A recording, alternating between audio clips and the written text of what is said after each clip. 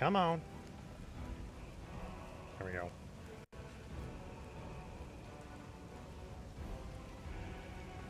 Alrighty.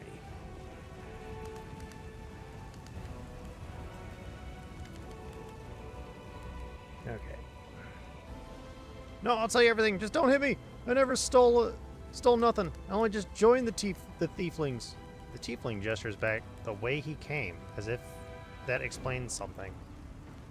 It was all them back there. They found an underground passage to the Great Garrison, and they've been nicking stuff out of there ever since.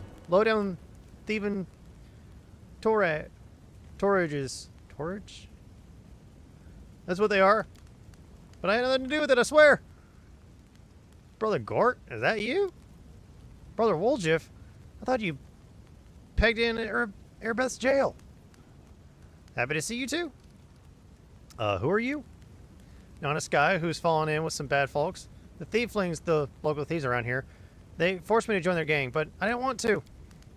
Just don't hand me over to Airbeth, valiant crusaders. Please, in the name of all the gods there ever were.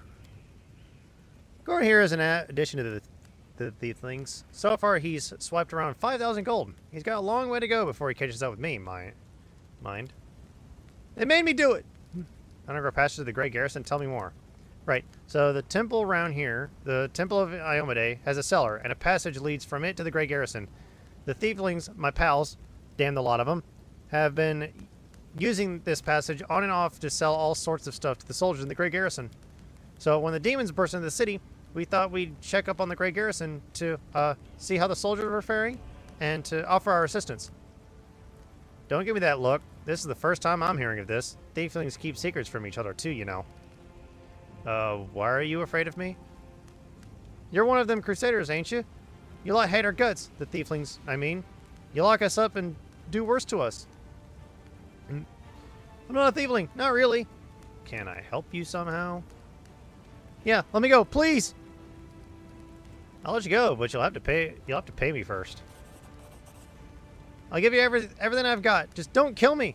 The tiefling hurriedly turns out his pockets. Go on your way. Cheers for letting me go like this. I'll remember you 100 years. I will. I'll name my firstborn after you. Under your stare, the tiefling falls silent and then runs off. This enormous crack appears after a magical induced earthquake struck the land. Alright, we need to go north here.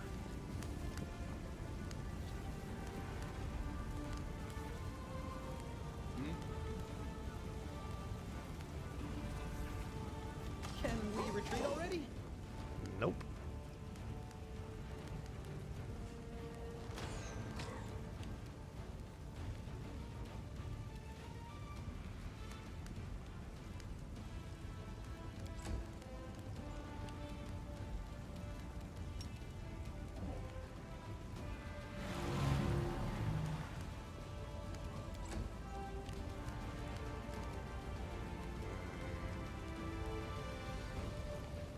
Just have 10 cold resistance.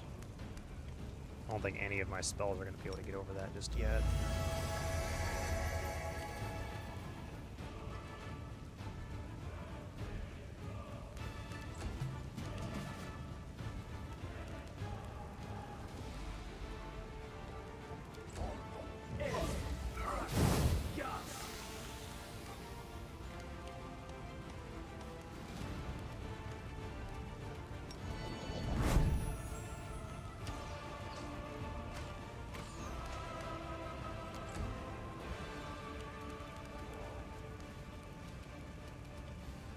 Wide open.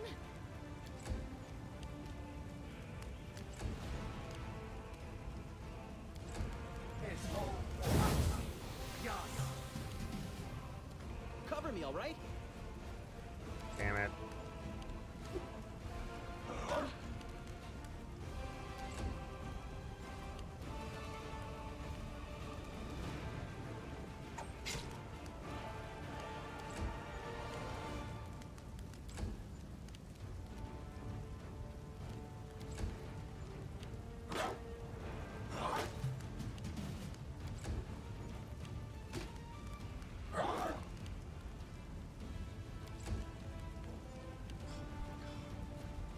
is the only issue I have with Stinking Cloud.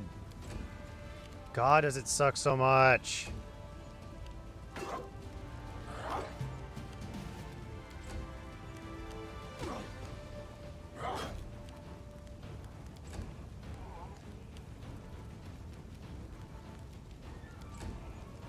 I much have to wait for Stinking Cloud to fucking go away.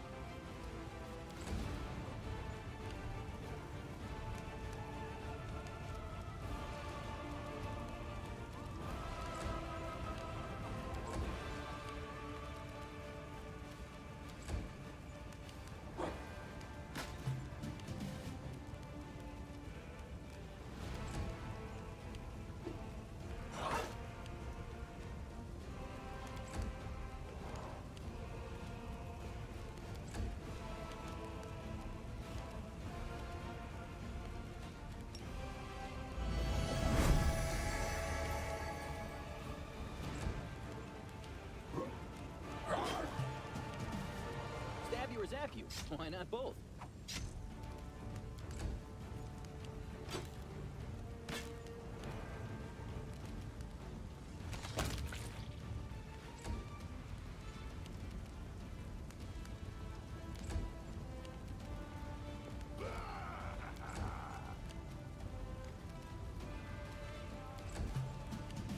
Distract them from me.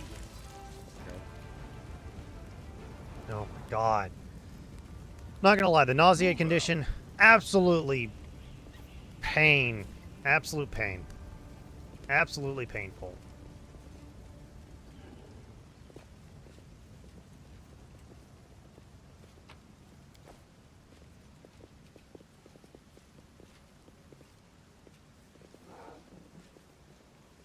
We'll make this quick. She won't feel a thing. I don't know. Can we really do this? Listen, we don't have a choice. There are demons everywhere. What else would you have us do? Group of knights surround a young elven girl. She is dressed in rags that barely cover the hideous scars on her body.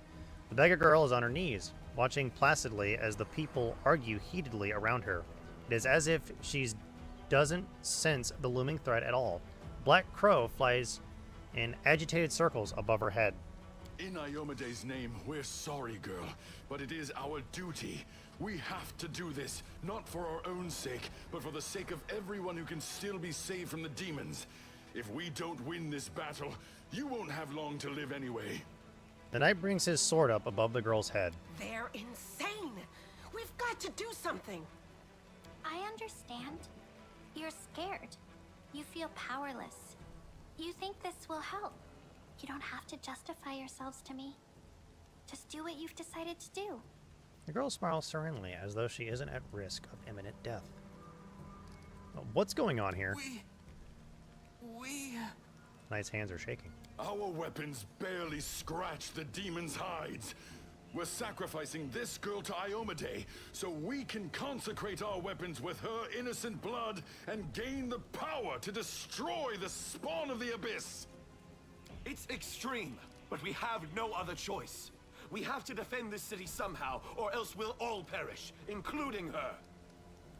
That's ridiculous. The teaching of Iomedae directly prohibit the killing of innocents. The goddess will curse you for making this so-called sacrifice. How do you know what the goddess wants or doesn't want? Who are you, her herald? I am Iomede's paladin. If I lie, may the goddess strike me down. What you intend to do is a repugnant crime and heinous blasphemy. Exactly. What were you thinking? The goddess would never allow this. Whose idea was this anyway? I think it was yours. My idea? I was against the whole thing right from the start. Who said we needed to make a sacrifice? Wasn't it you? You can't blame anyone else for that. Please don't fight. All of you are good people, defenders of the city. You just made a mistake. Please don't hurt them. The little girl is defending the people who wanted to slaughter her a minute ago. She's either a saint or she's insane. Maybe the two together. Hey, I know her. I see her all the time on the street. She's a couple of cards short of a full deck, if you know what I mean. Hi. Remember when we used to play together when we were little? But then you went and got all big. And I stayed the same for some reason. Huh? I played with you? Pull the other one. You did. We played tag and hide and seek. Then you and the bigger boys came up with the game where you all threw stones at me. You laughed so hard. It made me happy too. But then you grew up and went away to do grown-up things. Want to play with me now? For the love of... Canabras is too damn small. Go to the Defender's Heart Tavern. That's where the survivors are gathering, and don't even think of doing anything so disgusting ever again. Thank you. Let's hurry away before you change your mind. They're gone. And they all lived. I was sure that someone would die today. So many people have died here already. But we are still alive for some reason. Strange, isn't it? But you shouldn't listen to me. I don't know what I'm talking about. I'm just a silly girl, really. Who are you? Call me Ember. I live here, on the streets, for many years now. But there's nothing to say about me. I don't think you're an ordinary girl. And that crow you have there, it's not ordinary either. No, don't be silly. I'm very ordinary. Well, I know different types of tricks, but Soot taught me those. Now Soot here, she truly is unusual. She's clever and she can talk, but only to me. She teaches me magic tricks and lots of other stuff. I don't know what I'd do without her. Magic tricks, you say. You could prove useful when fighting the demons. And I'll be able to protect you from insane soldiers on the streets. Come with me. I must have misheard. This girl? Join our party? What could we possibly want with this dirty little beggar? Sure, let's go.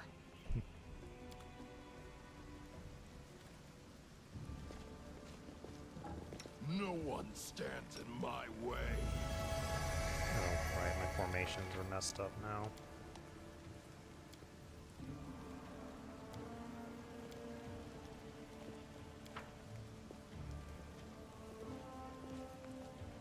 Head on!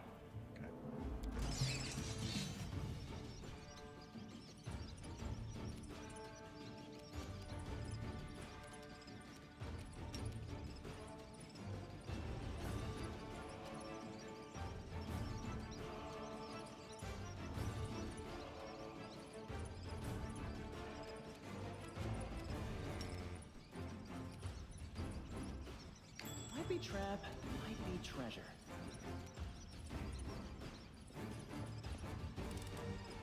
This is my kind of work.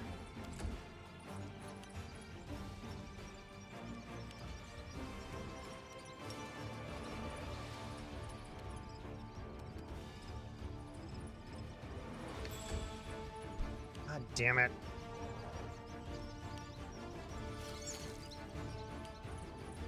My wolves pile on.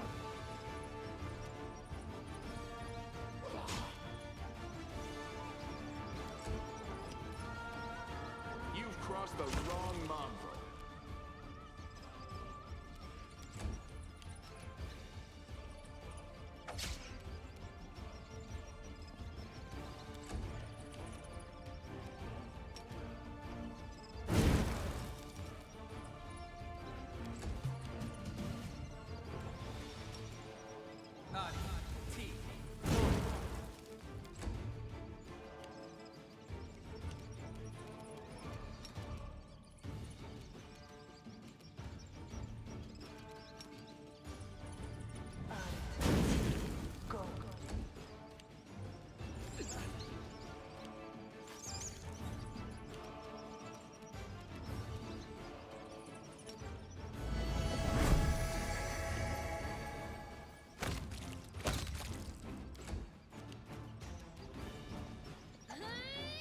Damn it. Come on.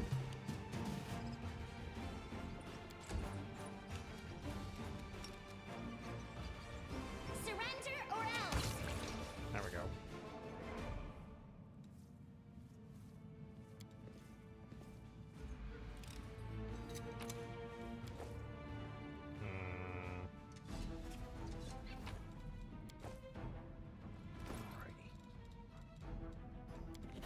Recipe.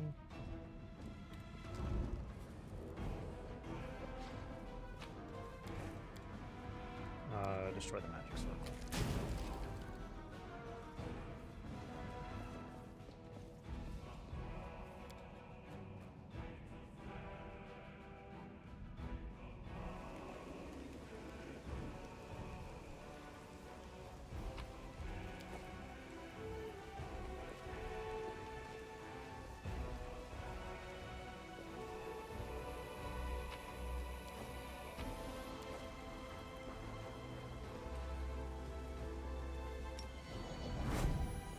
I won't let you hurt my friends. You kill the illusionist. There we go. Illusionist is dead.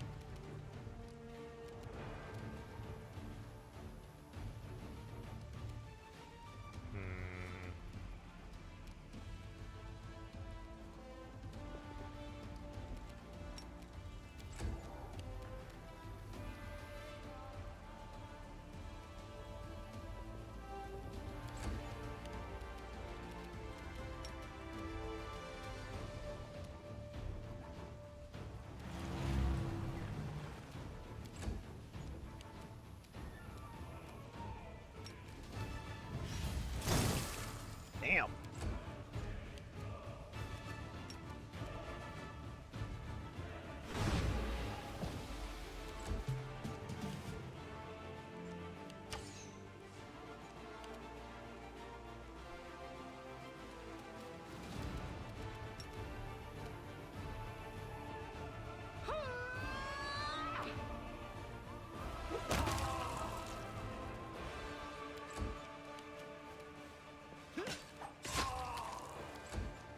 Don't lose your head.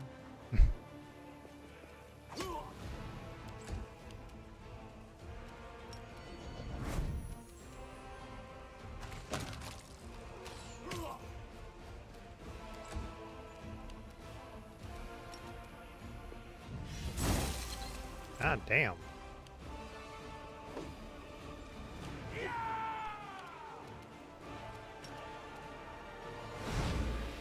Shit.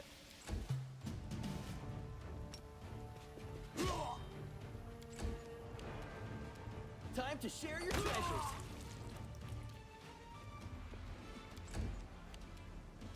The spirits demand your blood!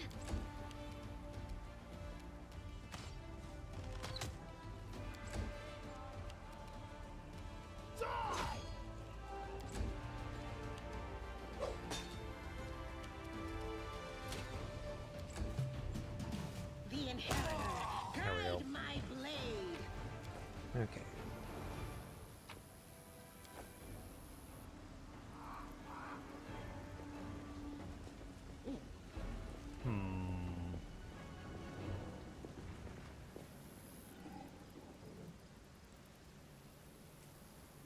Let's go ahead and keep going.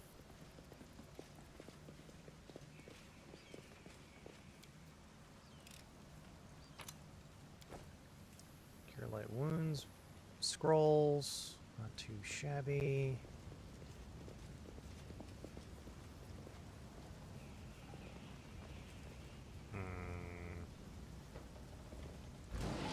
Oh, whoops.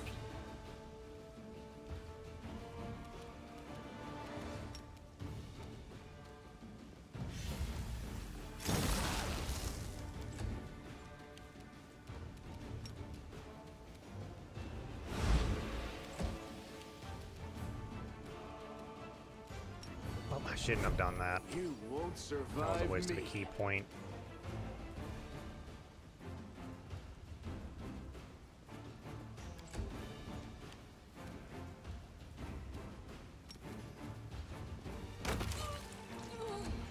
Shit.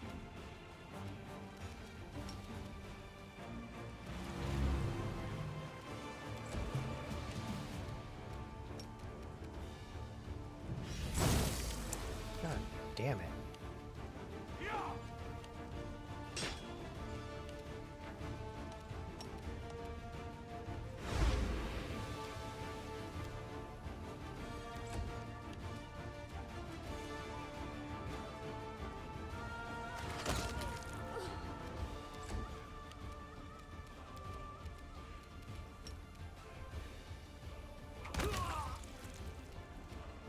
all right?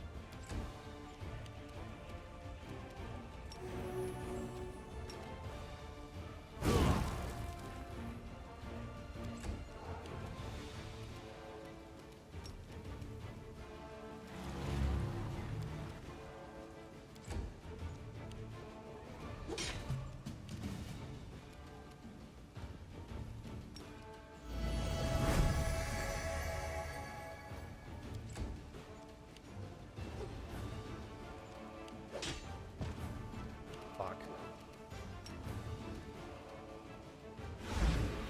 God damn it.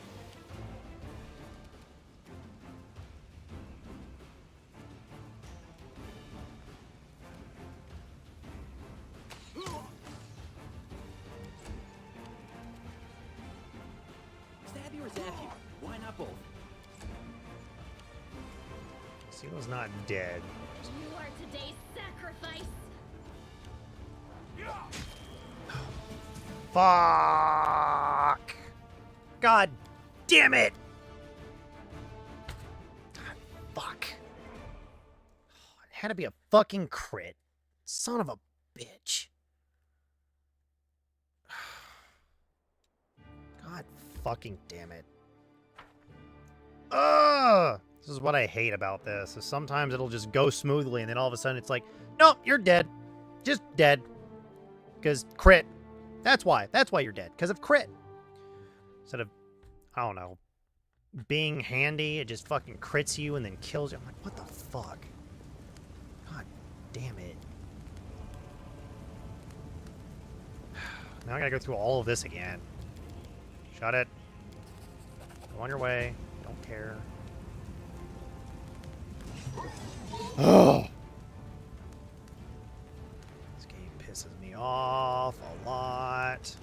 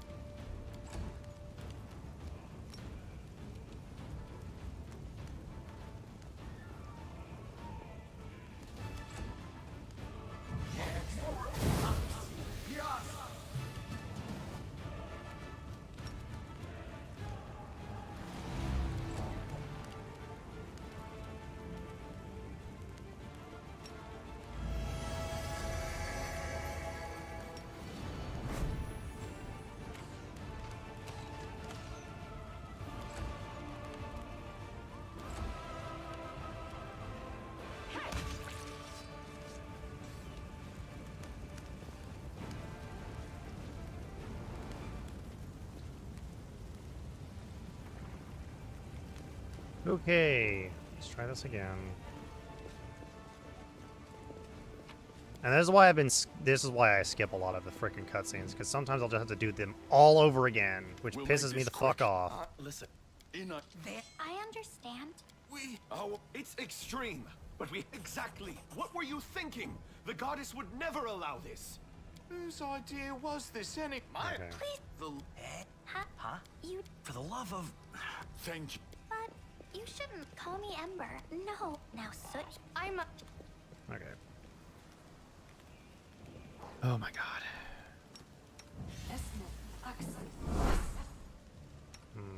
Doubt is Death the heart's is life's greatest final challenge. surprise, and I enjoy surprising people.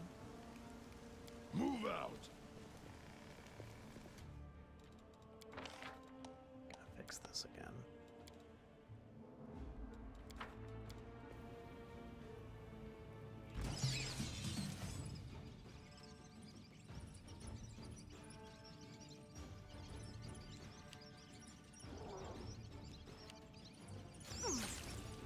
Fuck.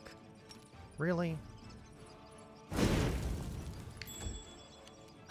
Fucking hell.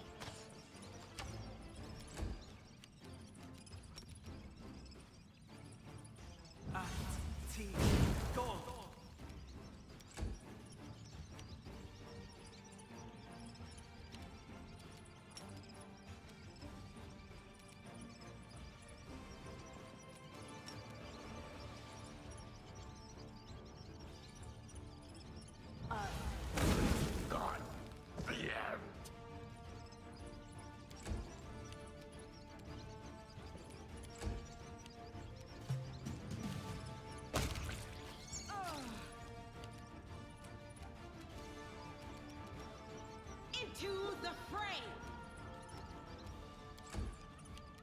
You've crossed the wrong mongrel.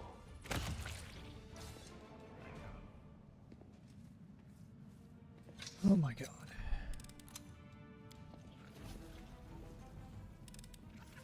I am helpful, am I not? I hate when it just stops me in my tracks sometimes.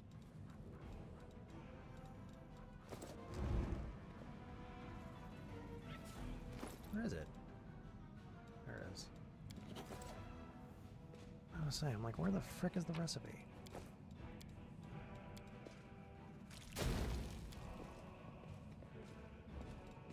Oh yay, I have filth fever. Fuck. It's never a good sign.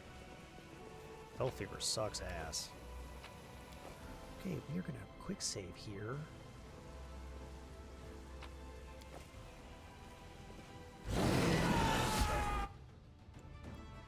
Don't want to get that close, damn it!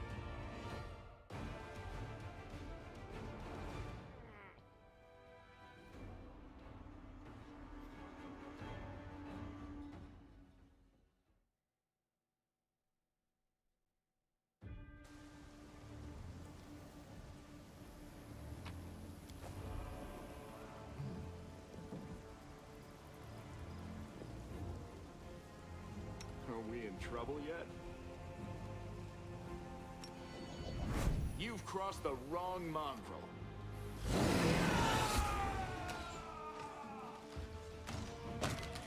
There we go.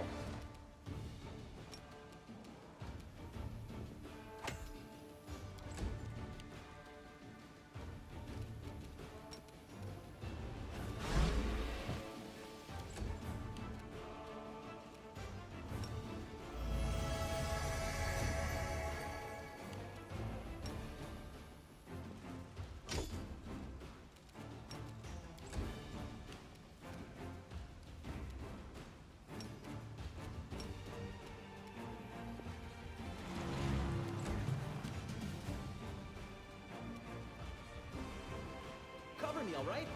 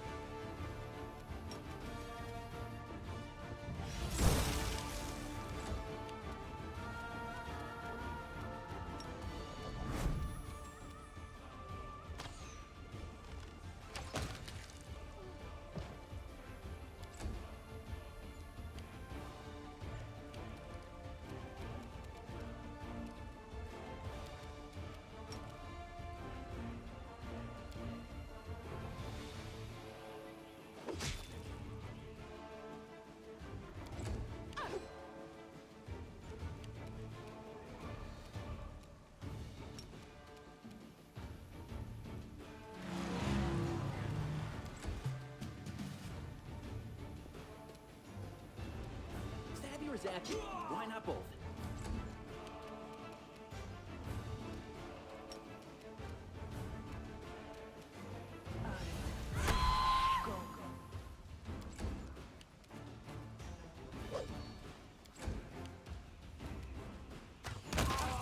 Did you see that?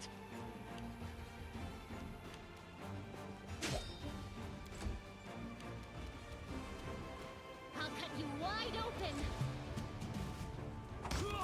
There we go. Together we stand. I'm gonna have to use the F. I'm gonna have no choice but to use the freaking F3 button or quick save button quite often, so that I don't have to do fights over again at this point. Okay.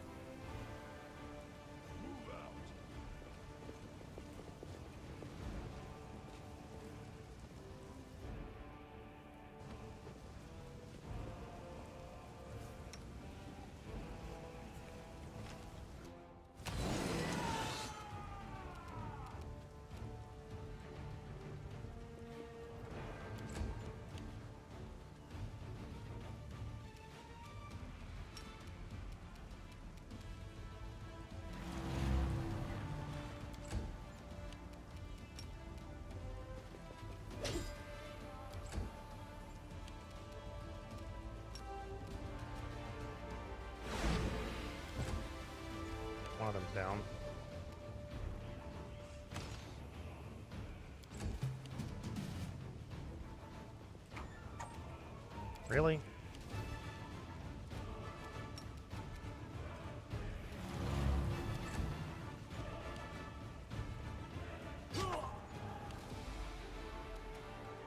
The inheritor, guide my blade.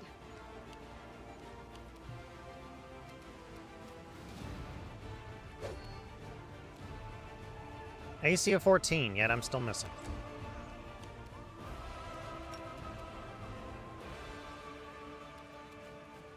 Does it tell me if this guy's been slept or not?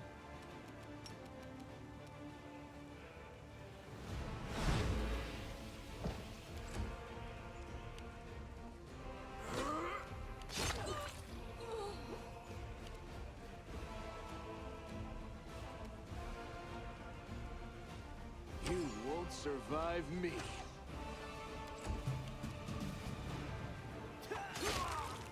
Distract them from me.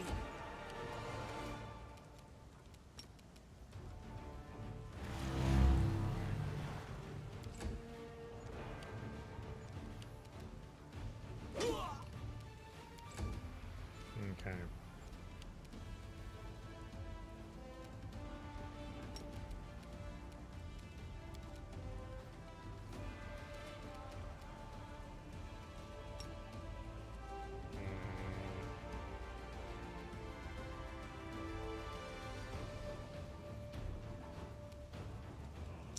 Can leave him asleep. Do this.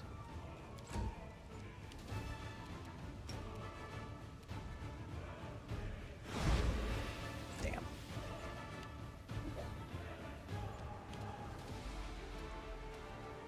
Endure this!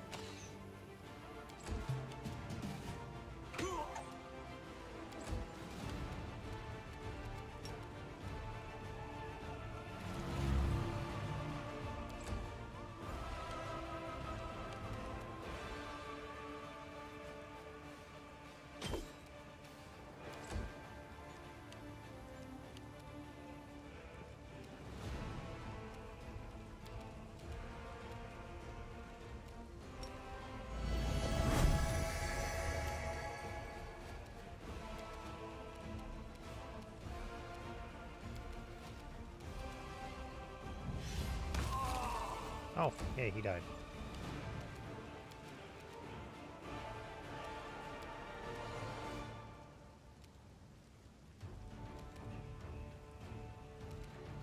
Okay.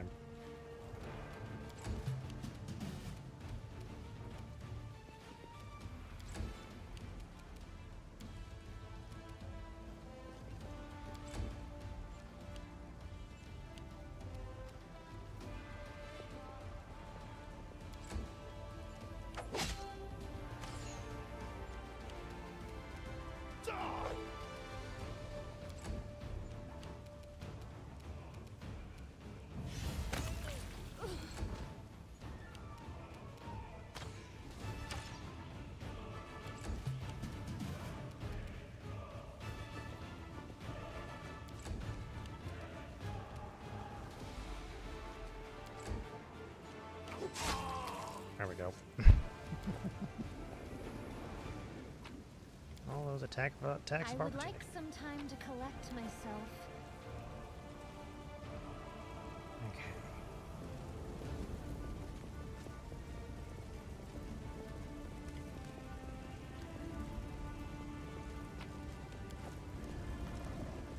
Head on!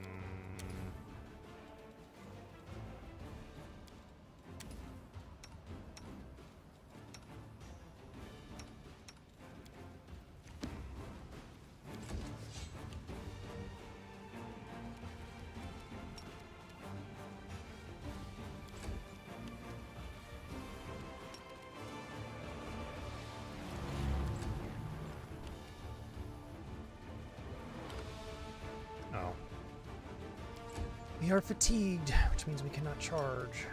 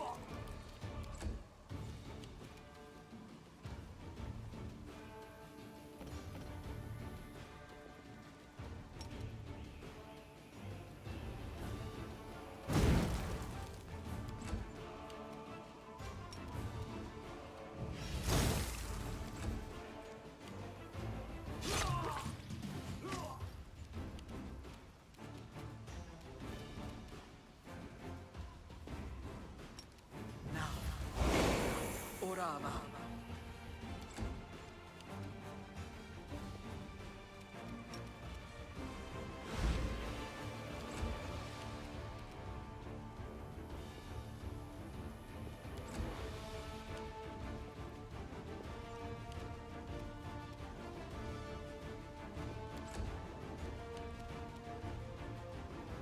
No glory without risk.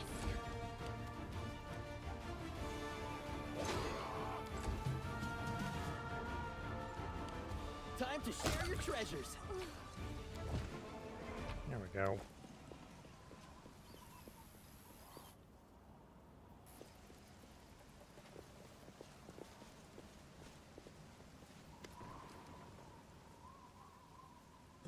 The elf hunched up next to you is clutching a small but deep puncture wound. Her appearance is quite remarkable. Her skin is blacker than any Gurundi's, her teeth are fanged, and her hair is as gray as a crone's. Her crimson eyes glare at you with a gleam of malice. What are you looking at, soldier? Like what you see? Who are you? Giving you a scrutinizing look, she says harshly, "There's no point in you knowing, soldier.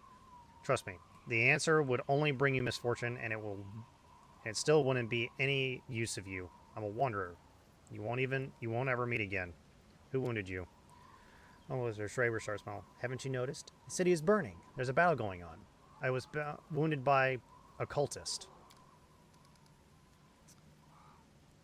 Ember is looking her over thoughtfully. "Her wounds are so strange. Not at all like mine. They burned me from the outside, but you were burned from within. I think it hurt, didn't it?" Unperturbed by her cold silence, Ember continues.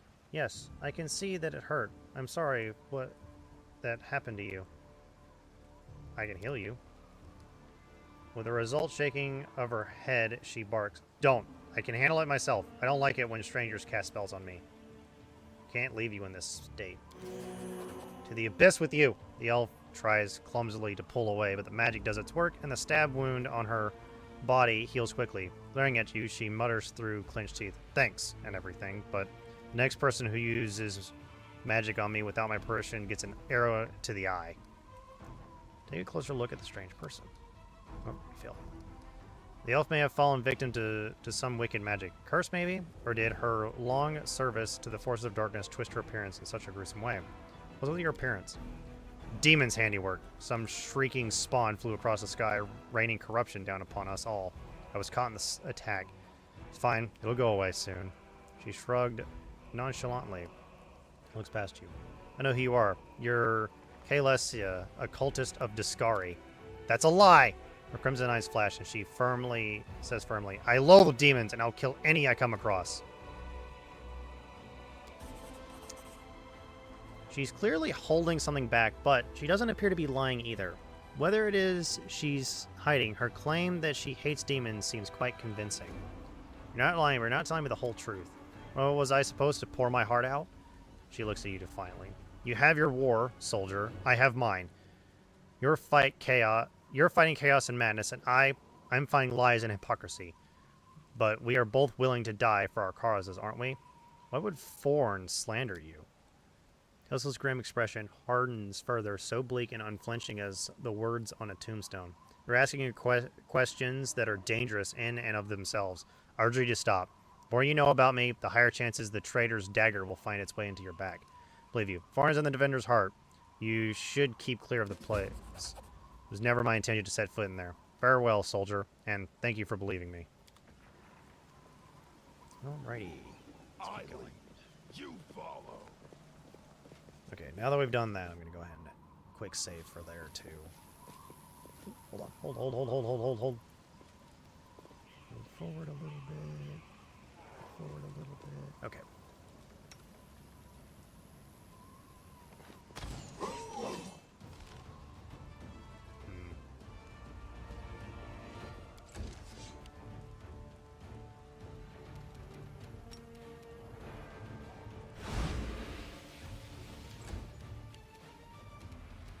Cover me, all right?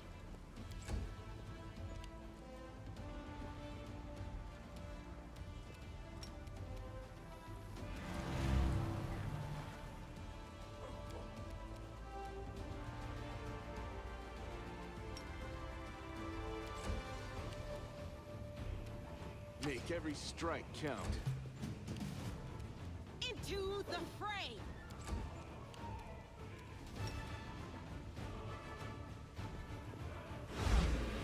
Damn it.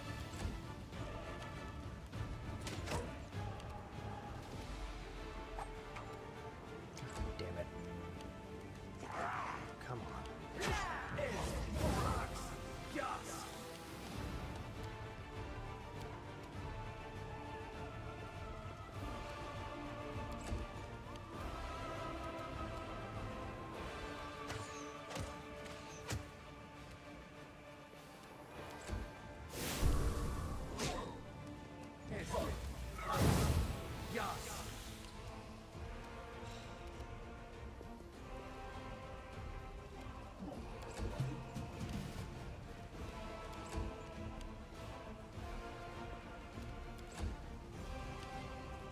Did I mention how much I hate fucking Stinking Cloud?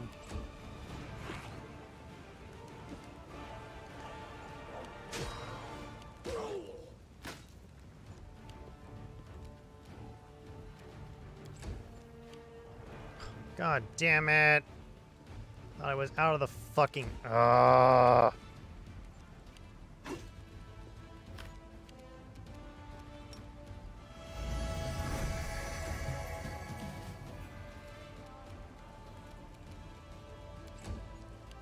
Wait for it to fucking end, because I can't get out of the fucking Stinking Cloud.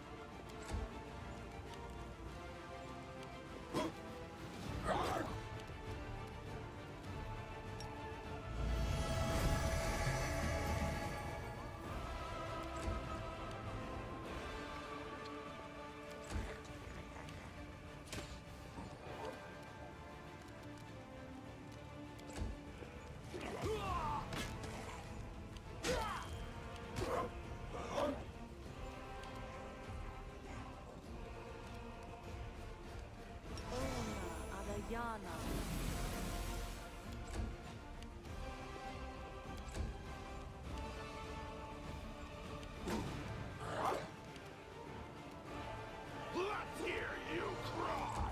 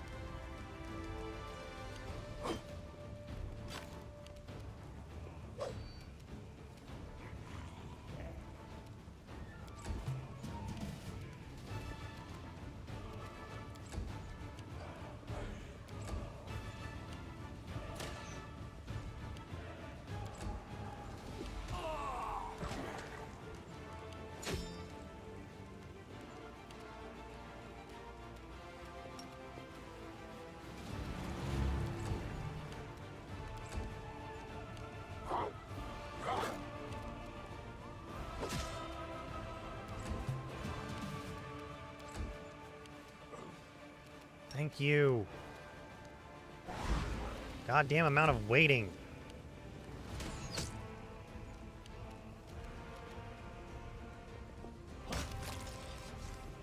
Fucking hell. Ugh.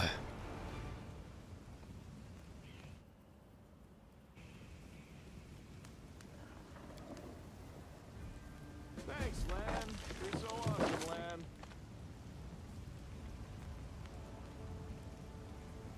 Okay. Onwards!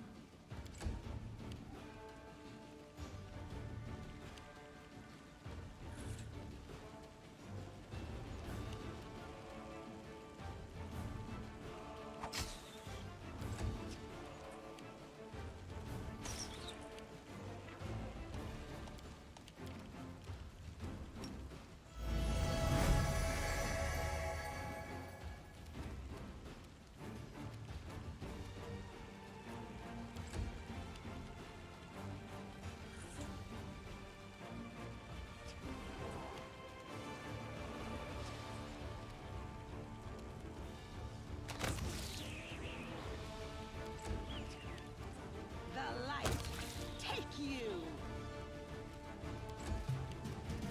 Stab you or zap you? Why not both?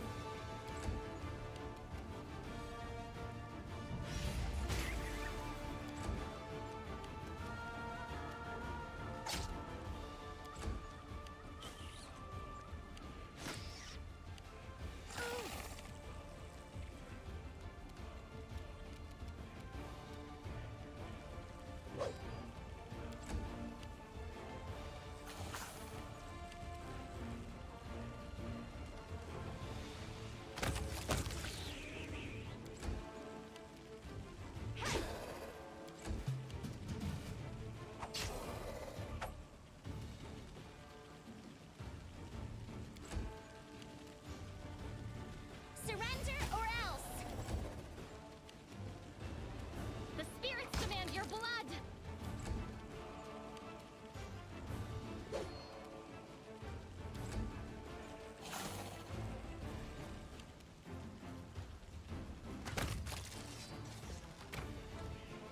Move out!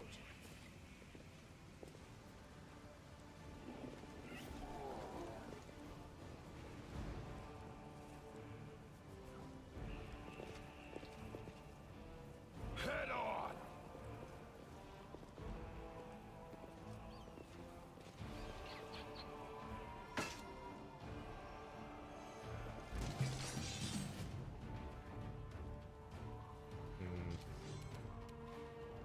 Too late for apologies.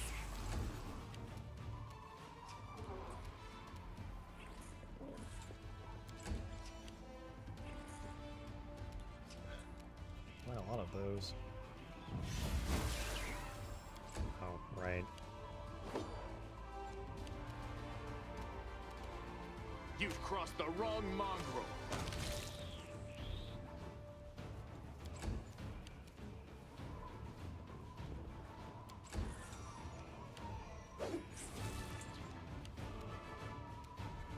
I gotta finish this. You are today's Sadly, we're gonna have to sacrifice. run through this. Come on. Really? It's a waste.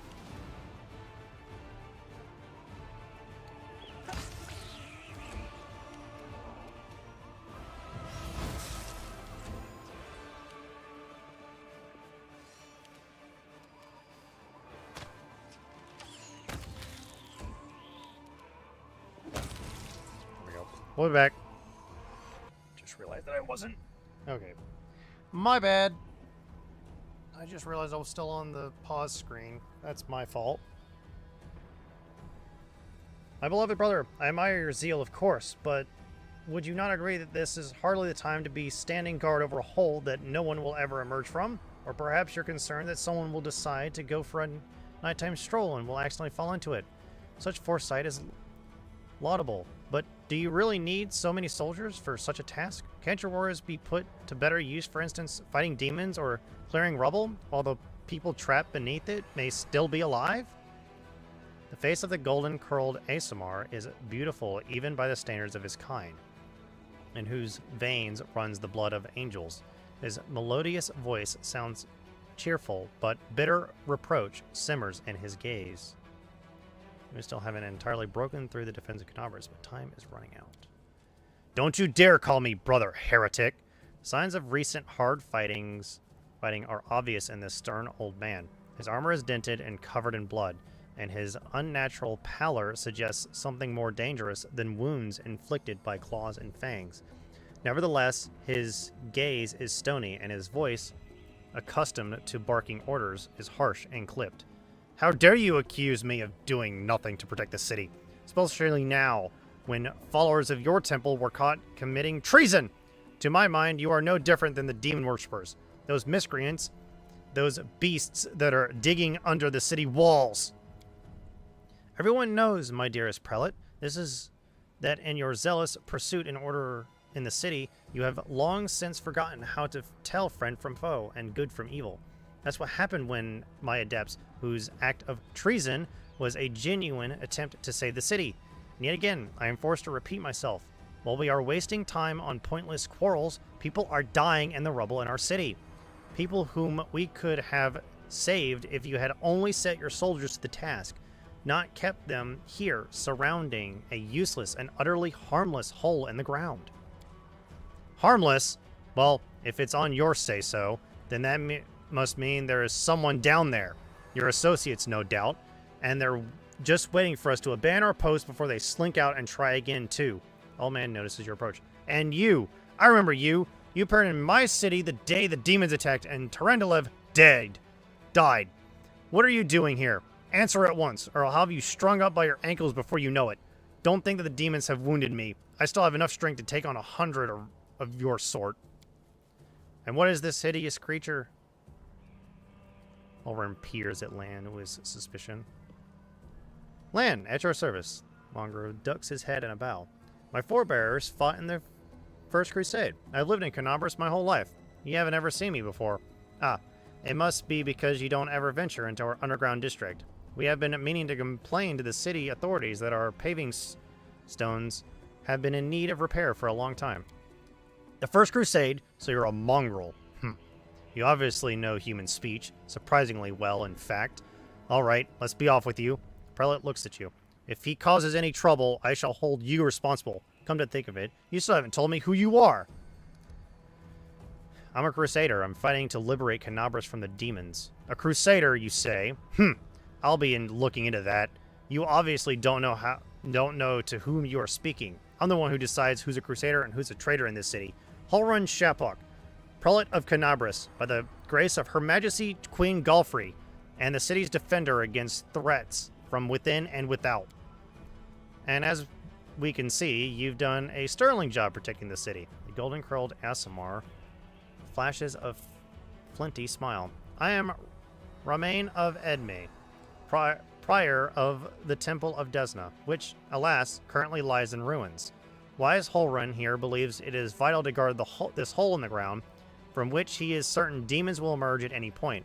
I have been trying to convince him that the city has far more urgent matters to deal with. For instance, rescuing those currently dying under the rubble. You know what? There may in fact be one matter that is more important than guarding this hole. I've put it off and put it off, and look where it's led us. I should have had you hung from the gates back when you dared to defend your gang of delinquent demon collaborators. If the Sarkorians had hanged Aurelu Vorlesh while you had the chance, there never would have been a war. I won't repeat their mistake. I won't hesitate any longer. Soldiers, seize this scum. Prelate, see reason. These are frightening times, but threatening to hang someone without trial, that is unworthy of a servant of Iomade. The old man fixes his eyes on Sela. Lest you forget, girl, we may serve the same goddess, but you are not an inquisitor. Don't question the way I choose to serve Iomedae, and I won't question yours. What precisely are you accusing Remain of, Inquisitor? Treason! Not long before the city was attacked, several followers from his temple tried to secretly access the Wardstone, perform an unknown ritual over it. Orion is strong with fury. The Wardstone of Canabras, the gift from Iomedae, the bringer of light, wrought by the hands of her herald, the first in the chain, and the followers of the crazy runt of a goddess tried to meddle with it using their magic, after hearing a voice in their dreams. My soldiers almost had them caught when Romain got in the way, allowing the traitors to go to ground. I made a mistake. I didn't have him locked in a cell and interrogated to within an inch of his life, and now the city lies in ruins. It's time to rectify that mistake. I've told you before, I'll tell you again, my people foresaw the attack on the city. They knew the Wardstone already carried the seed of corruption within itself, and they were simply trying to heal it. I've heard similar claims before. Now where was it? Ah, yes, from Staunton Vaughn, the traitor who brought down Dresden. The lessons of the past have taught us a great deal, and that is why I never believed you and your mob's lies even for a second. And I was right. Behold, Inquisitor, I bear the gift of an angel who died in the caves below Canabras. I am no enemy of yours.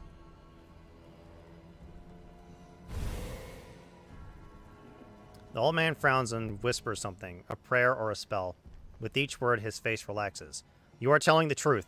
The light in your hand was wrought by the power of heaven. I will keep an open mind with regard to you, stranger, and later, under less fractious circumstances, I would like to ask you about how you came to receive this gift. But that can wait. Now I must deal with this filth once and for all. Don't lay a finger on him or you'll have to answer to me. The Asimar holds up his hands in a place-hitting gesture. Stop! You are the defenders of what remains of Canabras. Can't you think of anything better to do than to be at each other's throats in the ruins of the city? And looks at the prelate. You're a fool, Holren. You're a zealot and a murderer, but you're a fool first and foremost. I told you that the Wardstone was weakened. You went listen. I warned you the city was going to be attacked. You shooed me away. The truth is that my young adepts were trying to save the Wardstone, and you stopped them. Of course, those truly responsible for this tragedy are the demons, but you have done nothing to prevent it, and now you would still rather kill an innocent person and perish yourself than admit that you were wrong, as always. The wave is as one, the Asimar vanishes.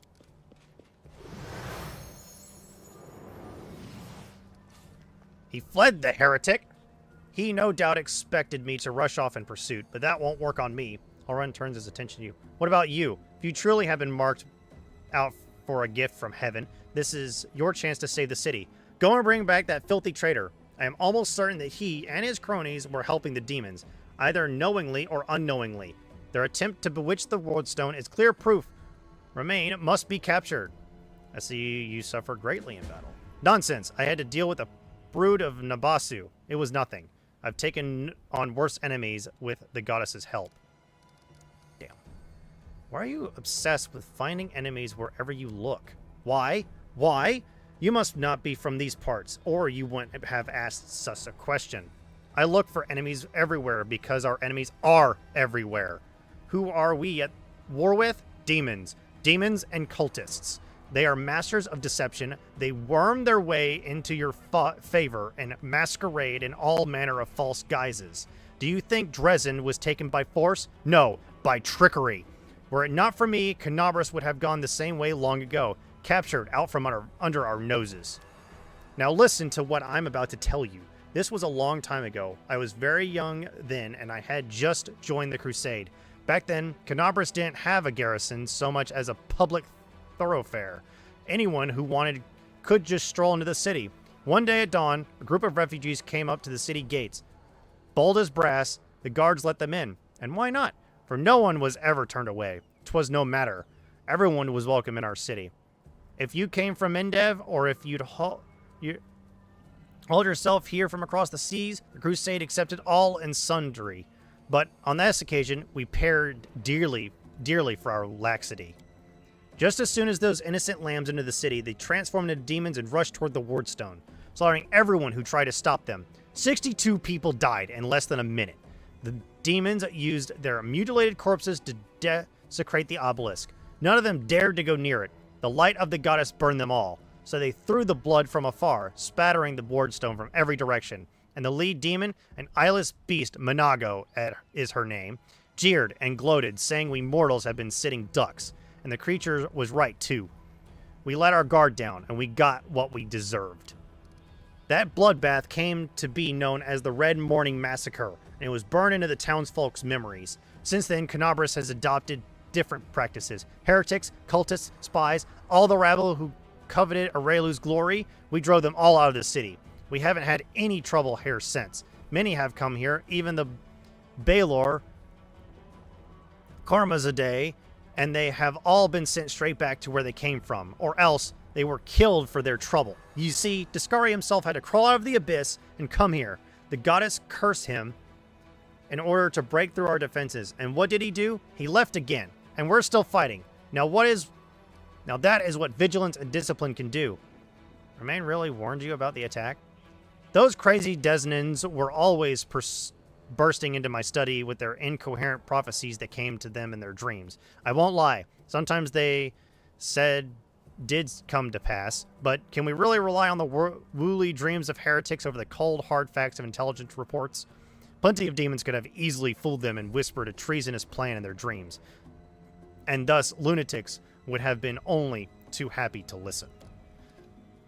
This time, Mr. Curls for Brains came to me and declared the demons were about to attack the city, and that the Wardstone's power was diminished by some kind of contamination or taint. Iomedae forgive me for even repeating the words.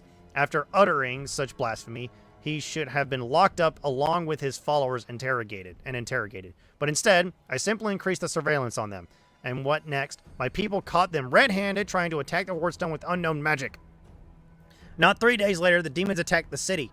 There's an obvious connection between these events. Whether deliberately or under demonic influence, the Desnans played right into the hands of Discari's hordes, and they almost left the city completely defenseless. Romain covered for his people the whole time and helped them escape my guards. After that, what else can he be but a traitor and a heretic? There's nothing dangerous to the hall. You have no reason to guard it. You told me yourself that you received a light-bringing gift from an angel who perished in the caves below our feet.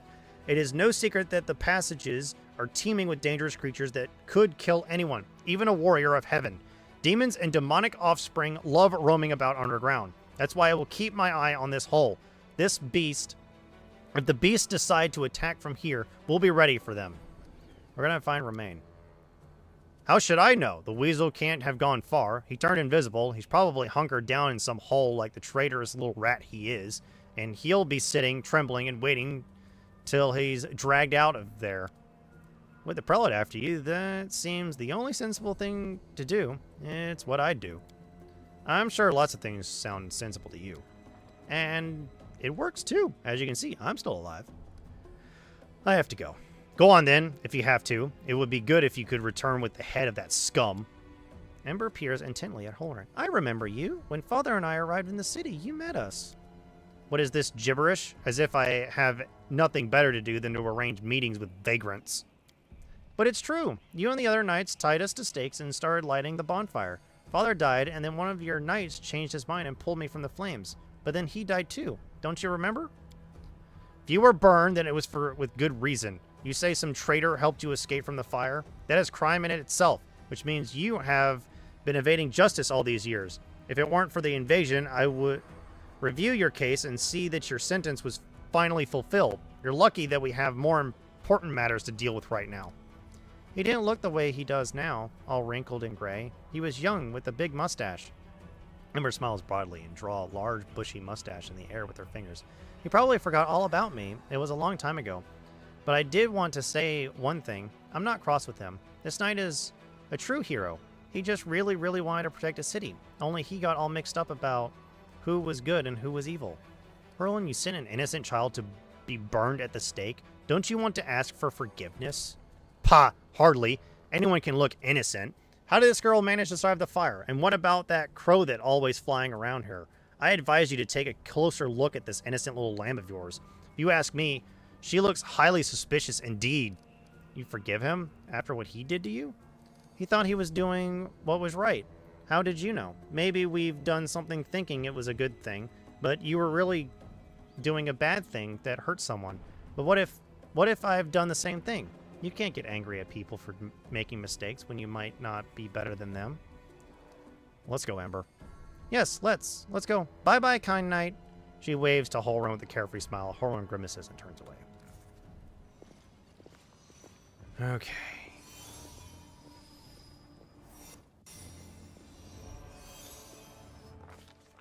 Day 16, month Arius, year 4715. The demon invaders transformed all of Canabras into one great battlefield, but nowhere in the city suffered as much as this square. This place saw a clash of titans, the demon lord Dascari leading his hordes from the abyss, and the dragon Terendelev, the mightiest of the city's defenders, and one of the first to fall. The scene of destruction leaves no doubt as to the battle's outcome.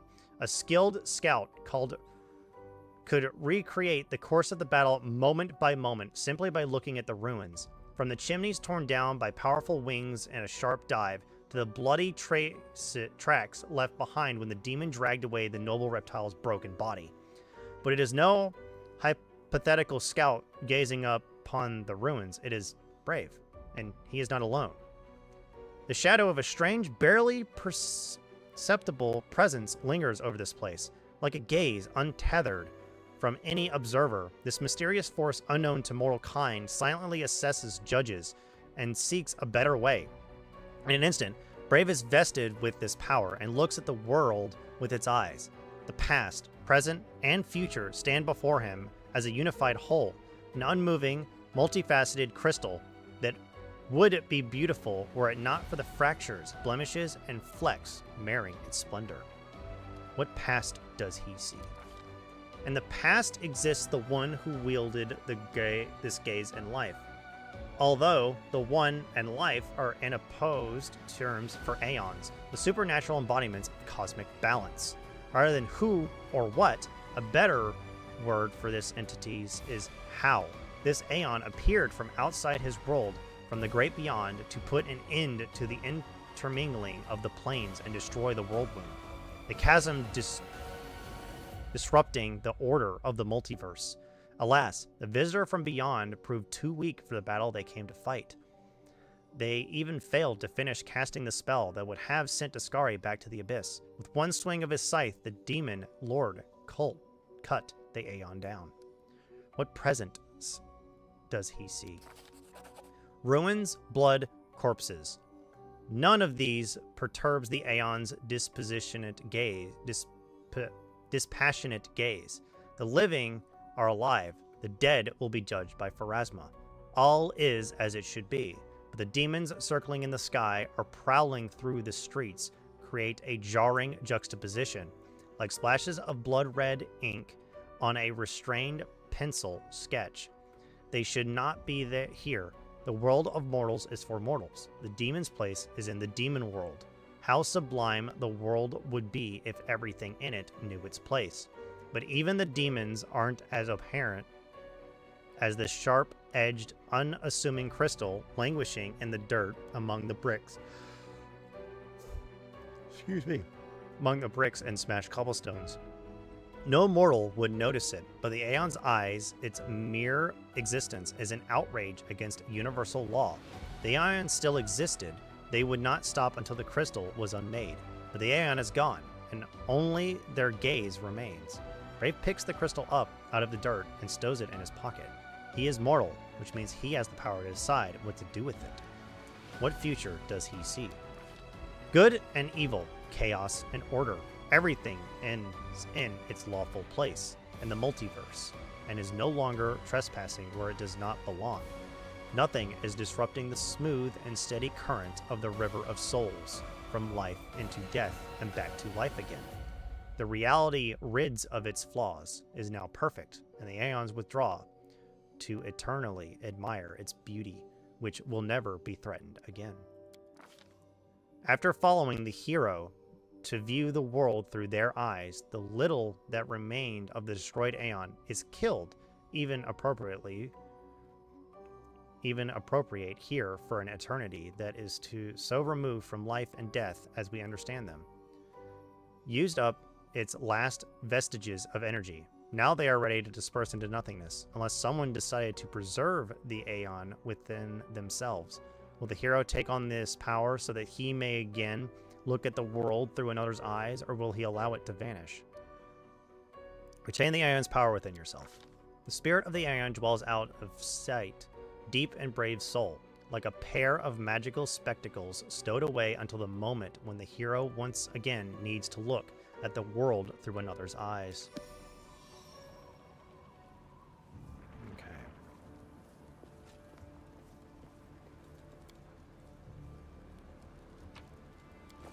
I you fall. Let's see here. Go ahead and quick save real quick.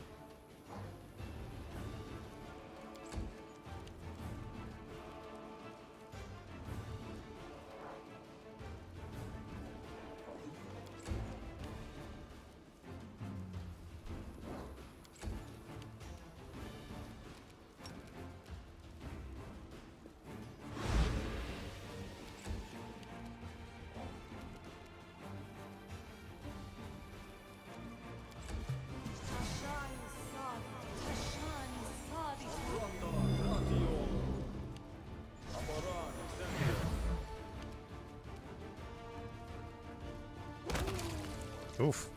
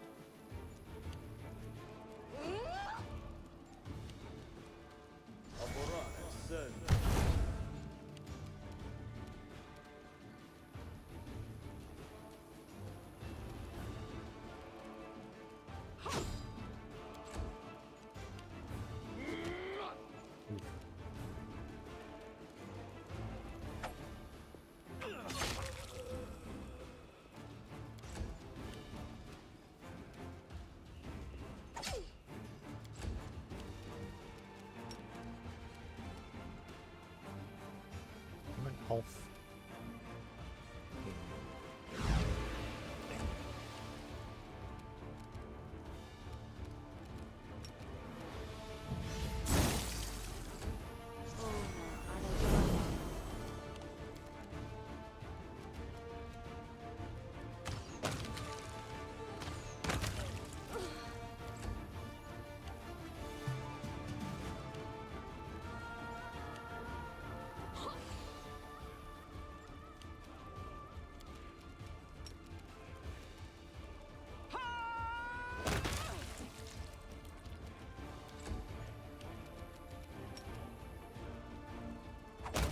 Die already.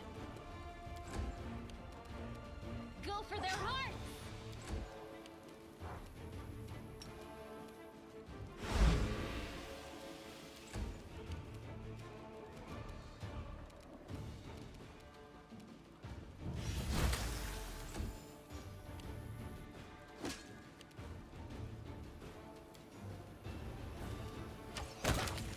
There we go. No glory without risk! God damn. I'll cut you wide open. I'll hit you. Run them through!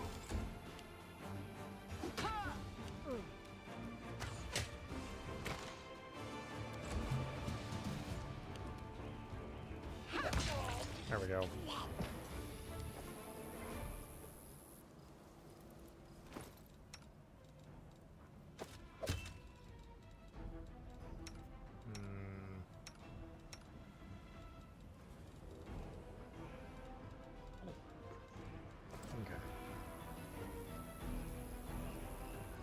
Ugh.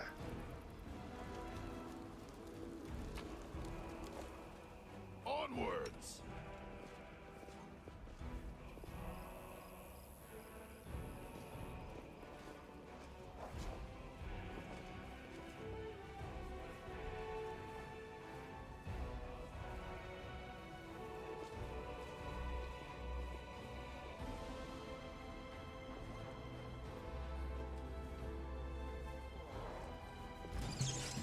There.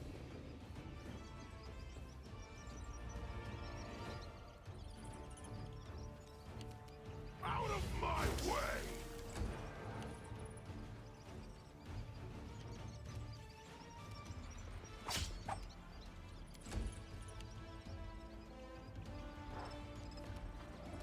The spirits demand your blood.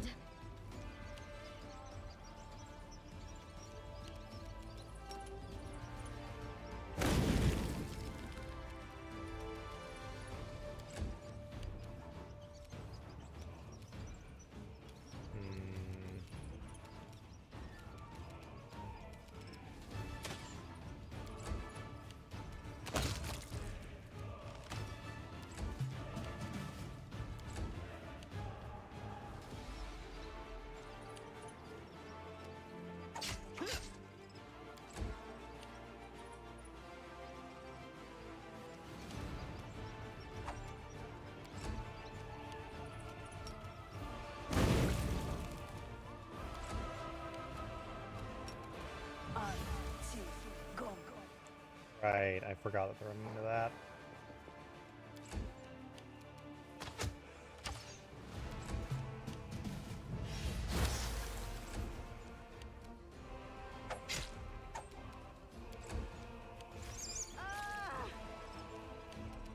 You are today's sacrifice.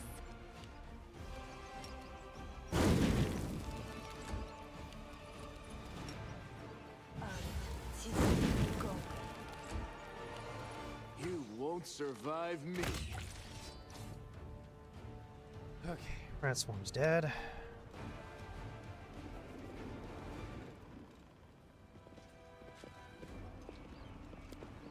These people were not killed by demons. Their mortal wounds were inflicted by ordinary weapons.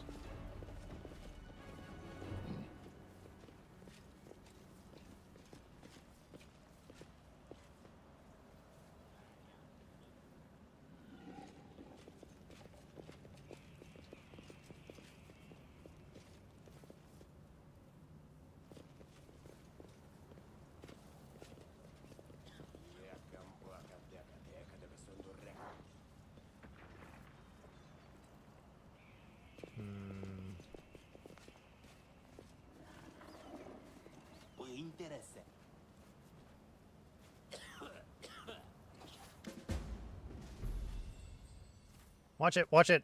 What are you goons doing? You're bloody crush him. Young tiefling lies trapped in a collapsed section of tunnel. The other two tieflings are scrambling around trying in vain to free him from the rubble. Quit whining. Hey, alarm! Someone's coming! Maybe he will help us? Wise up, would you? Before you get us killed. Let's make a run for it while we still can. No, come on, don't leave me. I'll die here. Hey guys, I see you're in a bit of a jam. Get a load of this lot, and no escort neither. Woljev, you little shit. You're not... How are you not dead yet? And who's that with you? They're friends of mine. Great guys. Woljev turns to you and out of the corner of his mouth says, listen, do me a solid. Help them drag his sorry carcass free. They'll repay you. Cross my heart. Who are you? Who, us? We're nobody, just simple citizens. We used to live here, but now... Yeah, we just lived our lives. Didn't do nobody any harm, and then kaboom! The place falls about our ears. And... Don't lie to me. Tell me who you are and what you're doing here. All right. Don't hurt us, please. People call us the Thieflings. Well, we... We kind of skirt around the edges of the law. That's how we make our living. Say some tyrant bans books that show stuff he don't like, or fancy Keonan wine he don't drink. Is it wrong if we step in to fill the gap in the market? If there's a demand for it, someone's got to sell it. Don't go thinking we're gangsters or anything. Our only concern is making the lives of citizens easier for a little coin. People in this city can't even breathe without breaking some stupid regulation or restriction. Like this tunnel that collapsed on top of our friend, for instance. It leads straight at the Grey Garrison. Thanks to it, any soldier whose throat's feeling a little dry or who's needing some nighttime reading material, we can get all the things for him that his heartless superiors refuse to. We're providing a public service.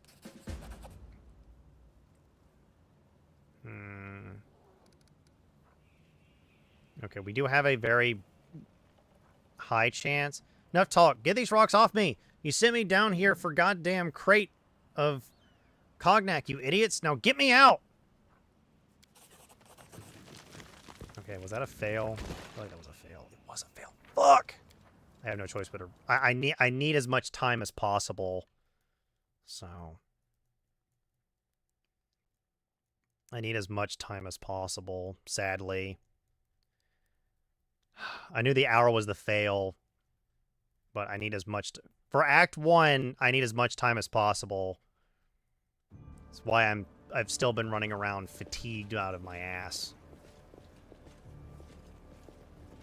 Okay, we're going to go ahead and skip through a bunch of this.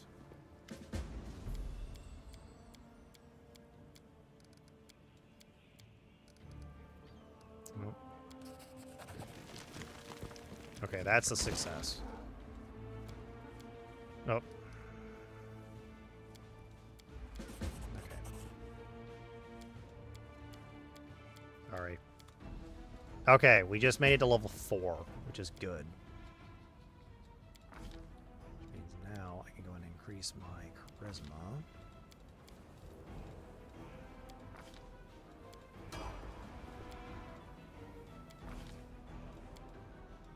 Increase her charisma.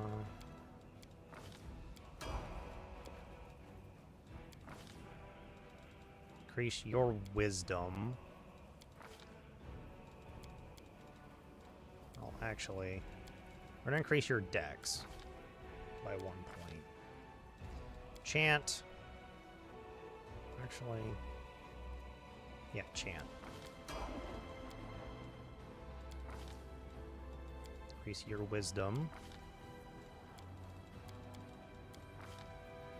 Dark skin.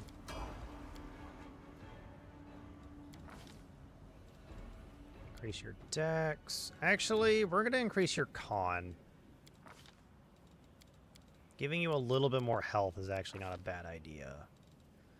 Bone shape. Actually, let's see here. Glitter dust. Protection from alignment.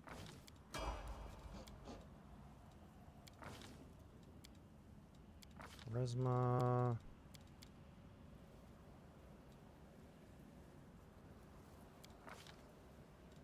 Evil Eye.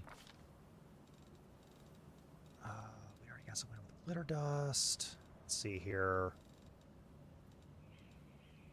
Cure. No. Orb. No, actually. See invisibility.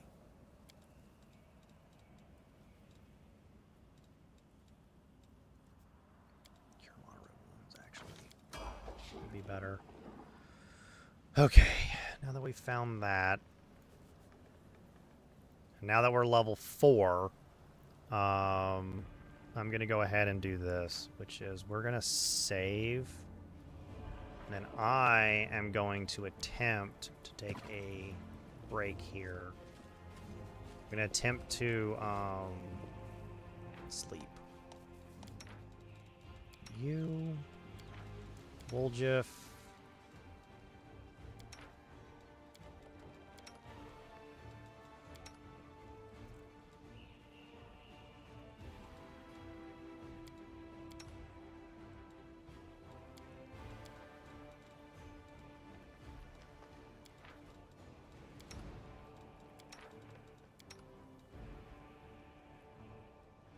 Okay.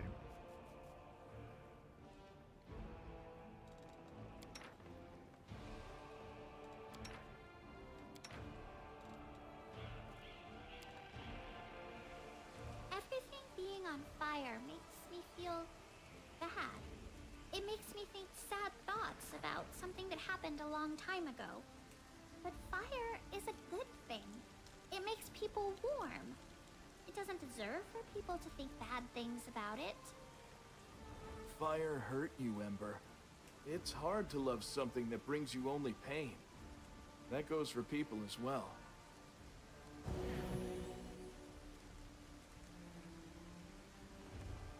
Yay.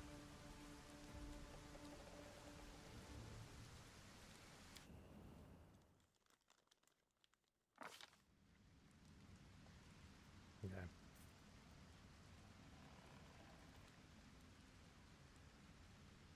Day 17, month of Rhodus, years 4715.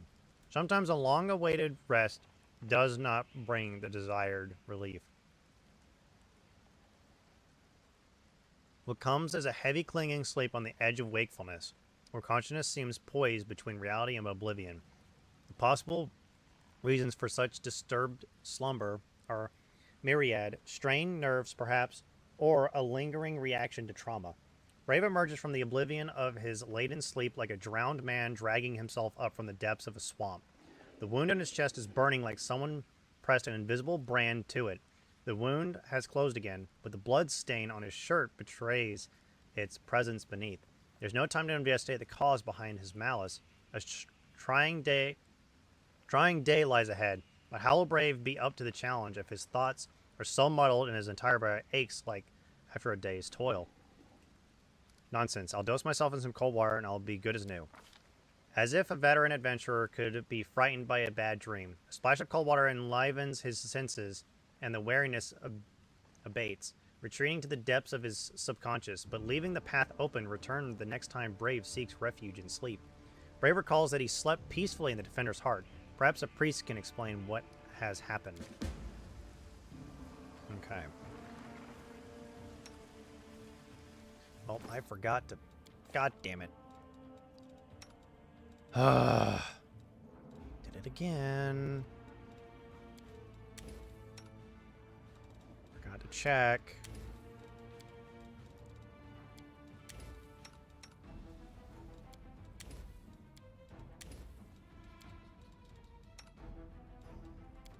Damn it. Glad I saved beforehand, because I knew I was going to forget something.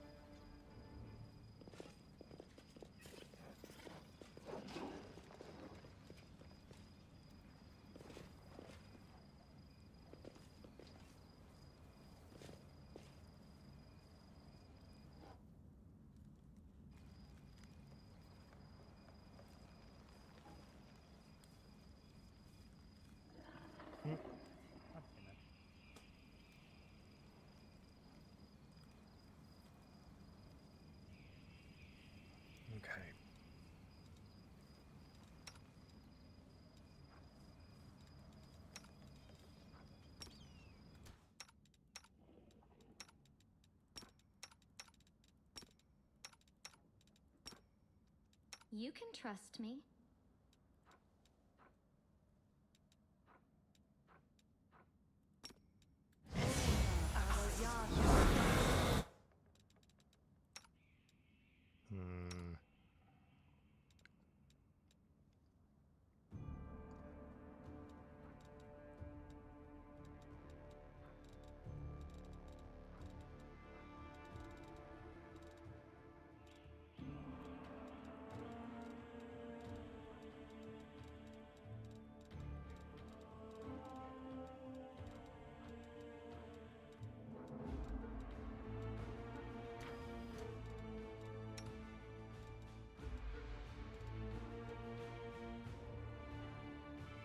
Hmm. You've crossed the wrong mark.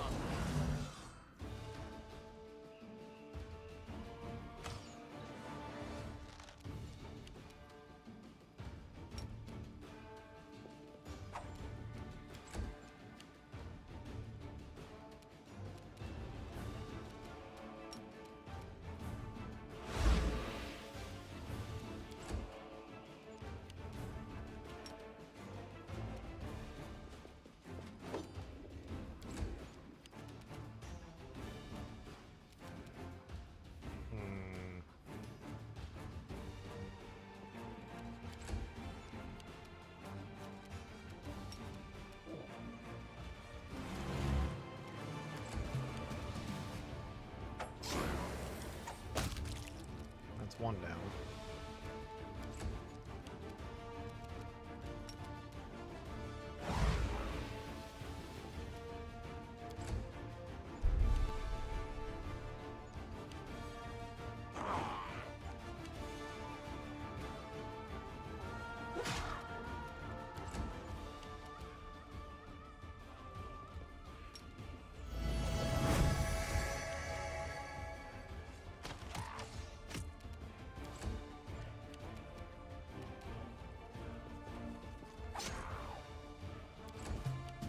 Cover me, all right?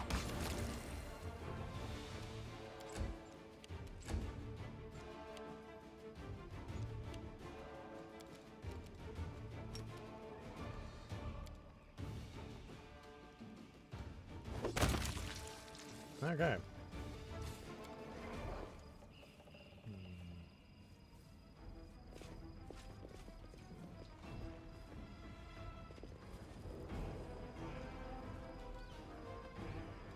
Pretty good, aren't I?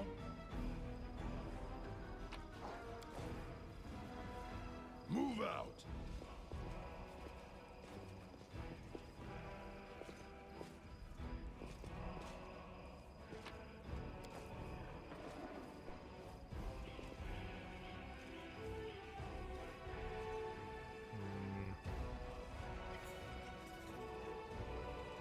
Meditate on your mistakes. Might make you feel better. Save the last one for me.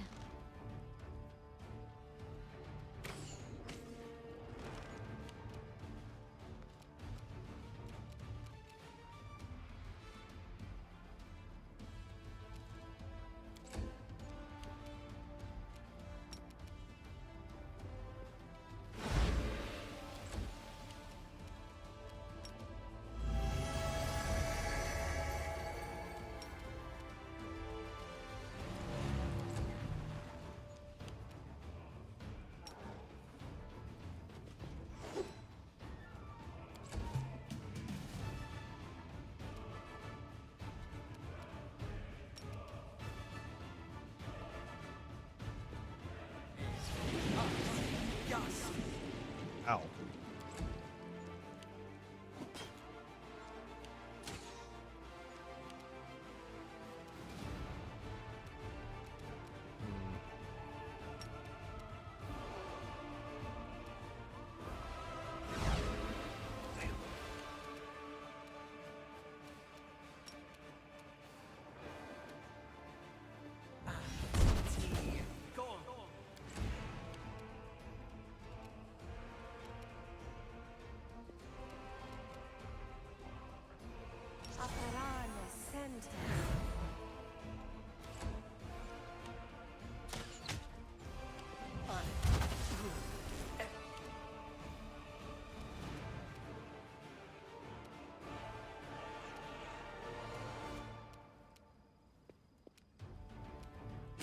won't survive me.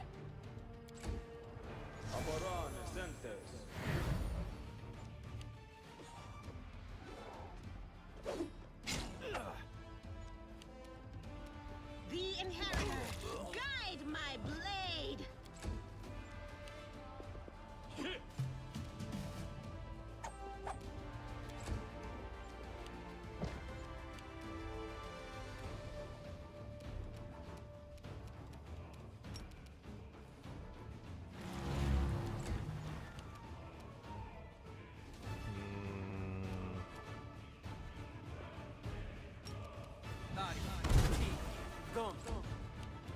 I'll cut you wide open.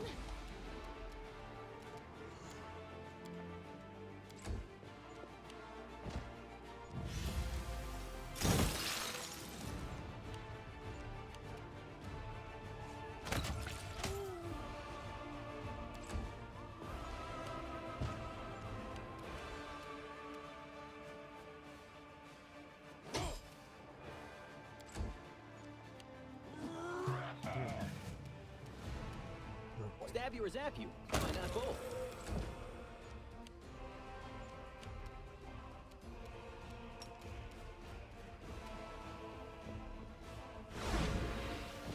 Okay, he's gone.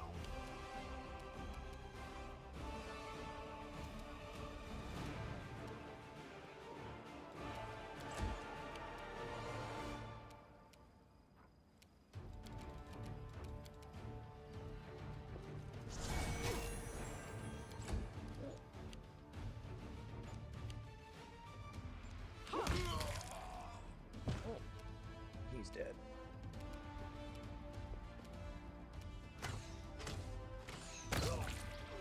There goes the sharpshooter.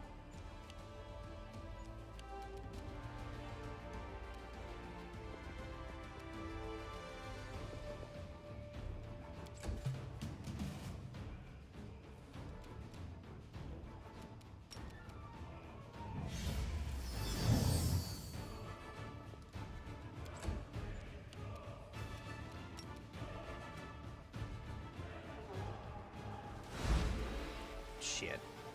Need to remember to read who it is. Ugh.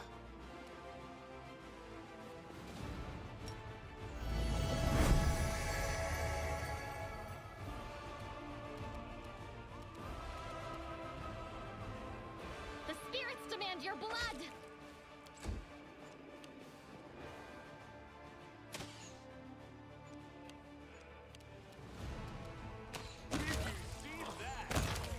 Okay. They're all dead. Time to kill you. And he's dead. Lots of dead guys.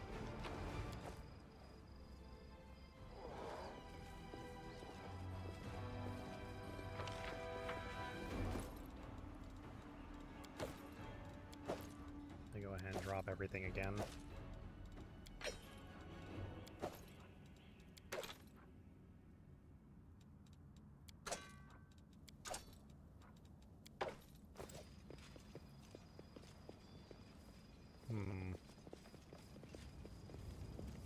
Head on!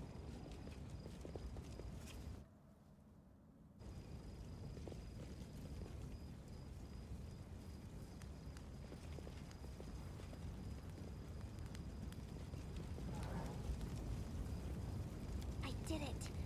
It happens sometimes. Fire was no accident. It looks like the work of a Brimmerak, a pyromancy demon. Okay. My tail is restless. Did I pick up resist All energy this communal? waiting bores me. Not yet. I lead. You follow. I do know that there are dredges in here, which is not great.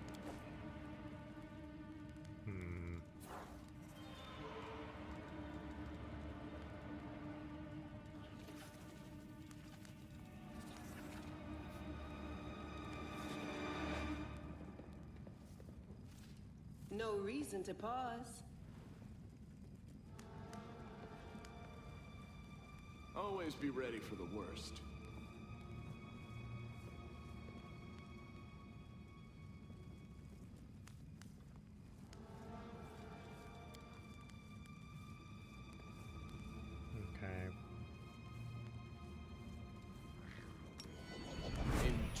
Can we retreat already?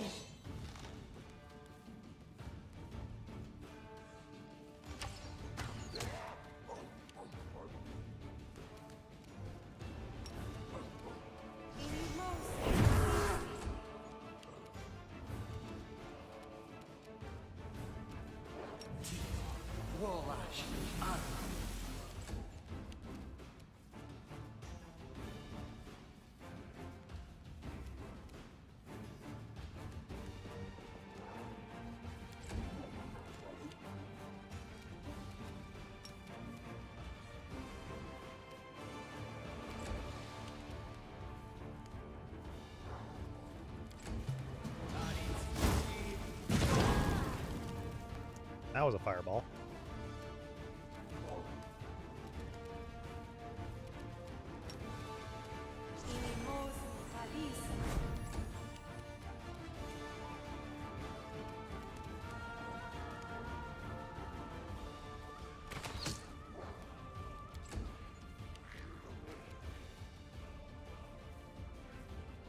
Might be trap, might be treasure. Distract them for me. Kill the Dretch. Dretches need to go. Where's the other Dretch? He's in there.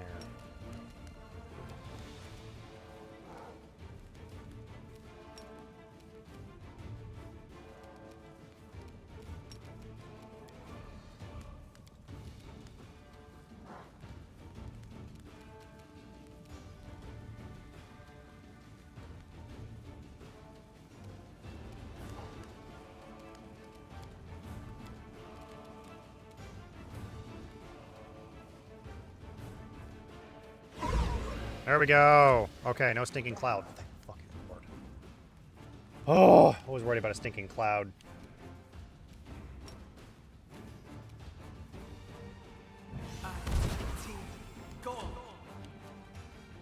No glory without risk.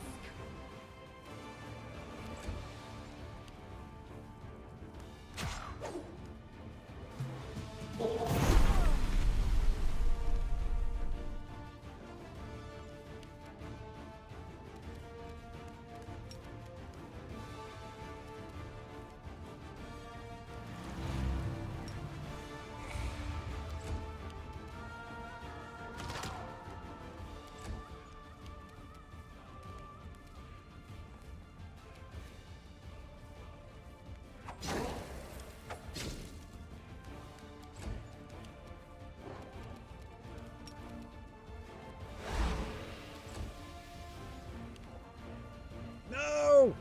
Fuck!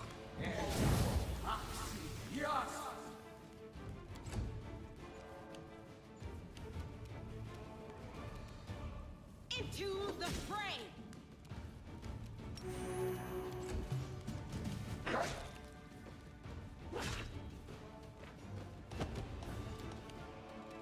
Just not dead.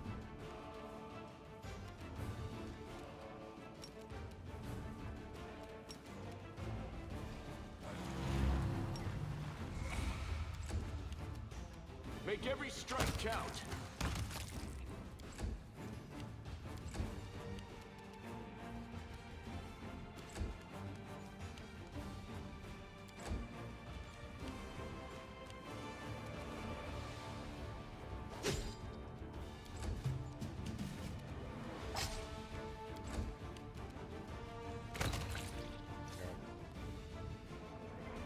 Ugh! Brimrack is always the hardest one to get rid of.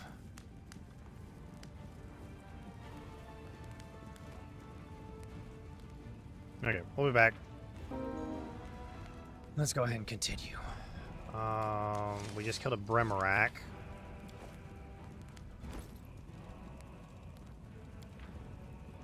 Special on that? No, not really. Brimrack has an abrupt force. And that. Oljif luckily didn't die. Great. We just got a piece of a holy symbol. Actually really good to find. Ooh, we just got the sign of house. Okay, so I'm actually going to go ahead and give... I would rather watch going. I love playing this game. It's going so far. I've had to reload a few times because of dying. Because of death. Let's see here. I'm going to give you... No, we're going to give myself that. We're going to give myself that item.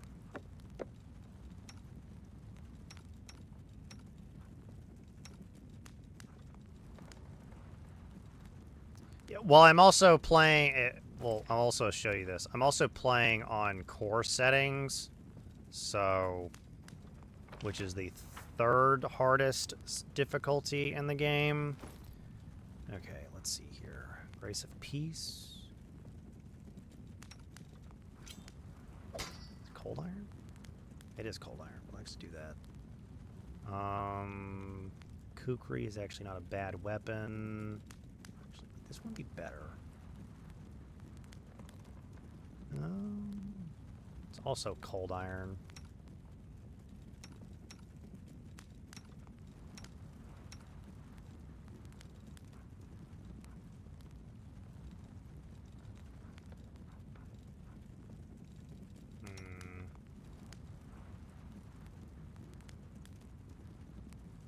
Okay. Okay, so far, what did these boots do again? It's movement and pairing effects, right? Water. This one. When aware of this ring hits an enemy with a ranged attack. Okay, so this needs to be on you, not the other one.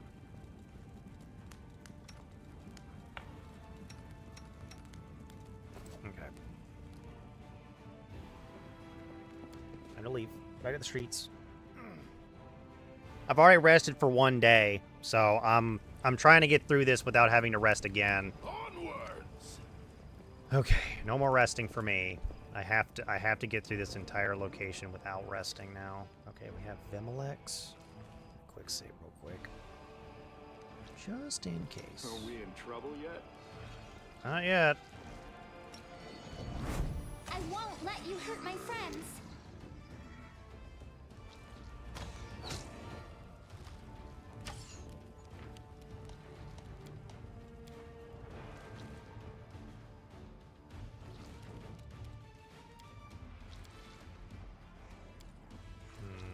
Still have blasts up.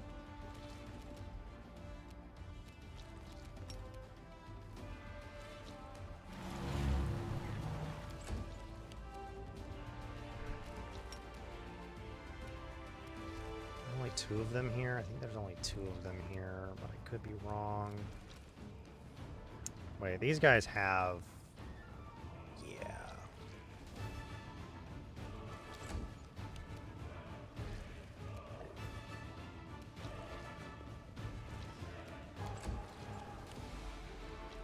Oh, shit.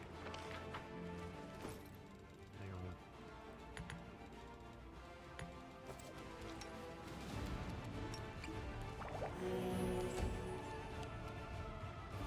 There's a frickin' Surtur here. Fuck. Or Sheer. I actually want to put one to sleep. Yay! One of them's been put to sleep. That's good. I can go ahead and Evil Eye you. 5 foot step closer, chant.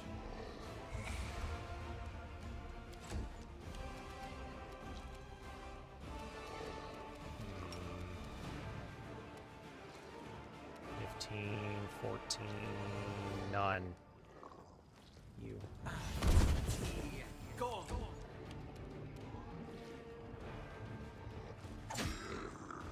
You considered an undead. No, you're an outsider. Stabby, stabby.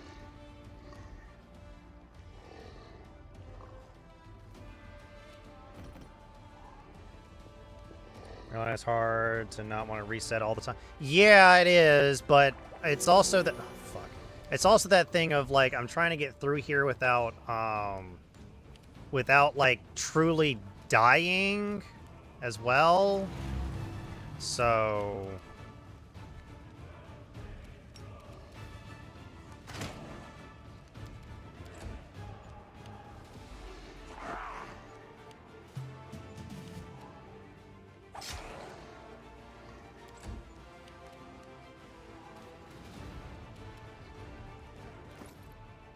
point to hit, +6. What's this guy's armor? 17. I have a 50% chance of hitting. Or we'll dazzle him. Style on him, John. Okay, he's dead. Whew. Should I put you to sleep? Yay! Love it. Okay, now we can just end. How much health do you have? 31 hit points. Let's not do that. You or you. You are gonna coup de grace him. Die, please. Thank you. You're gonna take a move action. Nope. We are just gonna move closer. That's all we're gonna do. We're gonna end. Oh, slumber is so overpowered.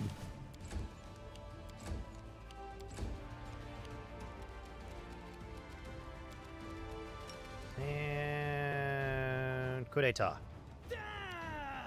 Die.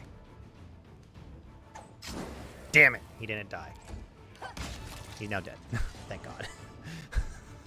I was a bit worried there. I will say this. You want to know the one creature I hate in core difficulty? It's a level 1 creature.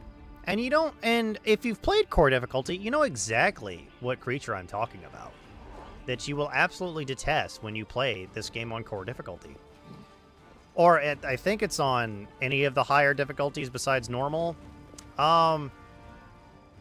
Dredges are annoying. I hate dredges. Dredges are the most annoying NPC in the entire game. And I'm not making that up. They are one of, if not the most annoying NPC in the entire game. Okay, here comes the fun part, which is this. This is where things need to go perfectly. I heed the voice of the spirits. We're gonna get back that on purpose. So we're gonna move a little bit closer. We're gonna move a little bit closer. No, damn it. Okay, we're gonna pause. I'm gonna push F5 because I need to do this. Okay, so far we've actually gotten lucky and Filth Fever hasn't killed anyone or done any damage to anyone, so that's good. One, I'm gonna make sure that everybody's filled up on stuff. I'll watch your back. And then, because I know there's demons, which means that the only thing I'm looking for is to literally cut them all off. And try to keep the freaking conjurer from conjuring and making himself fucking invisible.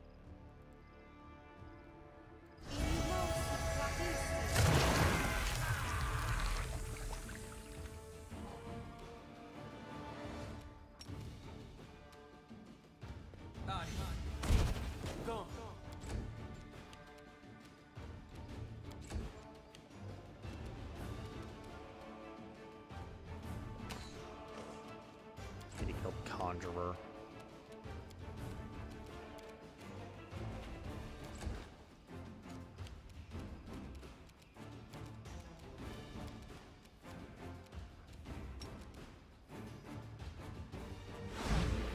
Well, Cambion's asleep.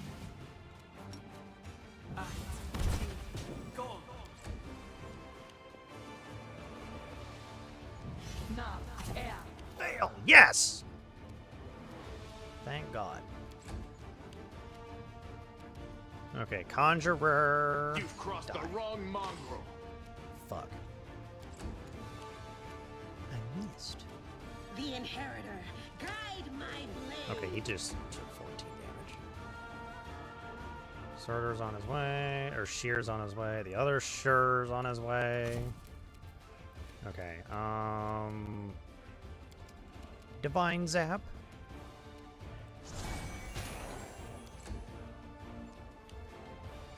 I'll let the Cambion fighters stay asleep. We'll put you to sleep. Yay! Sleepy time. How much cold resistant? How much cold resistance do shears have? 10. Am I even gonna be able to overcome 10 with that? I could try with this. Yay! Ow. Damn it! He went to sleep. Or he went invisible. Shit. I don't know where he is either.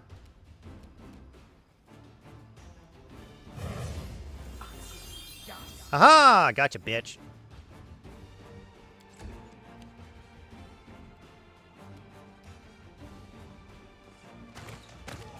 There we go. Conjurer's dead.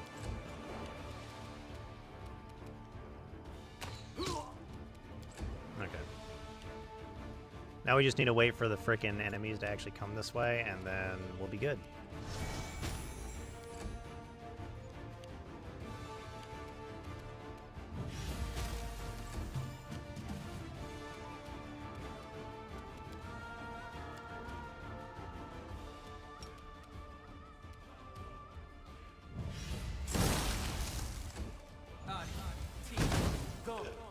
How dare you?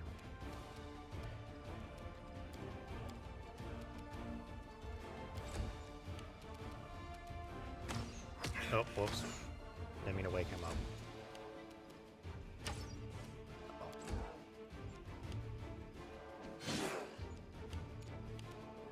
You are today's sacrifice. Go for their hearts.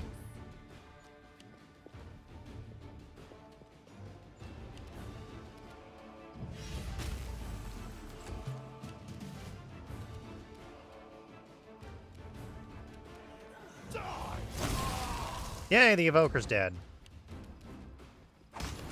And he's dead.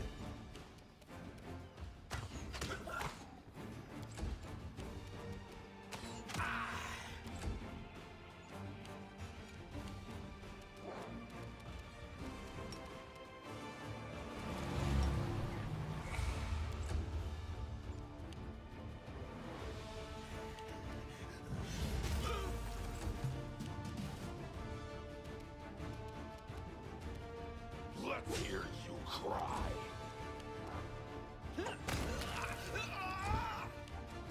Another one bites the dust.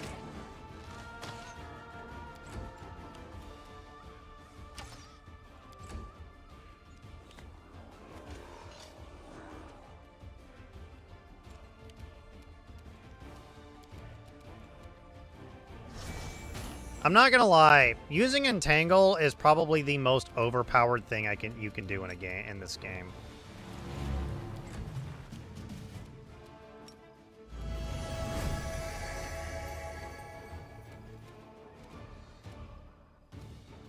Well, I ain't getting over his spell resistance. Especially the sickened version for specific enemies.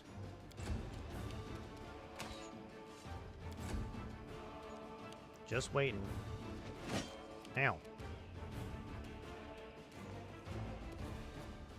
I'll cut you wide open.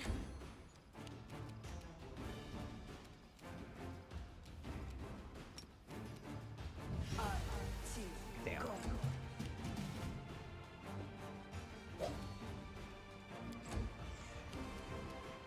I've been sickened. No! Endure this!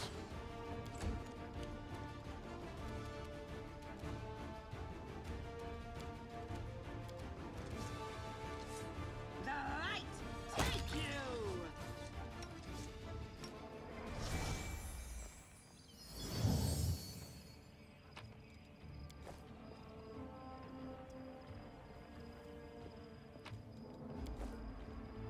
I love it. No matter playing on higher difficulty, it takes such a long time to finish the game. Yeah, it does. But I like core difficulty because Move out. I like the challenge that core difficulty gives. The bodies have a variety of wounds, and one is covered in burns. Others have weapon or claw marks. It is safe to assume that they were decapitated post-mortem. Damn. Okay.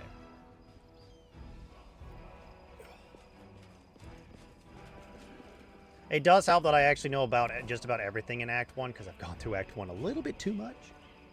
Not gonna lie. The young mongrel looks around in every direction but up. Maybe we should go back? This place isn't for us. It's too open. The enemy could come from anywhere, and the air is weird. Why does it keep moving so fast? Another mongrel stares straight ahead, gripping his blade in a trembling fist. No, not one step. Not one step back. This is our test. Don't look at anything but the target. So you made it. Good to see you all. How's old Sol doing? Still waiting and thinking? Well, don't worry. He'll make his mind up soon. You won't be hanging about underground for much longer. But had to start over 3 times before I finally finished the game for the first time. Yeah. Yeah. What are you doing here? The young man turns to you. He has one healthy eye and a lumpy growth where the second should be. It's you! It's thanks to you that we made it to the surface to fight the demons. The shield mace fell, but Sol slowed everything down. He's an old man. He's afraid of everything, but we can't sit in the dark like root vegetables while big things are happening above us.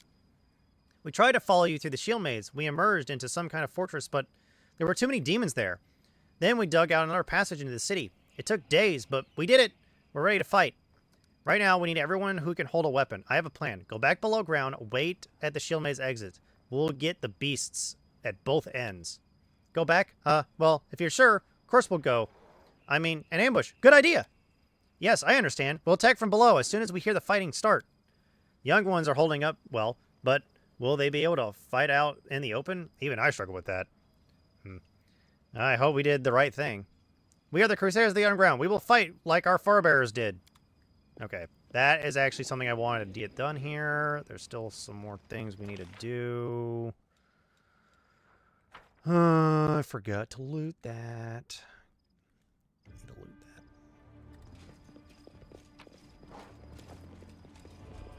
that. Okay, that is my loot. Okay, now I need to go back over here. Oh, wait, I missed loot here. Apparently. Thanks, Lan.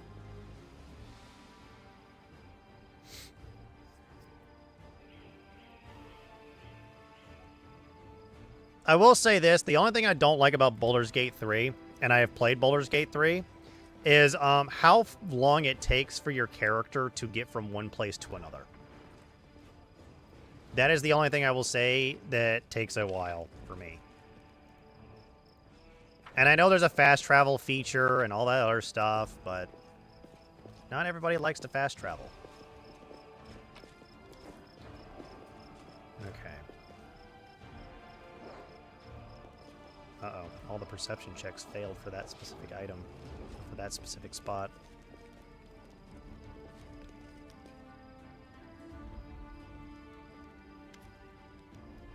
Count Eridan's servant. Thank the gods! I found someone who isn't fleeing in a panic. Are you Crusaders? Mercenaries? Commonly half-elf is so frightened he can barely get the words out.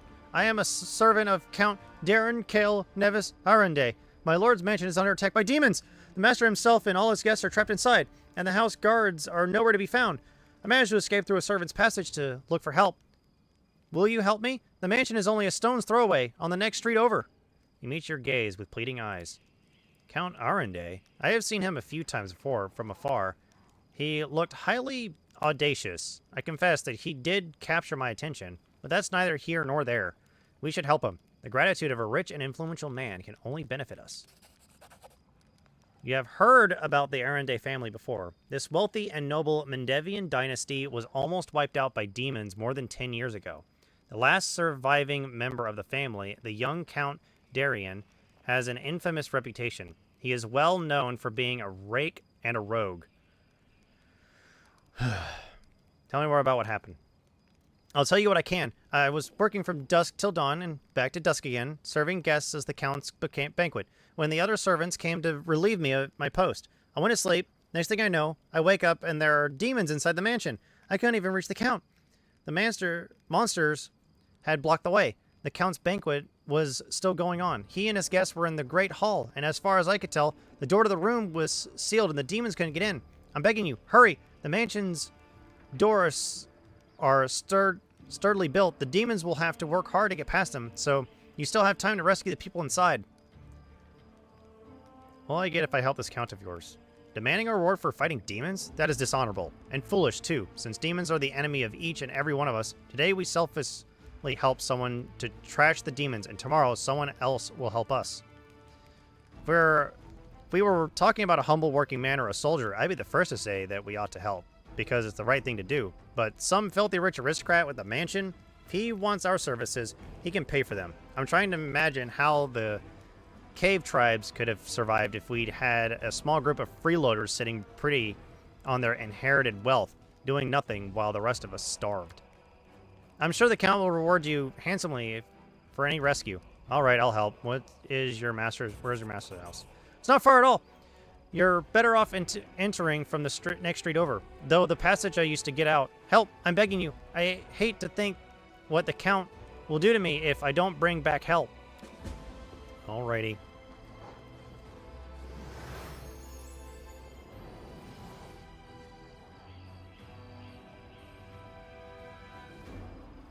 Hear me. Take heed. The hordes of the Abyss march on Canabras. The Wardstone is their target. They must not be allowed to capture it. The consequences will be disastrous. Alrighty. Hello, Roman. The golden-curled Asimar greets you with a graceful bow. So you have found me. I have nowhere else to run. I am at your mercy. Kill me if you wish, but I ask you, hear me out first. Did you really know about the demon attack before it happened? I did! We have a secret ally in the enemy ranks. No one knows who this brave soul is, but she has been feeding us information about the demon's plans. These dispatches have come to us by the most reliable channel, bestowed on us by the great dreamer herself. They have come to us in dreams. Prelate Holrun brushes them off as meaningless reveries. And well, I admit that it isn't always easy to distinguish our allies' messages from ordinary dreams, but even ordinary dreams are gifts from Desna, and are always worthy of attention. The prelate, and all the Crusade leaders for that matter, should have put less store in reason and more in intuition and inspiration and spontaneity. What's more, not long before the attack on the city, a blind elf who calls himself the Storyteller arrived in Canabras. This wanderer wasn't merely a collector of legends, but a scholar of the unknown. According to him, the Wardstone in our city, the first and most important in the chain of Wardstones, weakened since long ago, was teetering on the brink of corruption. Seems that the Red Morning Massacre and other demon attacks, even the ones we fended off, did not leave us unscathed. Unfortunately, the prelate did not wish to listen to the Storyteller either. We're lucky he wasn't burnt to the stake as a heretic. We had such vital information in our hands, information that could have saved the city, but no one cared to listen all the way to the catastrophic end. Not all dreams have benign origins. What if these dreams were sent by demons? In a different time and place, someone perhaps could have become the victim of false dreams sent by monsters. But here, in the war with the Abyss, the goddess is keeping a close eye on her most faithful followers. I have no doubt that if a demon tried to intrude upon the dreams of any one of us, Desna's punishment would have been swift. Tell me about the strange rituals that were going to be performed on the Wardstone. Remain looks slightly abashed. When my attempts to open Holrun's eyes ended in failure, a few of my young adepts resolved to take matters in their own hands. They did not consult me before doing so, but I have never demanded iron discipline from my priests. Army commanders may have subordinates, but I have pupils and fellow worshippers. I can only inspire them. I cannot command them, and it seems they were inspired all on their own. In other words, you got to preach whatever you want, and you don't have to take any responsibility for your flock. You really got it made. For pity's sake, how can I be held responsible for actions of others? These are not children we are discussing here. They are grown adults endowed with their own free will. Praise the goddess. Of course, we will help one another, but in the final reckoning, each of us decide how we will act, and each must answer for those choices. They had no ill intent. They only wished to access the Wardstone in secret to try to cleanse it. But to Holrun, this became perform a suspect ritual after hearing even more suspect voices in their dreams. The children wanted to save their city. The Inquisitors detained them and almost killed them. I had to intervene. I used my authority and my power as a cleric to give them a chance to flee. They hadn't got away. They were destined for a cell in the prelate's dungeons and, quite likely, death. Why are you, Holrun, feuding? Oh, I'm not feuding with him. I sincerely wish only the best for the man. In an ideal world, he'd be far away from the front lines enjoying a peaceful retirement. But even if that isn't possible, I have always tried to help him fulfill the mission he has taken upon himself, and to which he has proved fatally ill-suited, protecting Canabras against the demons. Unfortunately, he is convinced that the followers of Desna are heretics and saboteurs. He refuses to listen to me, and it was only the knightly orders that deterred him from including us in his witch hunt. Now, there is clearly no one left to stand in his way. He is finally free to get rid of us once and for all. Is there a chance you could resolve your conflict? I don't know. Horan's faith is truly formidable. Not only his faith in Naomide, but in his own infallibility. In other words, he's a hard-headed as a rock troll. But even so, Desna teaches us never to lose hope. Talk to him. Try to explain that we are fighting on the same side. If he attacks you, disarm him. Bind his hands, but I beg you, if at all possible, please don't kill him. Why haven't you left this place for somewhere safer? Because people might need help, and they will come to the temple in search of a priest. I will not hide away in a hole, saving my own neck, while Canabras is full of people suffering in the wake of the demon's attacks. I have to go. Wait, 3 of my adepts are hiding somewhere in the ruins of the city. The ones the Inquisitors wrongly accused of treason. I beg you, find them and protect them against the demons and vigilantes like Holren. They will not rest until they find them. If there is anything else you can do to save Canabras, please do it.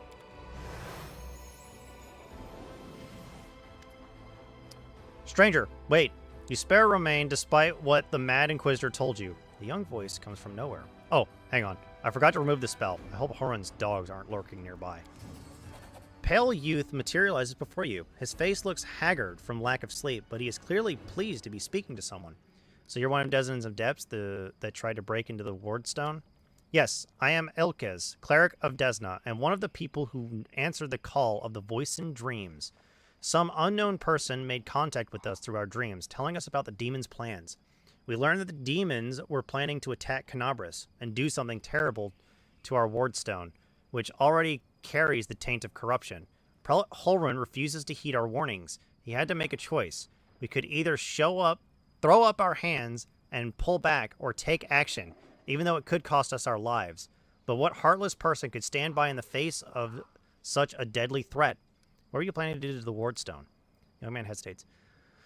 Our plan was to get to it and then follow our instincts. There were 3 of us, a cleric, a mage, and a bard. Between us, we know a lot. We're capable of a great deal. If we'd had enough time, I'm sure we could have figured out what's wrong with the Wardstone and how to heal it, but they didn't give us time.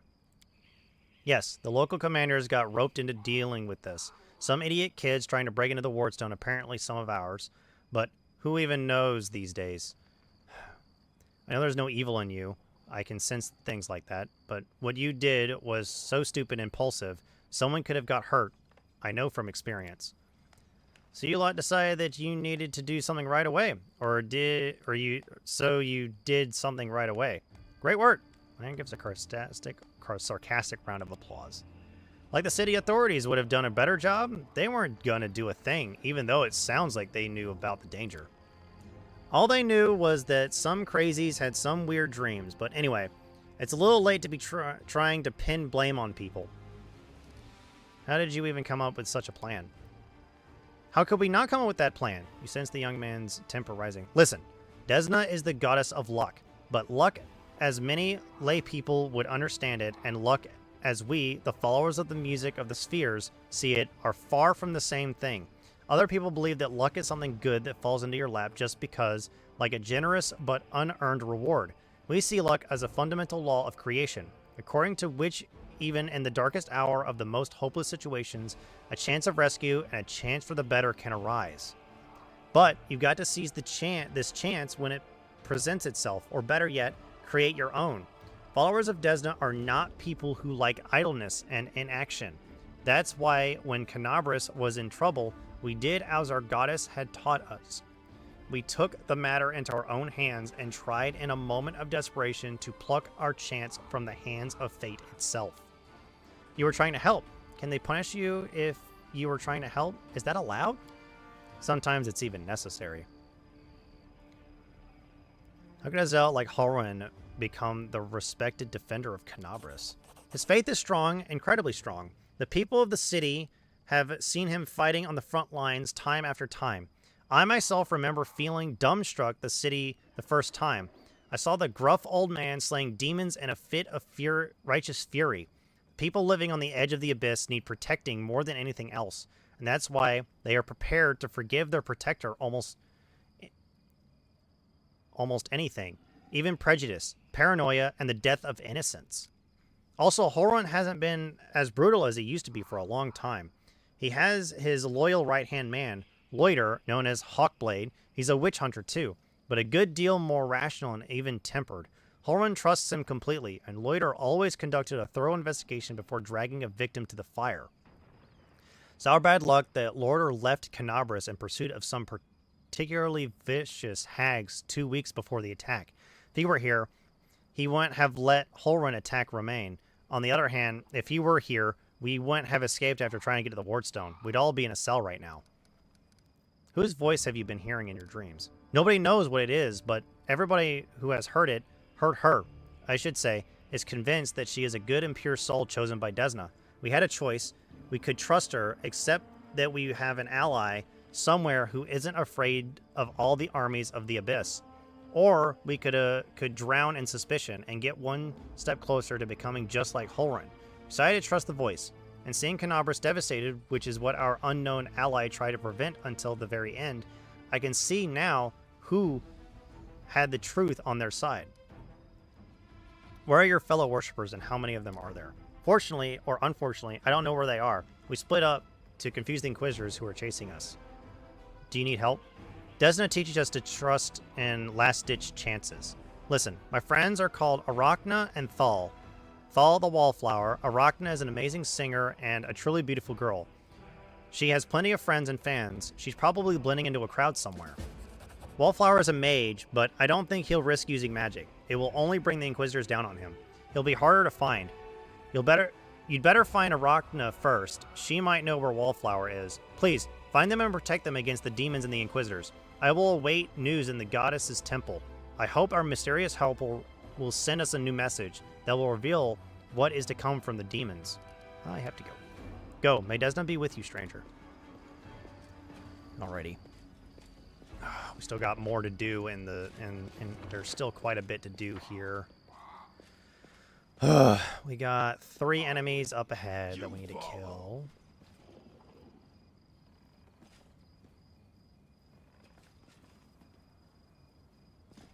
I'm actually curious how close we could get, but... Oh, we have 4, because there's another enemy over here somewhere. Need to kill this evoker.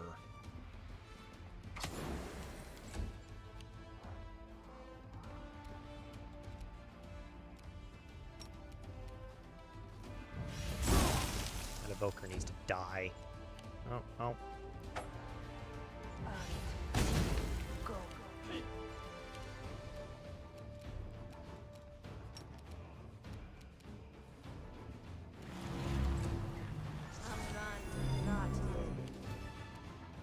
Make every strike count. Okay.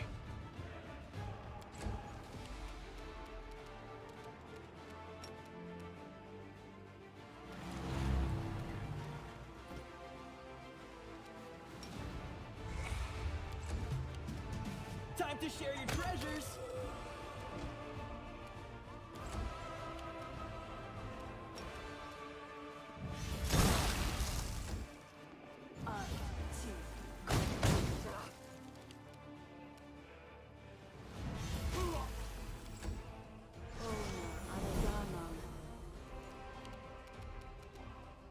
You've crossed the wrong mongrel.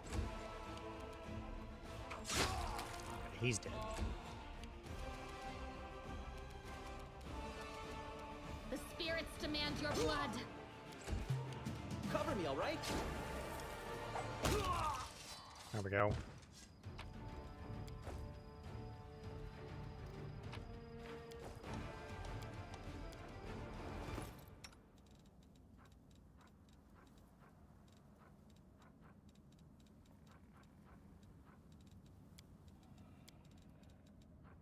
Let's Scroll of invisibility, scroll of owl's wisdom, scroll of reduced person, scroll of scorching ray, always some good spells. Onwards!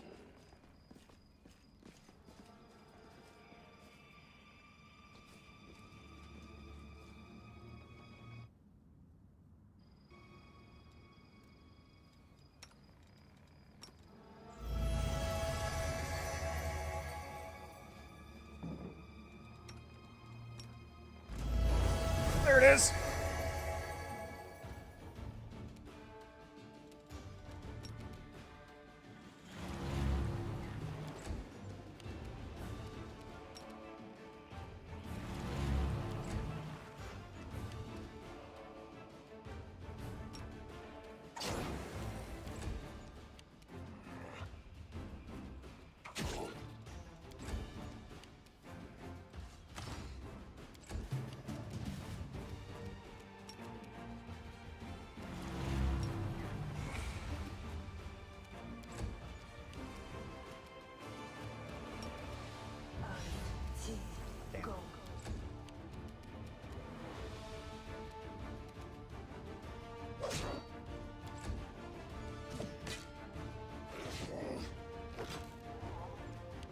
Stab you or zap you? Why not both? Can't you just die already? There we go. Take that cold iron short spear.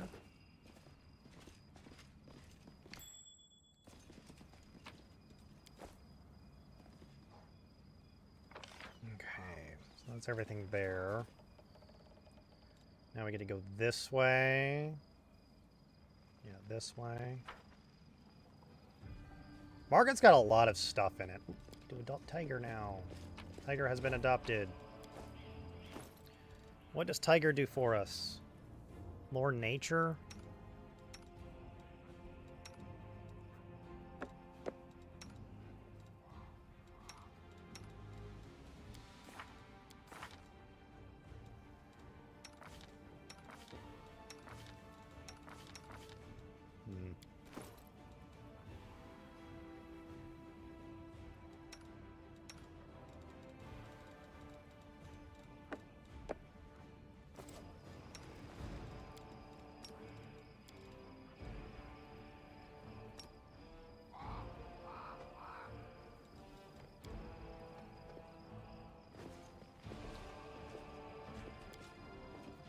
You were not killed by demons or mortal wounds were inflicted by ordinary weapons.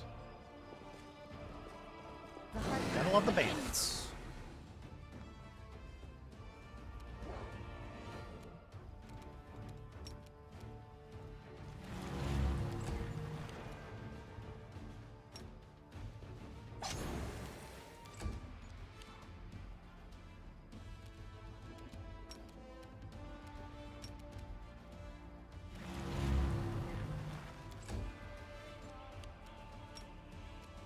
Into the fray! You won't survive me.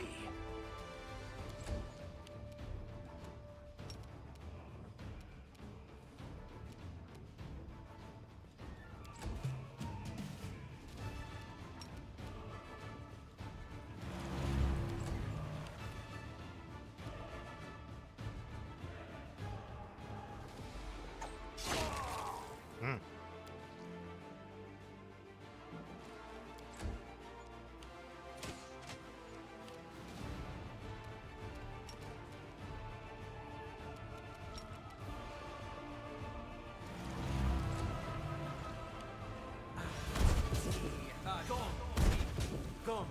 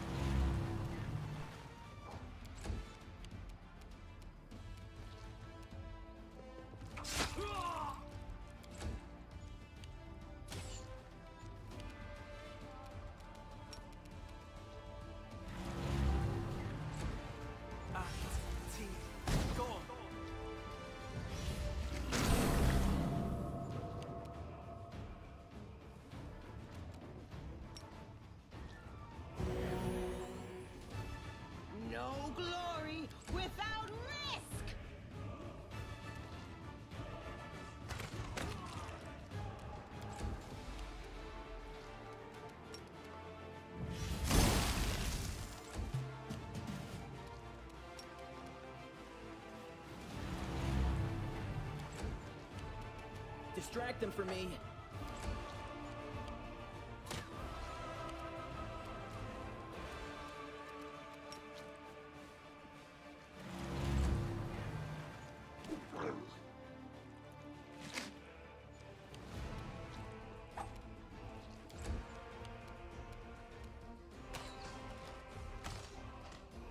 Go.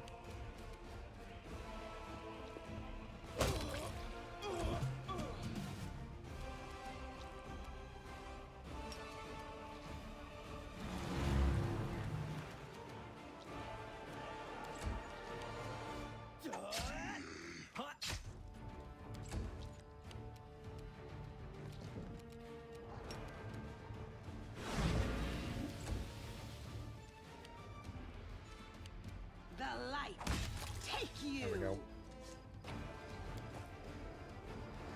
Okay, here comes the fun part, which is since I don't have glitter dust, I've got to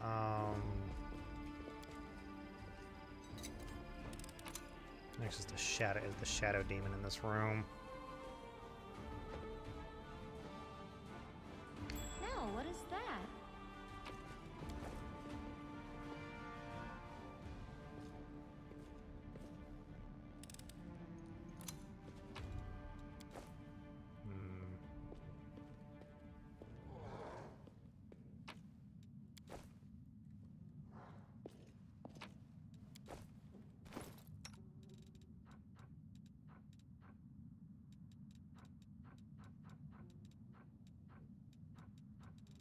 I don't have like a random scroll of glitter dust, do I? I don't think so.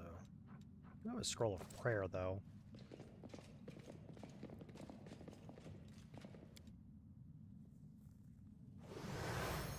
Let me do this. Let me give Seal a prayer. A bright future awaits us.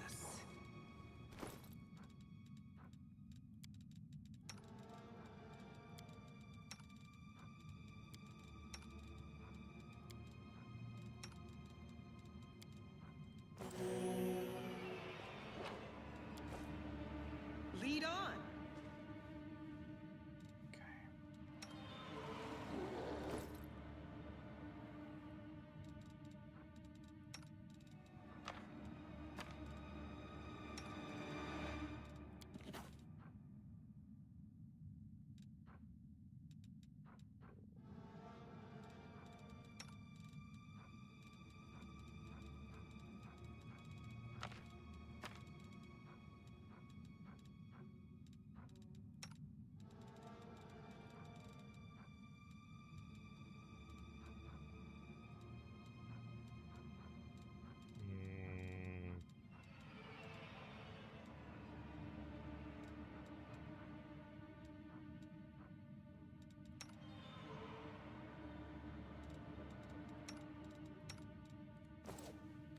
Okay, here comes the fun part.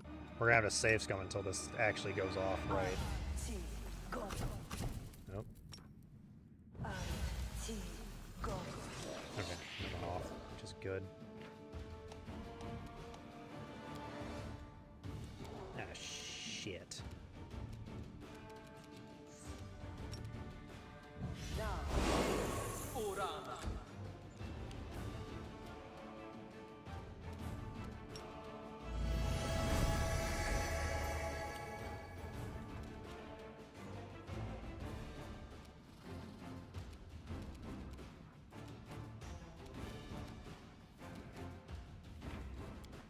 I forgot. Hang on. I forgot to do something real quick.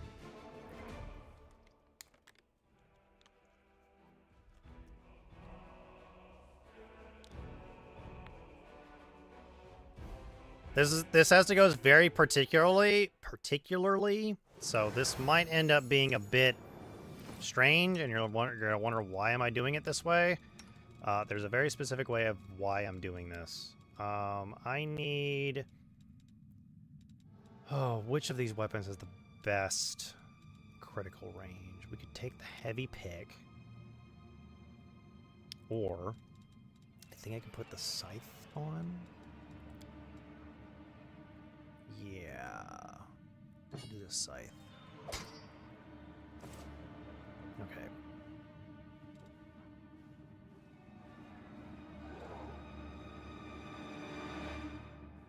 lasts for a minute. Okay, let me do an F5 real quick. All this waiting bores me.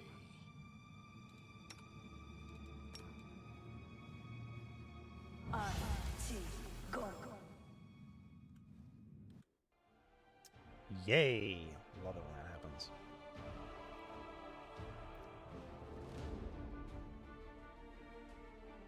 There's a reason I went for the scythe. If you're wondering, there is a very specific reason. Because there's a very specific way of how to kill this guy quite easily.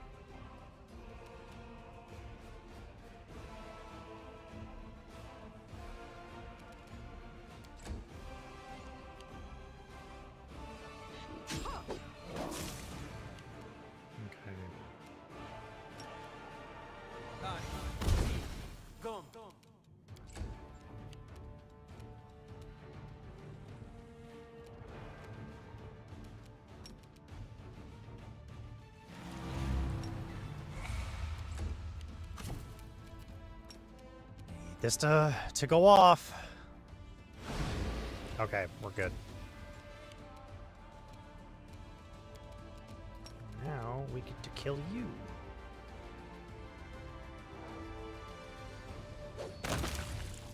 Okay, we got a dead shadow demon.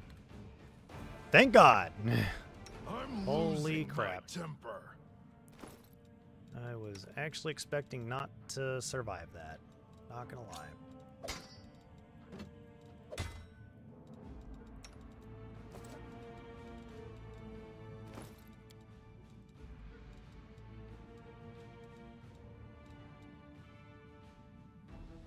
Oh.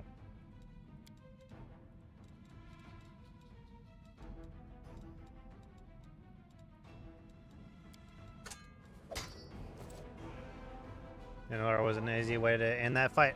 Yes. I knew how to end that fight quite easily. The only issue is that if you do not if you do not get the slumber to go off, you are not winning that fight. At least I don't think you're going to be winning it that easily.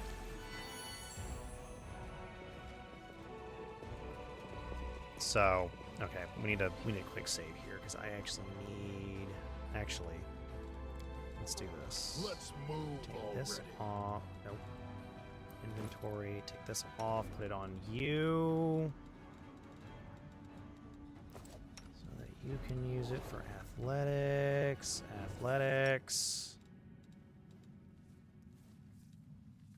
Quick save.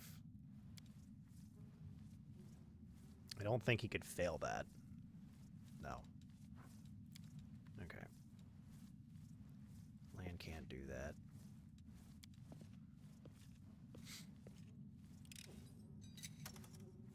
Shit. There we go. Land just got a new bow. The Wicked Longbow, which is a +2 longbow.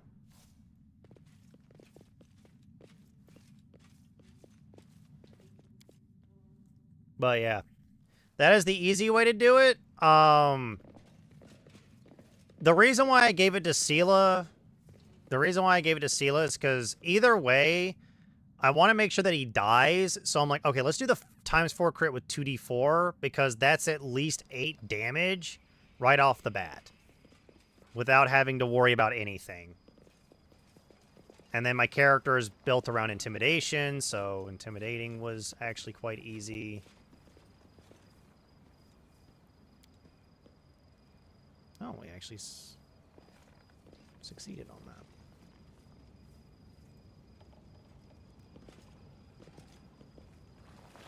Save the last one for me. So yeah.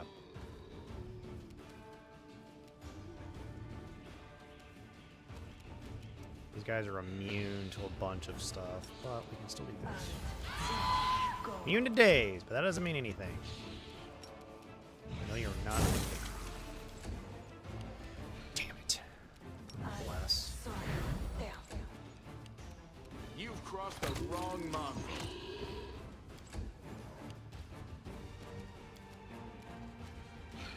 Still gotta worry about ghouls. Ghouls are not easy to deal with.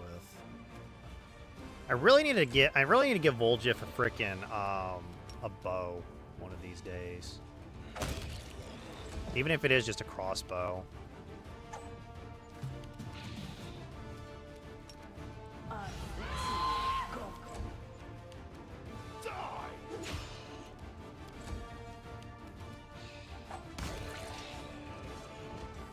Okay.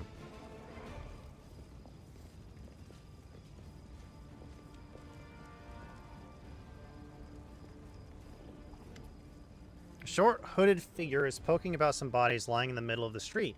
The stranger drags the first body off the road, respectfully props it up against a wall, and places the corpse's hands in its chest. The figure then freezes, as if hesitating, and you see him reach out his hand toward the beautiful gold amulet hanging around the corpse's neck. He jerks his hand back, hesitates, then reaches out again. Well, look what we have here, looting corpses, are we? What did you expect? Almost everyone is dead. The city now belongs to the demons and the vermin. Rats, crows, and creatures like this one. Stranger almost jumps out of his skin, and the hood falls from his head under a mop of red curls. A round halfling face looks up at you. Oh, phew. I thought you were demons. Good day to you, good sir. See all the eyebrows lifted in apparent surprise. Curl? Is that you? The halfling looks at Sela and smiles broadly. Oh, Lady Sela, you're alive. Goodness me, that's the second bit of good news on a otherwise lousy day. What was the first bit of good news? Stick around and see for yourself. Do you know this person, Sela? Meet Remvi, better known as Curl. He hails from Canabras and he fights in the Condemned. He's one of a kind, a rogue with a heart of gold. She smiles, then adds a little more seriously. Curl is probably none of my business, but you should ask yourself if what you're about to do is right. The halfling cheeks flush and he hides his hand behind his back. I just thought, oh, it doesn't matter. Can you tell me anything useful about what's going on in the city? Afraid not, good sir. I just left the Defender's Heart. Before that, I was holed up in there too scared to leave. Although spending all the time under their Commander Erebus knows sure was something. She's a strict one. Phew. And when she gets antsy... Don't even start. I've had enough of her breathing down my neck to last me a lifetime. So what are you doing here? Robbing corpses? No! The halfling protests. Remvi Curl may be a rogue, but he don't loot corpses. I just need to get these poor lads' bodies off the road. My friends and I are on a terrible important mission, and we need to get through.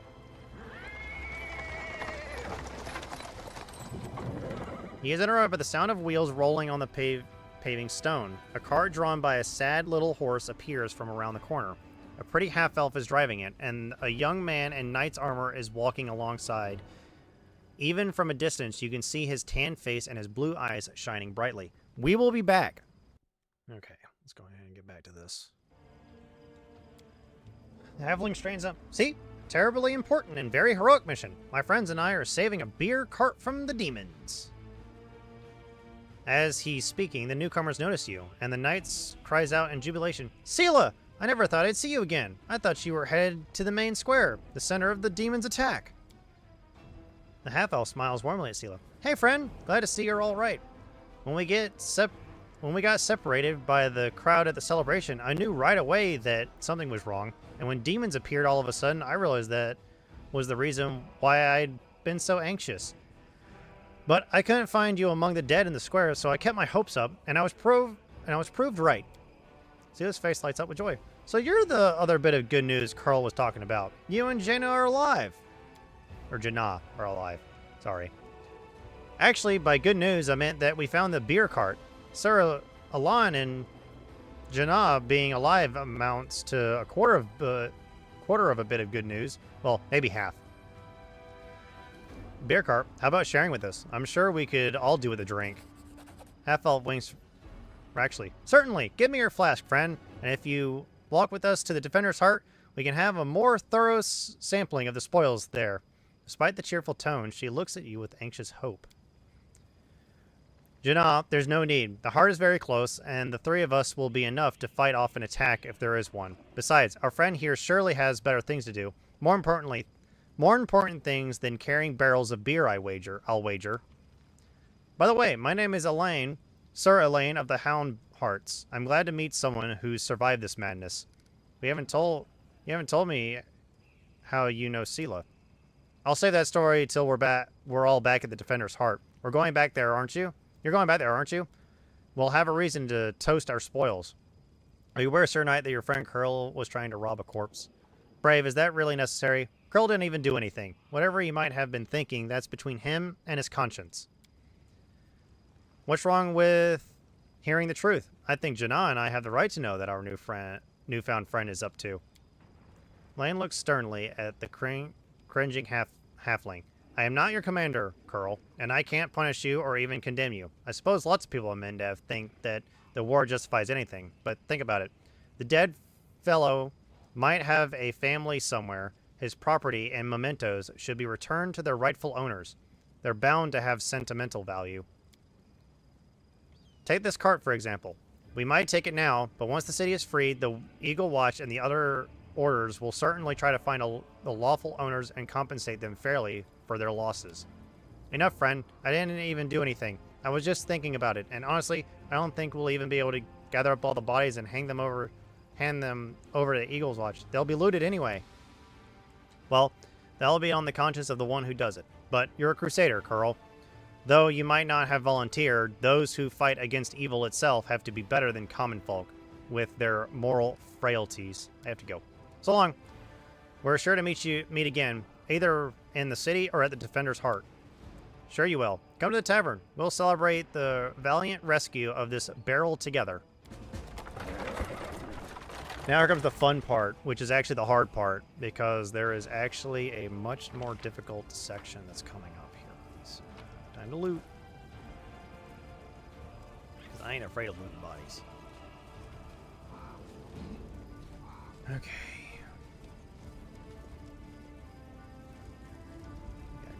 To deal with here pretty soon.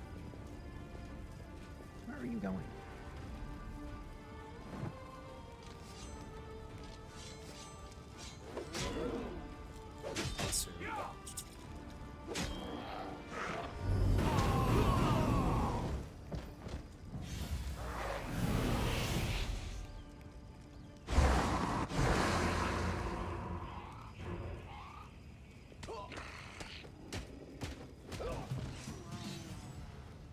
Yay, ghouls.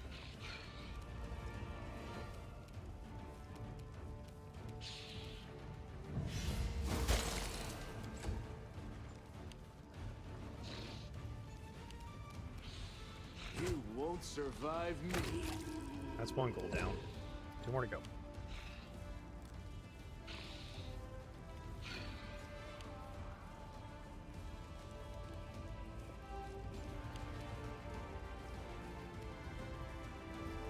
Cover me, me, all right? I'll cut you wide open.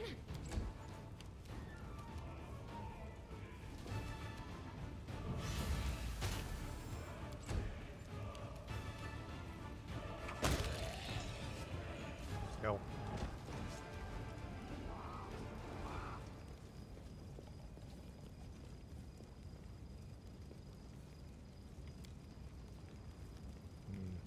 Red hair, ashen skin. This person fell prey to the Nabasu. This demon sucks the very life essence from its victims and transforms them into ghouls.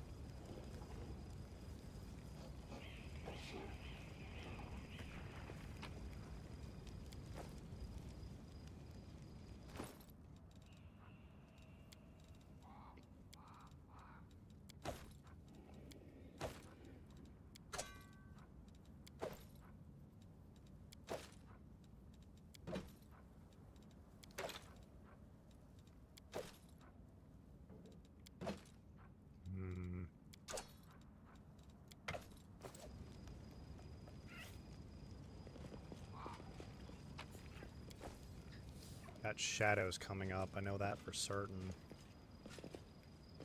Move out!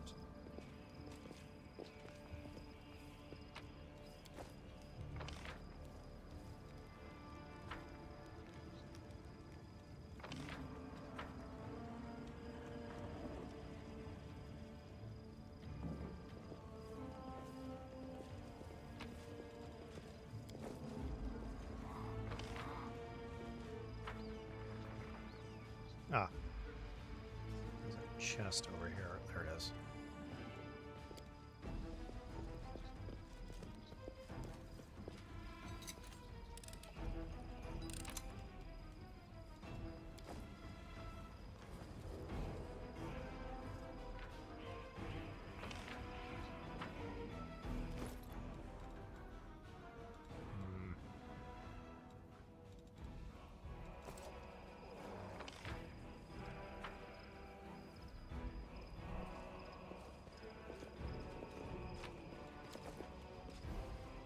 Alrighty. Just a bunch of zombies. You're a good person. I like you. Battles await.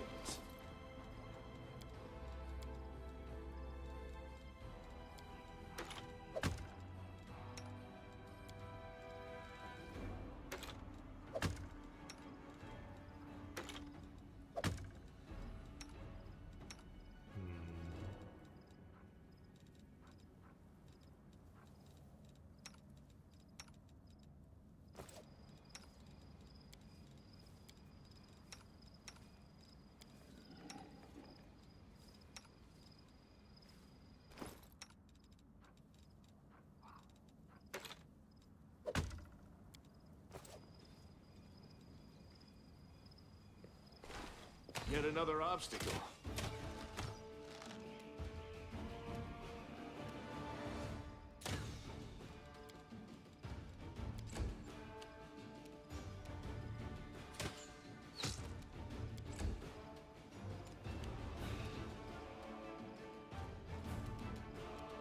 Let's hear you cry!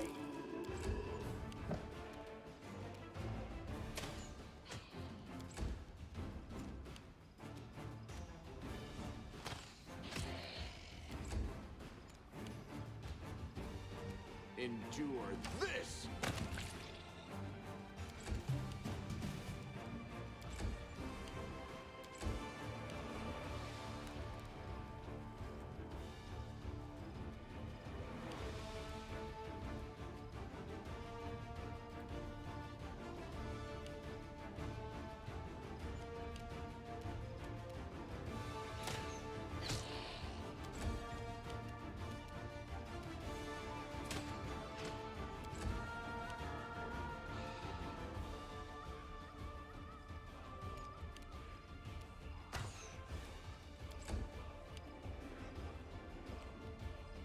The shadow.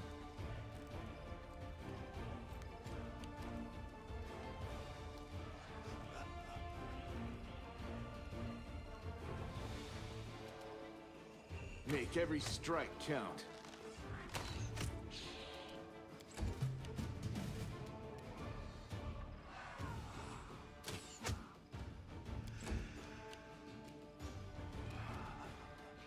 let me work on... The spirits demand your blood! There we go. Shadow's dead.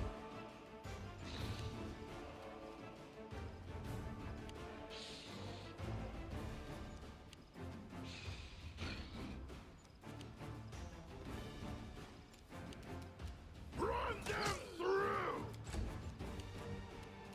Surrender or else!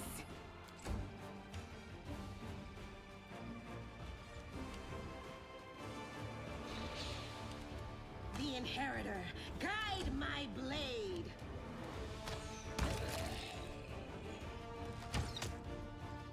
Okay.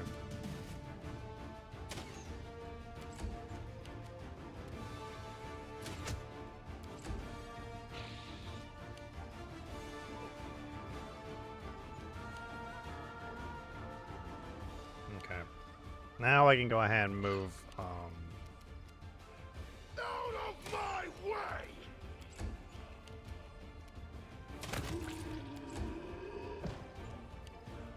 I can go ahead and change weapons to be the melee weapon.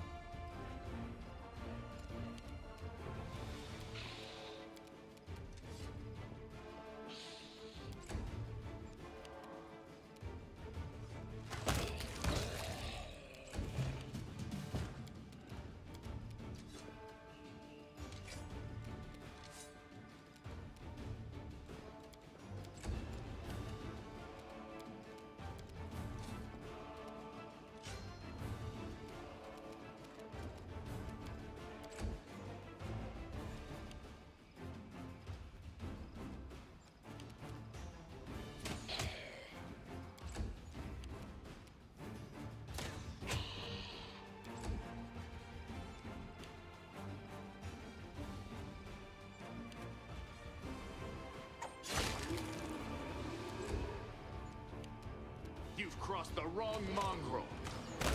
There we go.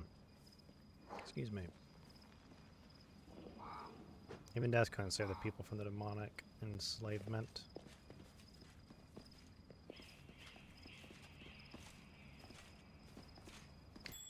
There we go. +1 throwing axe.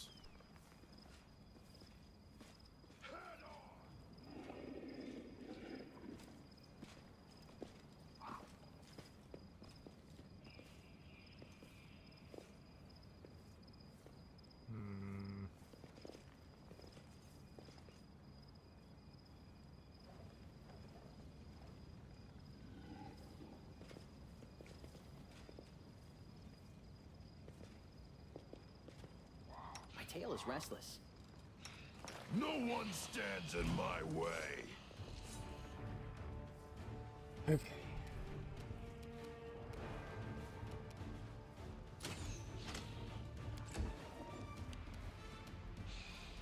Too late for apologies.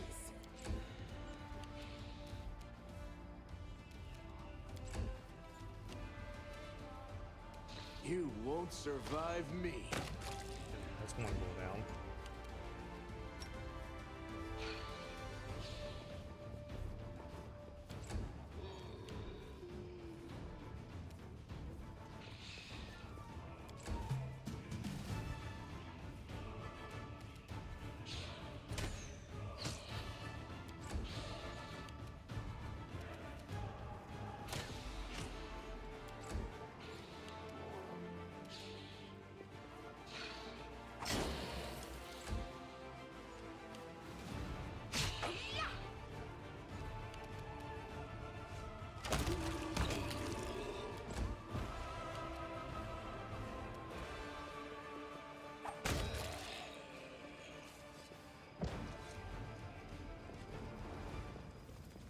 Okay.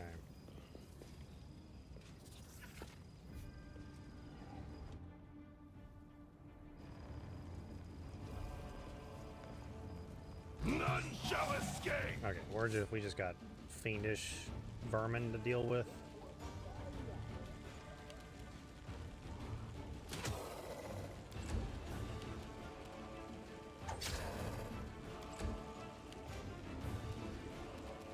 Endure this!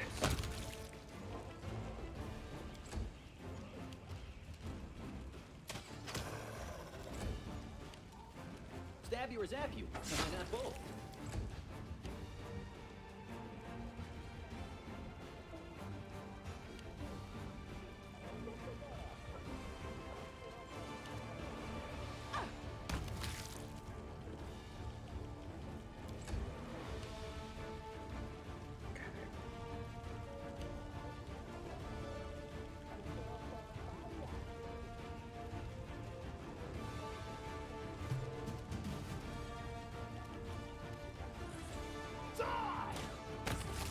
Oh, wow.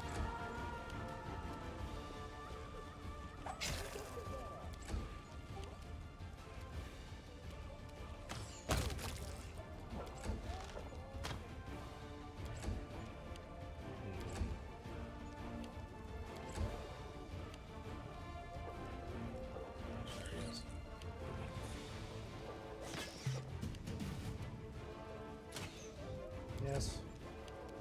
You are today's sacrifice.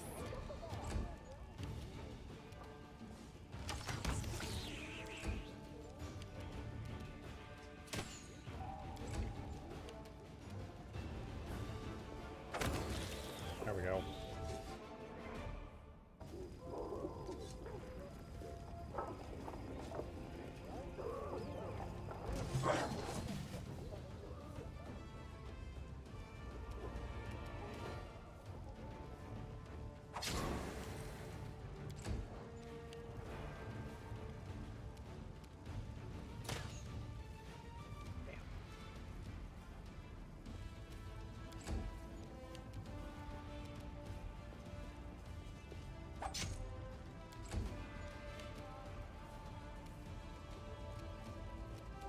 Make every strike count. Okay, one of them's gone.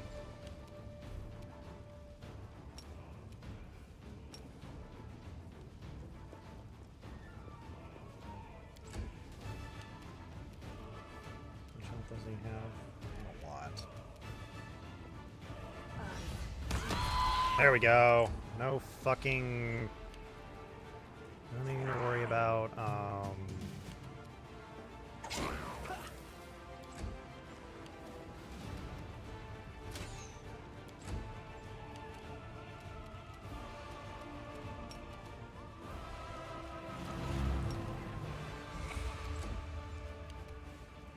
You've crossed the wrong mongrel.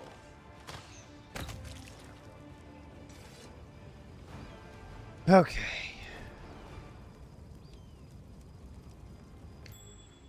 Ooh. Stuff.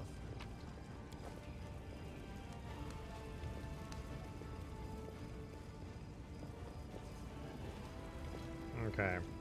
We're actually almost done with the market. Still just a little bit more than we need to do.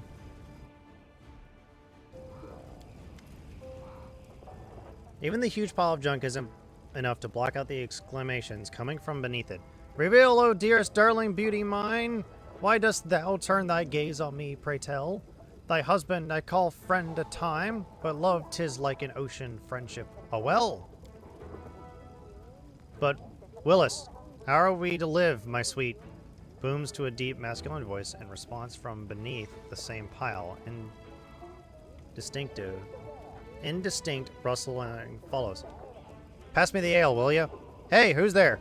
Pile of junk seems to shake. A stage whisper drifts up from below. Granny, let's not answer. Methinks those be demons calling down and trying to trick us. In that case, there is nothing for us to do but accept our fate. Sir, demon or not, we are actors from the finest theater in Canabras, the next door theater. We were trapped in this cellar during our rehearsal. What? Wait, what? We're trapped in here? I thought we'd barricade ourselves in here away from the demons, deliberately. If you didn't nap through the start of every rehearsal, Master Kem, you would be better informed.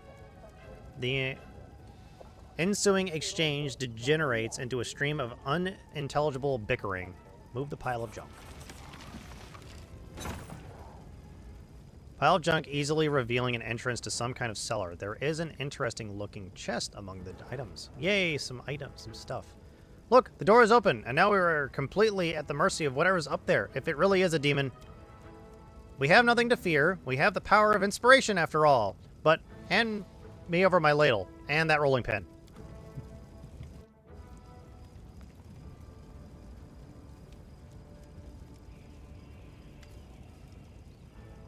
Now look, it's not a demon at all. Greetings, kind friend and rescuer. I am Grandma Gretlin, theater director, and these are the members of my company.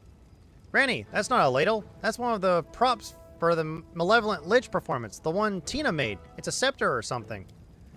She made it out of my ladle? She wanted to use a broom handle, but I paid to that draft idea, says the dwarf with dignity.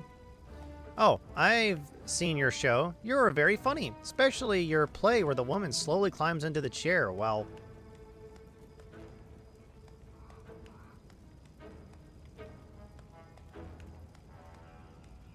while singing and then falls off again and claps her hand in delight. Well, it is actually a great tragedy, but unrequited love. The chair you see, it represents a tower of rock rising up above the raging sea like the finger of a giant. And the woman, she isn't supposed to fall, but rather gracefully cascade into the swirling abyss below, just like I showed her 100 times, but I'm glad you liked it. What were you doing down there? We were rehearsing. Our art distracts us from our fear and panic. The dwarf waves her ladle emphatically, doing a fair impression of a conductor. Really? When I'm scared, I eat. We tried that too, but our supplies ran out. But art? Oh, art is eternal. Can you get somewhere safe? Oh, don't worry on our account. We'll be going to our basement in the next street. That's where our Lampkin is. We're not afraid of demons when Lampkin's around. Lampkin? Lampkin, says the dwarf friendly. Our male lead. He'll protect us. Don't worry. We know what we're doing. I have to go.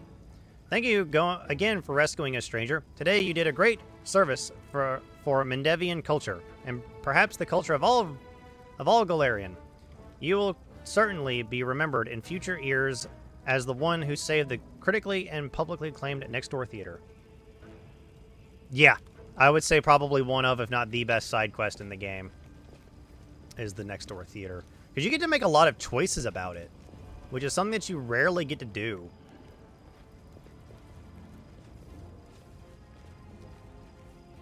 Okay, here comes the fun part, which is I'm gonna sit over here and just pelt some enemies with bolts real quick. We're gonna hold. Everyone is gonna hold, and only people with crossbows are going to fire. Well, a little bit closer.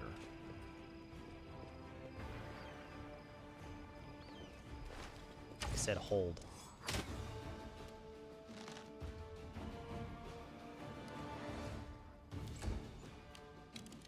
So what I actually want to do is I want to wait for the shadows to try to come after us.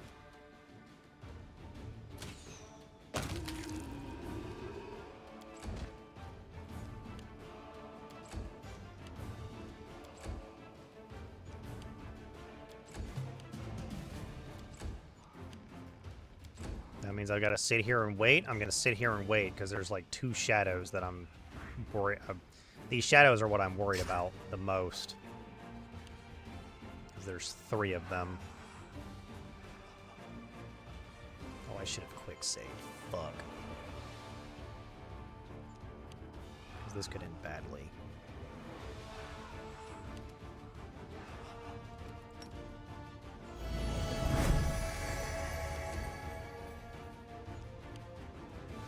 Gotta love the thousands of enemies.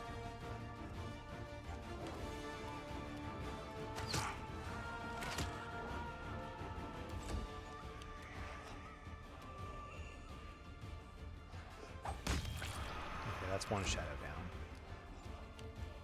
Shadows are the ones I'm worried about the most. I'm not really worried about anything but the shadows. Shadows are deadly. Very deadly.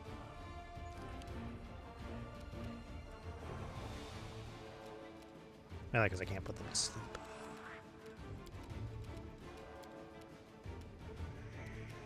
I'll hit you.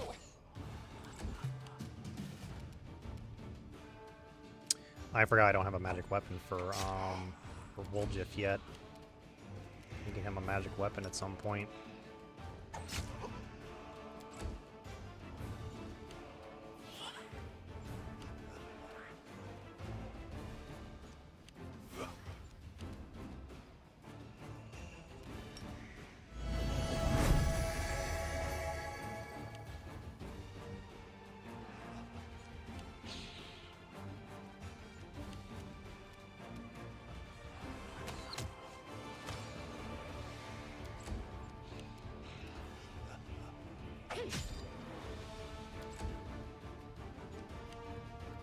Guess I technically can have my main character,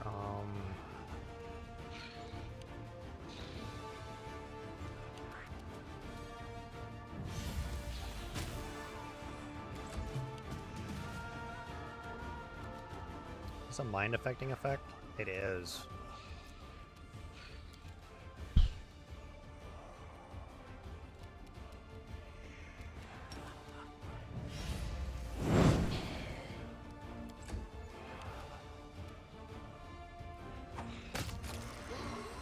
Go for their hearts!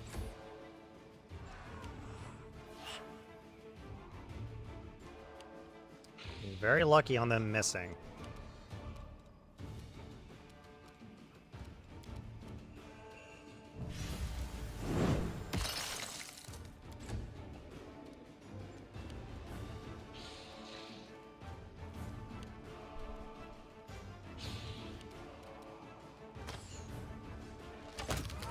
Okay.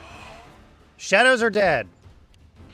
I now feel better. I feel so much better. I don't feel like I'm about to like lose a bunch of strength.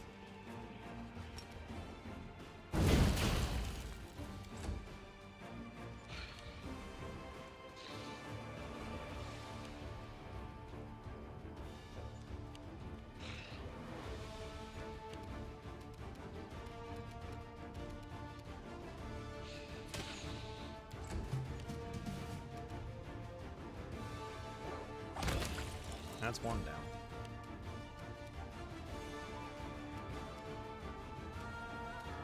I'll cut you wide open.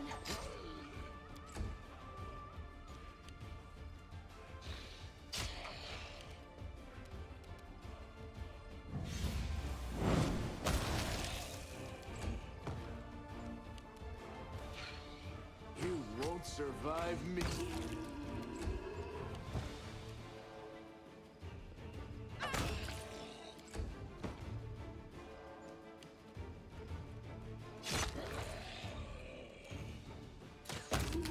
There we go. Now here comes the hardest fight in the area.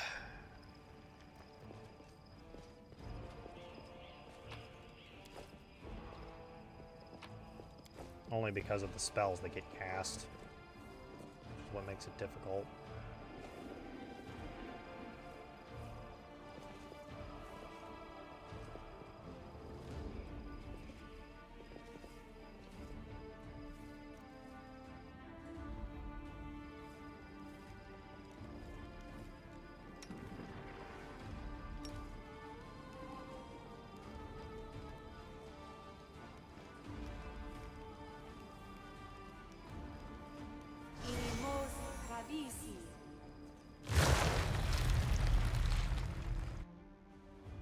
Not close enough.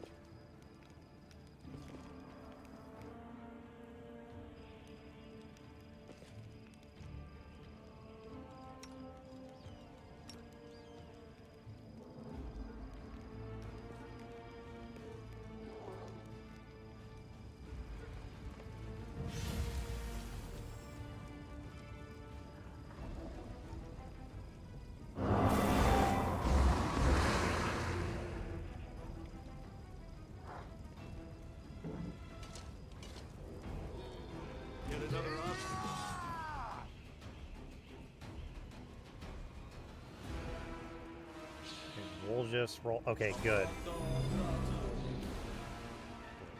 Camilla's rolled before the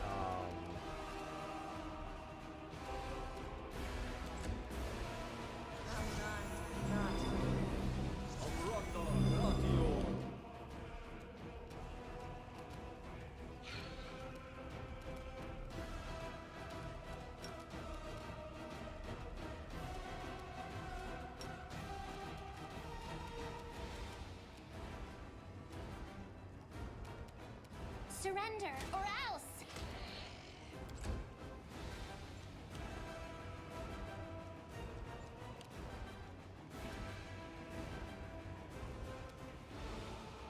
Die!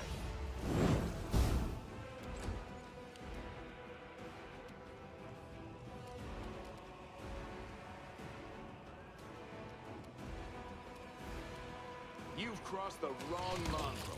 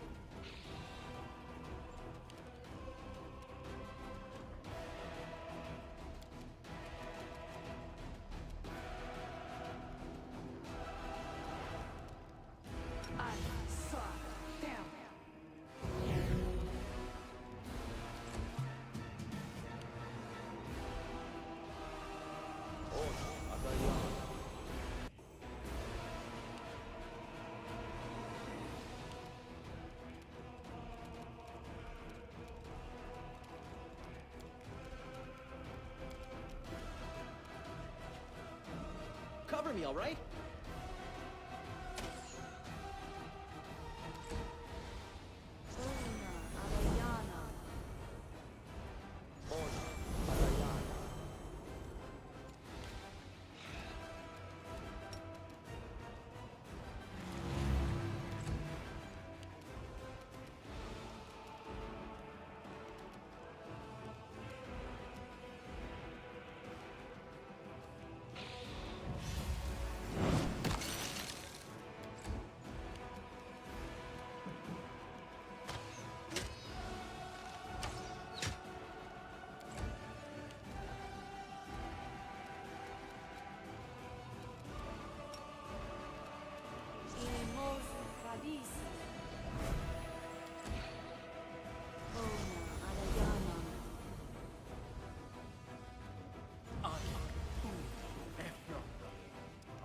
Fuck.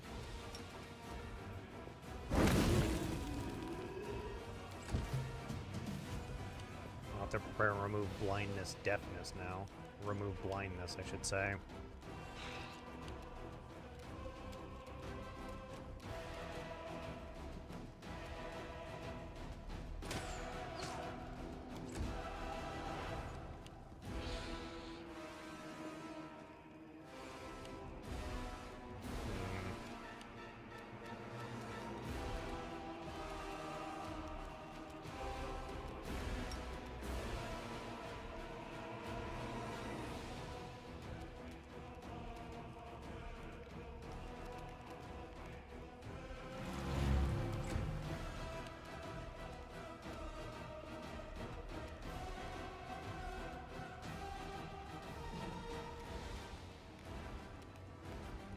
Let's hear you cry.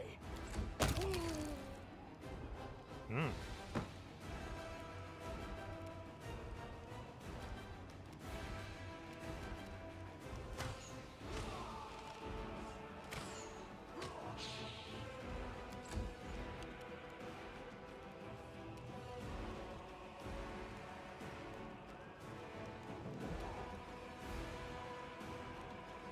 I'll cut you wide open!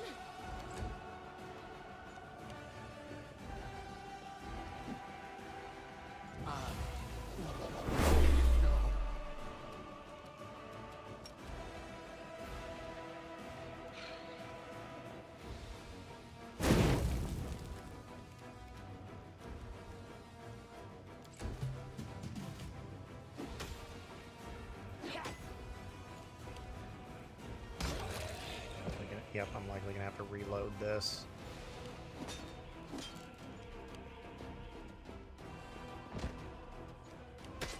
God, do I hate scare.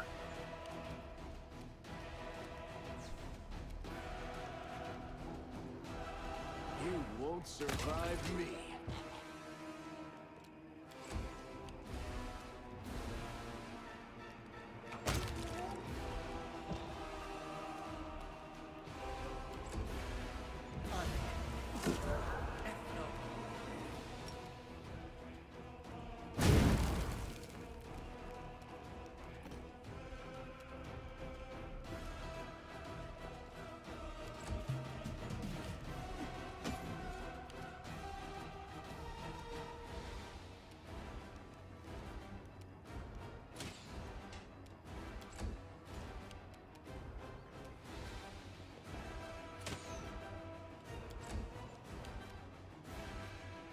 Run them through!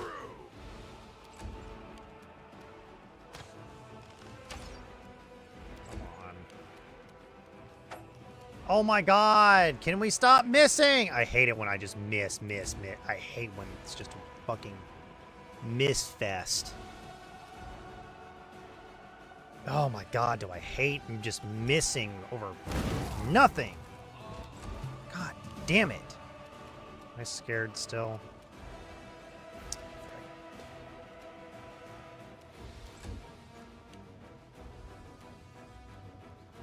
Yeah, there ain't no way that the other I'm gonna be able to get these guys to do anything. Endure this! Can that haste please go the fuck away? Where's that haste up? One more round effectively.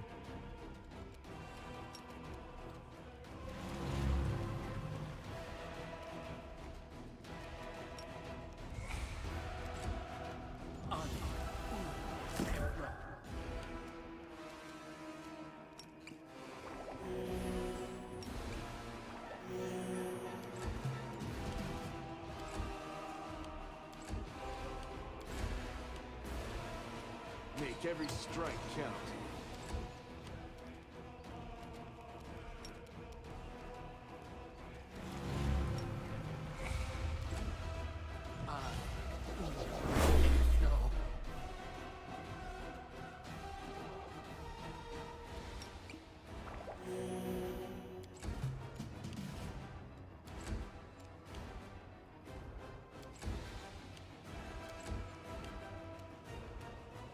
You've crossed the wrong mongrel. Do I have a potion of remove blindness? I might.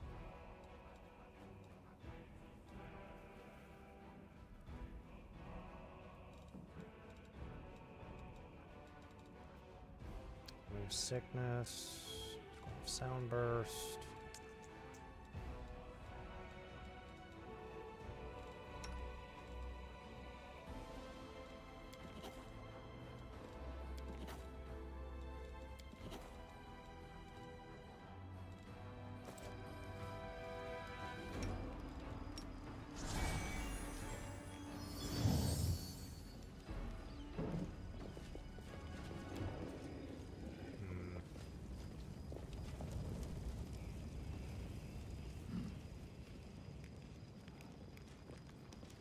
Pay attention!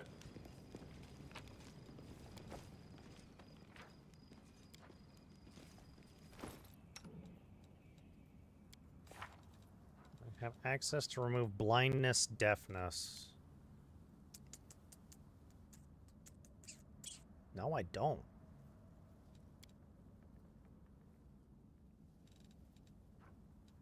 Wow, I actually don't. I have removed paralysis, but I don't have removed blindness or deafness. Interesting. We'll have no choice but to go back to Defender's Heart at some point. Right now, that is not the point.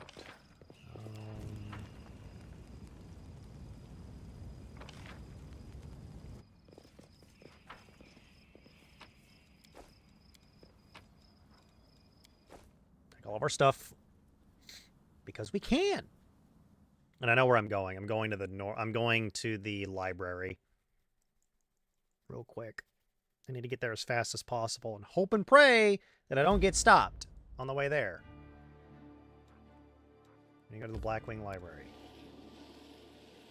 Oh, great. Is this Nenio? I believe it is. fuck?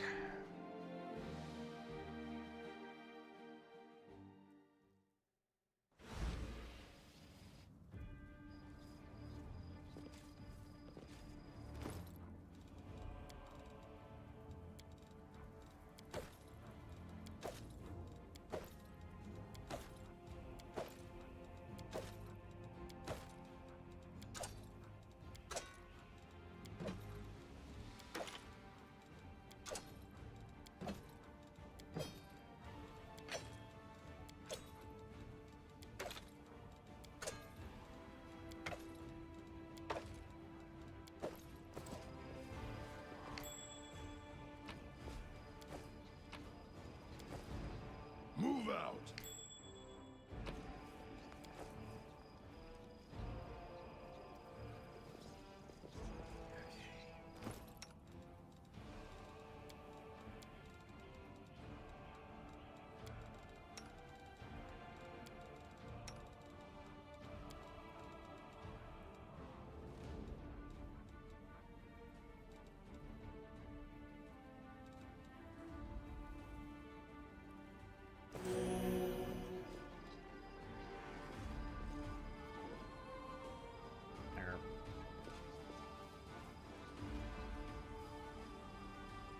Wearing a robe? Check. Baphomet symbol around the neck? Check. Crazy eyes? Check. Note to self. Bring a mirror next time to be able to adjust the optimal level of eye craziness. Everything is ready for the experiment. Okay. An audience. Problematic, but not critical. You there, boy. Stay out of this. It is counterproductive to stand in the way of scientific progress. Where are you and what are you doing here?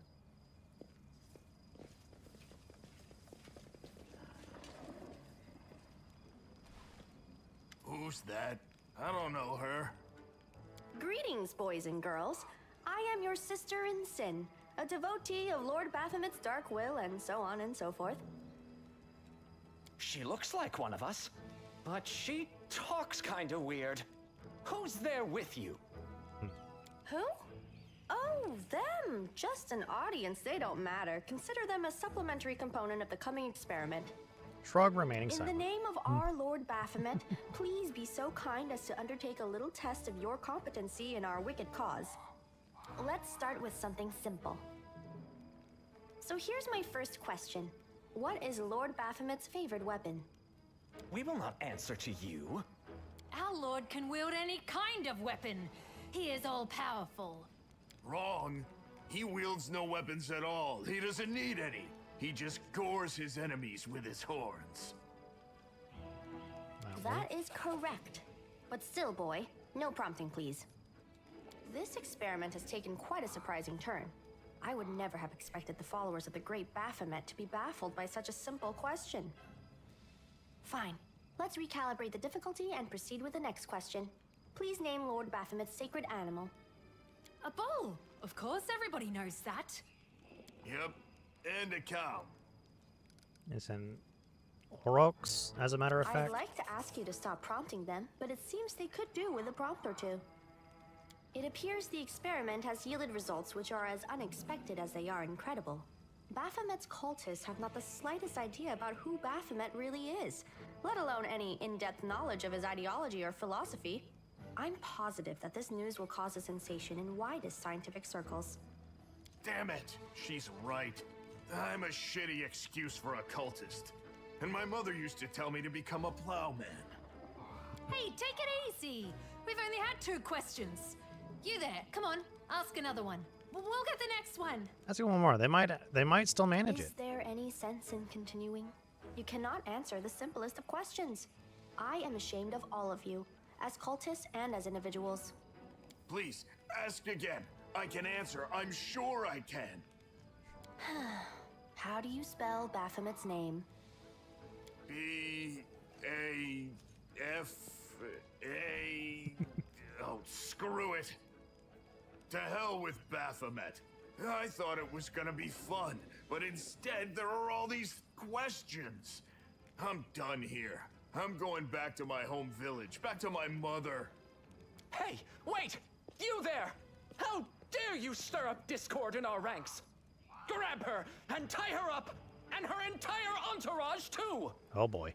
The experiment is complete. Unable to deal with the questions, the cultists decide to deal with the examiner instead. A typical reaction for a person who has never been burdened with any intelligence. Now you're gonna start hitting each other, aren't you? Please, proceed. I won't interrupt. Oh boy. Ow, bitch. Sharpshooter. I don't think I'm really worried about sharpshooter. Not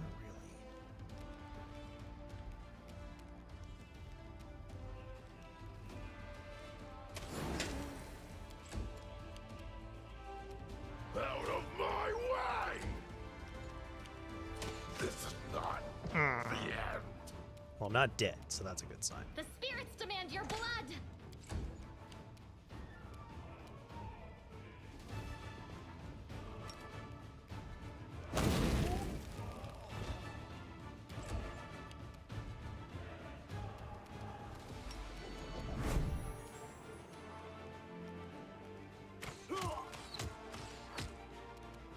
Well, he'll be dead in the next round.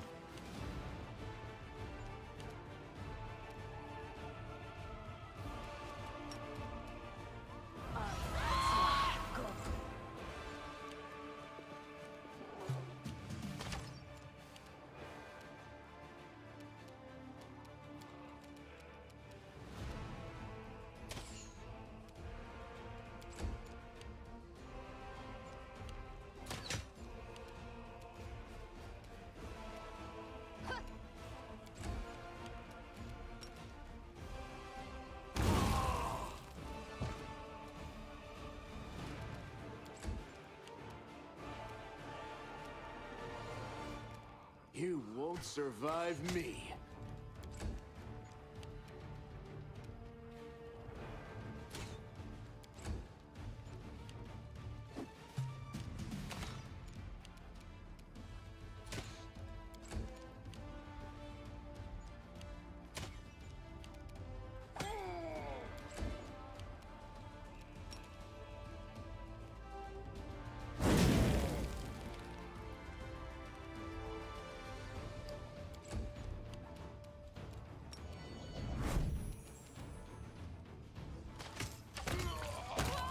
There we go.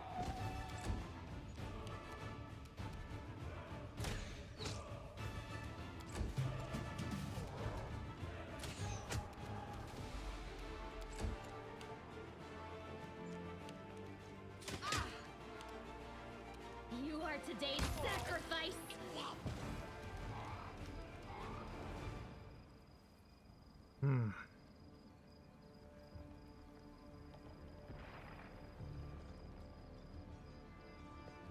Sending Nanio back to Defender's Heart.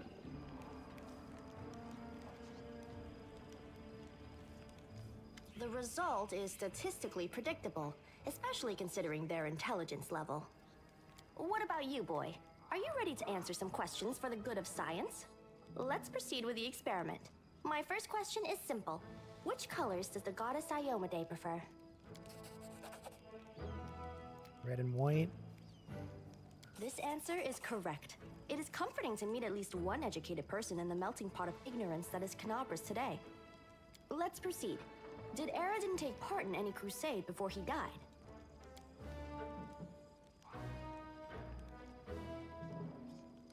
No, Your answer is correct. Aradin's death dates to 4606, and that is precisely the year when the World Wound was opened. The First Crusade started back in 4622.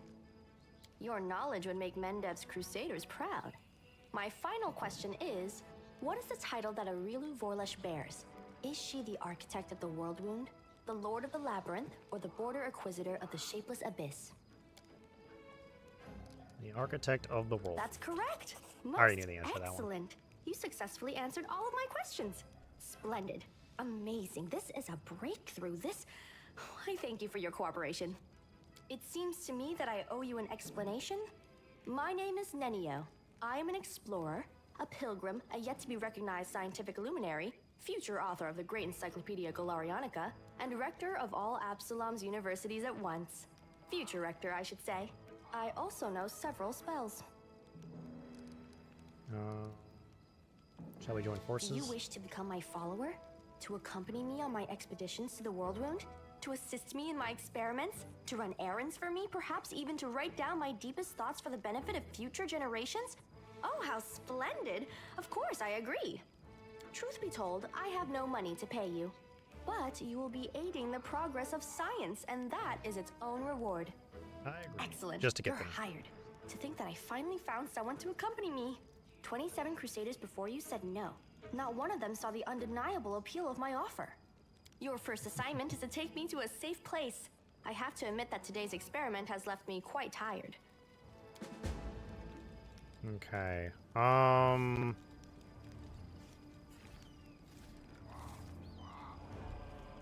Accept that for now.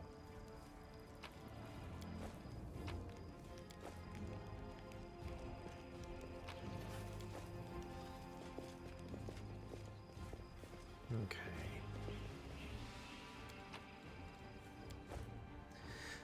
Collect all that, and time to try this again. The only issue I have with Nenio is that she has 2 opposition schools, which are a bit annoying to get past. Continue. Damn it. I was hoping I'd get a random encounter. Ah!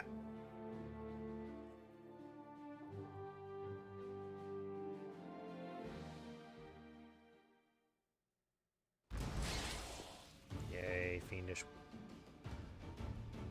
Are they fiendish? No, they're just normal giant spot. Oh, we have a suck. Oh, shit. Fuck. That's not good at all. Fuck.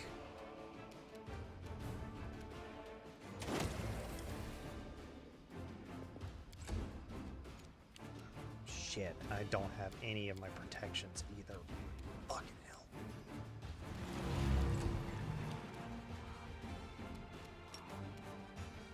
Maybe I can get lucky and I can get her to fall asleep. Shit.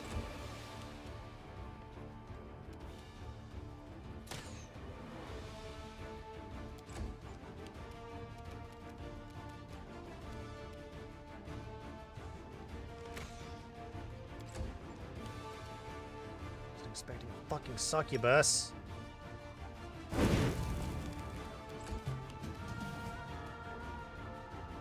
Stab you or zap you? Why not both?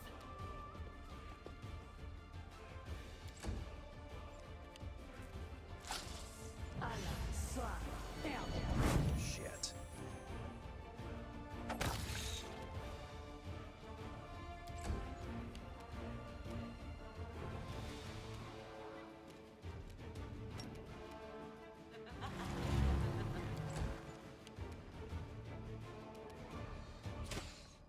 How long does dominate last? Okay. Not good.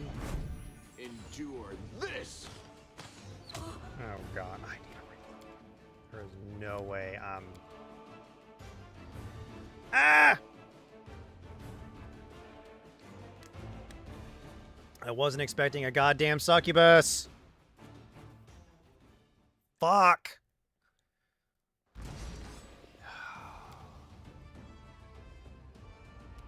I need to literally kill the succubus.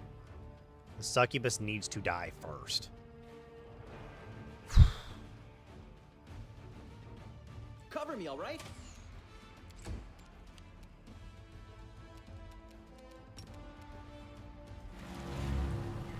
What's her will save? +9. Shit.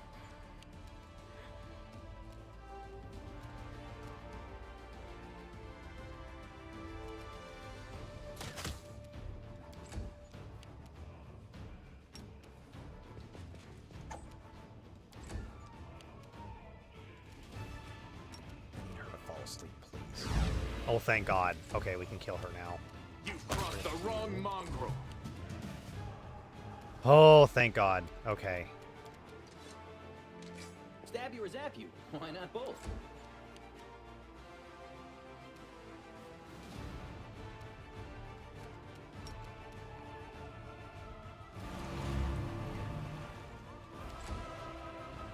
Sure that she's gonna have higher chance of failing her save.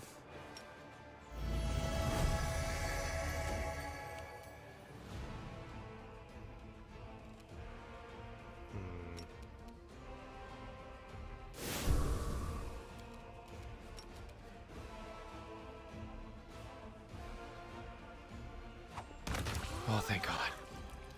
Oh my God. Okay.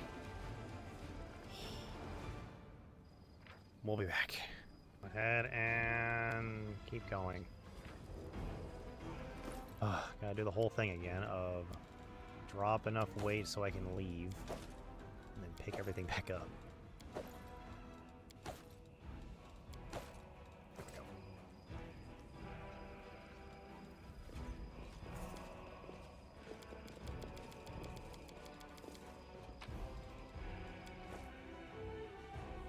Okay.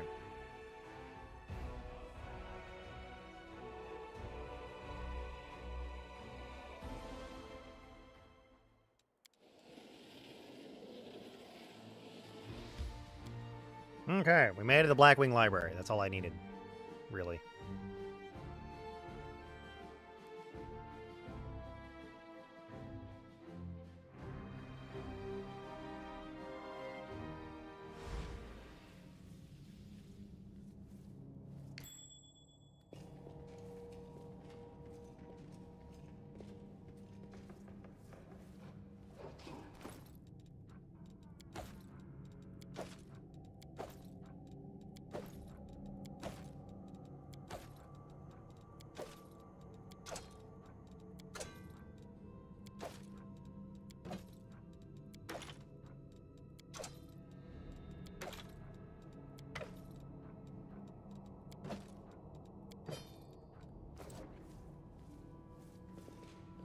There we go. Here on my current play, because I wanted to do a trickster run. Stalking knight with a head of messy black hair stands before you. His armor is splattered with blood. He greets you with a deep, booming voice. Ha! Crusaders! Excellent! I am Captain Chalub Sazomal, and these are my men. I am about to burn these vile backstabbers and heretics here. These pathetic imitators of the traitor Erilu, who tricked their way into the ranks of the Crusaders. The knight nods at a heap of severely beaten people and a strange elf whose appearance seems jarring for some unknown reason. Sazomal bellows threats at his prisoners, who seem to be in a state of deep shock and terror. Do note, there's actually an achievement for getting all of the 6 unlockable paths when you get them. Strange feeling rises up within you. It is pure... Is it pure instinct? You don't know what you're about to do, but you are certain that it is right. What happened to the library? Demons showed up and carried everything off. I wasn't here to see it myself. I was fighting in the square, but these filthy traitors told me everything. My fists made them quite chatty. So what, you torture them? Do you think those methods are worthless for a crusader? Yeah, that's not happening anytime soon for me. You can easily do it. I know how to do it. Under ordinary circumstances, no. But look around. The city is burning. Now is not the time to be for squeamishness. Why do you want to burn them?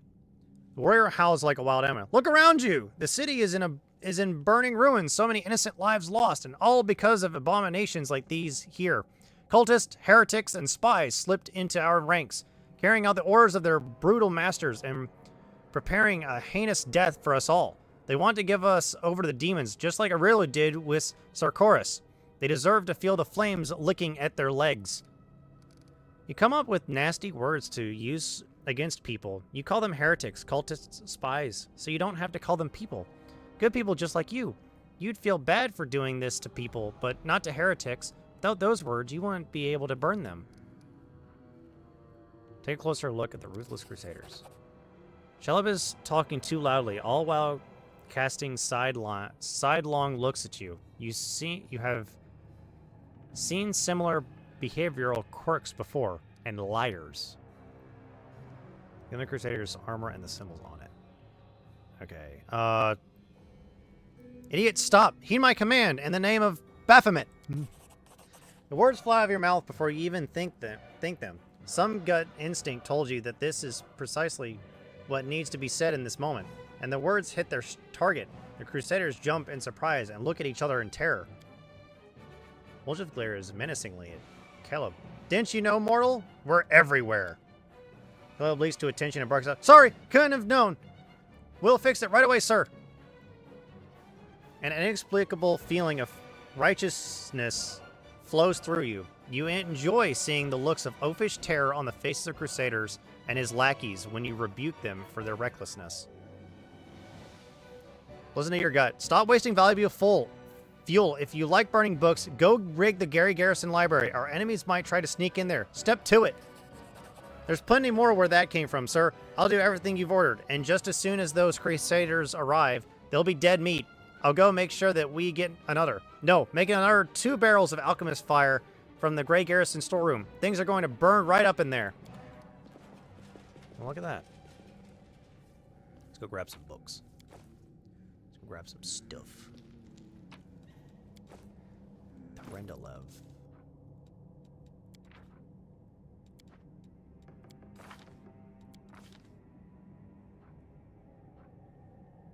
Hey, a morale bonus against dragons. Love it. Oh, I also have all the DLC, so... Yay.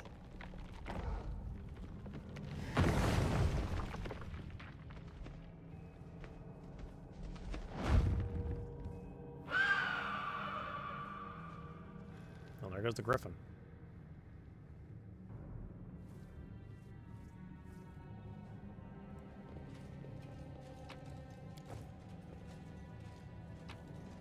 Oh, we got another one.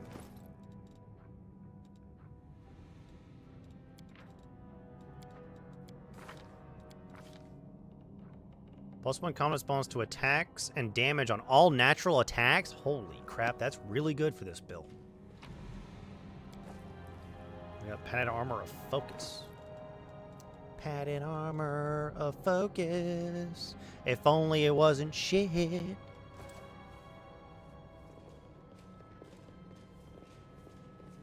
It's useful in concentration checks, but...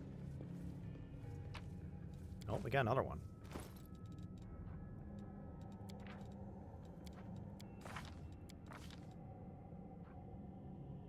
+1 shield bonus to AC against demons. Nice. Sadly, I don't think any of the other characters can actually read these to gain their benefits. I literally think it's only you that gets these benefits. I think only the main character gets benefits from these books, if I remember correctly. I need to F5 this. Because there's actually, Is that a trap? Got it. It might be a trap.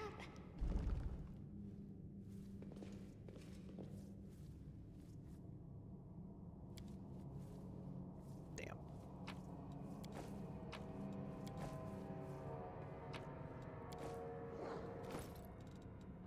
Quarterstaff of coercion.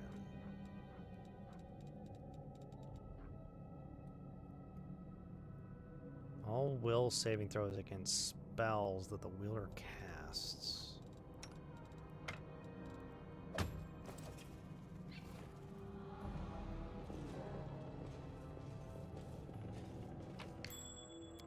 Ooh. Might be trap, might be treasure.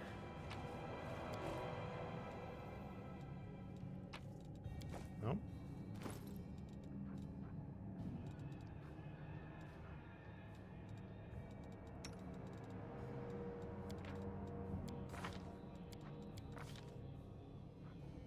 +1 competence bonus on saving throws against swarms.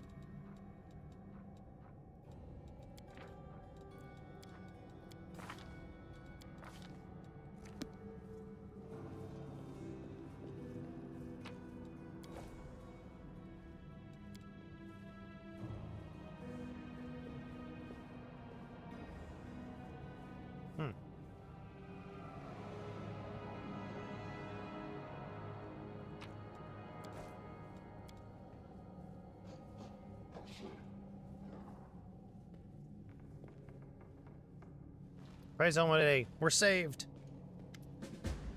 A blind elf stands before you. He looks extremely strange. His face wears its years heavily, which is unusual for members of his race. Thinning gray hair, a ragged beard, sightless, milky eyes, pale, papery skin covered in age spots, a spine curved by the passage of time. This is not how elves typically age. The youth that graces the faces of elves, even on their deathbed, has totally abandoned this decrepit specimen. That is an elf with a beard? I guess the worst can be found even among the best. The old elf holds out his hand in your direction, and the perennial gesture of the blind, greeting you with an unexpectedly strong and calm voice. Hello, I am the storyteller, and I wish to thank my rescuers. That is you, if I am not mistaken.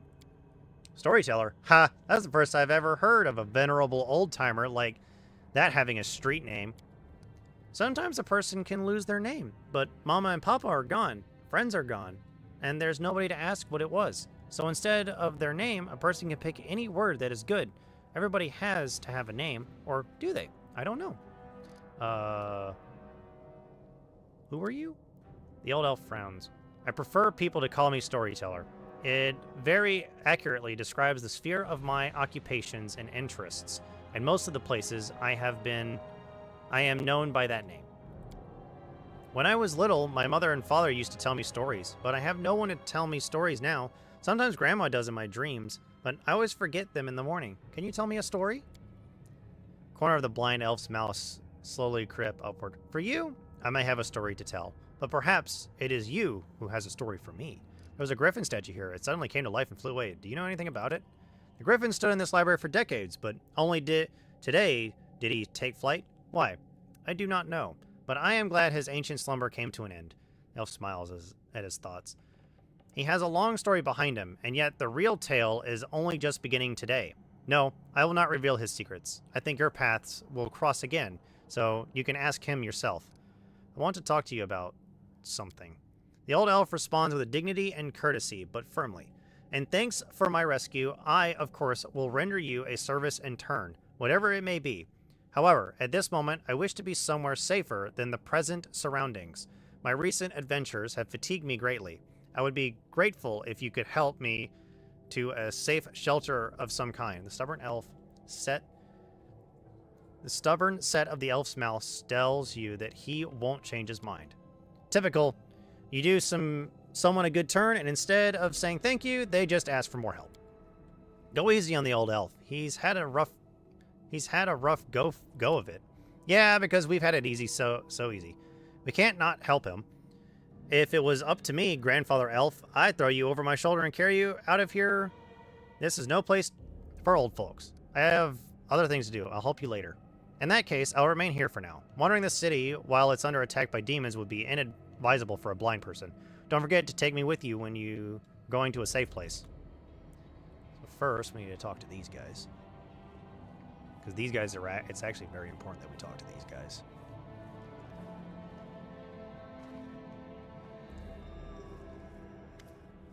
The young man with the aristocratic features wipes the sweat from his brow and gives you a courteous bow. Let me introduce myself. Brother Acclaim, at your service. Thank you for helping us. We thought we were doomed to perish. There is death everywhere here. Sometimes I think we are all doomed, but then death has passed us by, and we are all still alive. Lan looks at Ember with sorrow in his eyes. But you're an elf. You should live hundreds of years and never even worry about dying. Little elf girls shouldn't even know such words.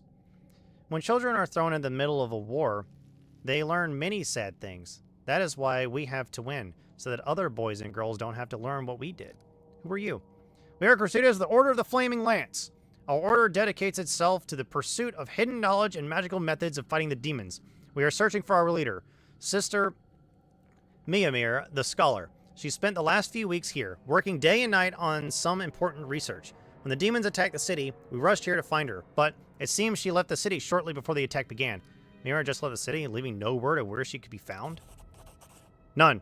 She left in a hurry, without leaving any notes or orders. Why? I have no idea. The only thing that may serve a clue is this book, the one she was studying. The knights hold out the leather-bound tome to you.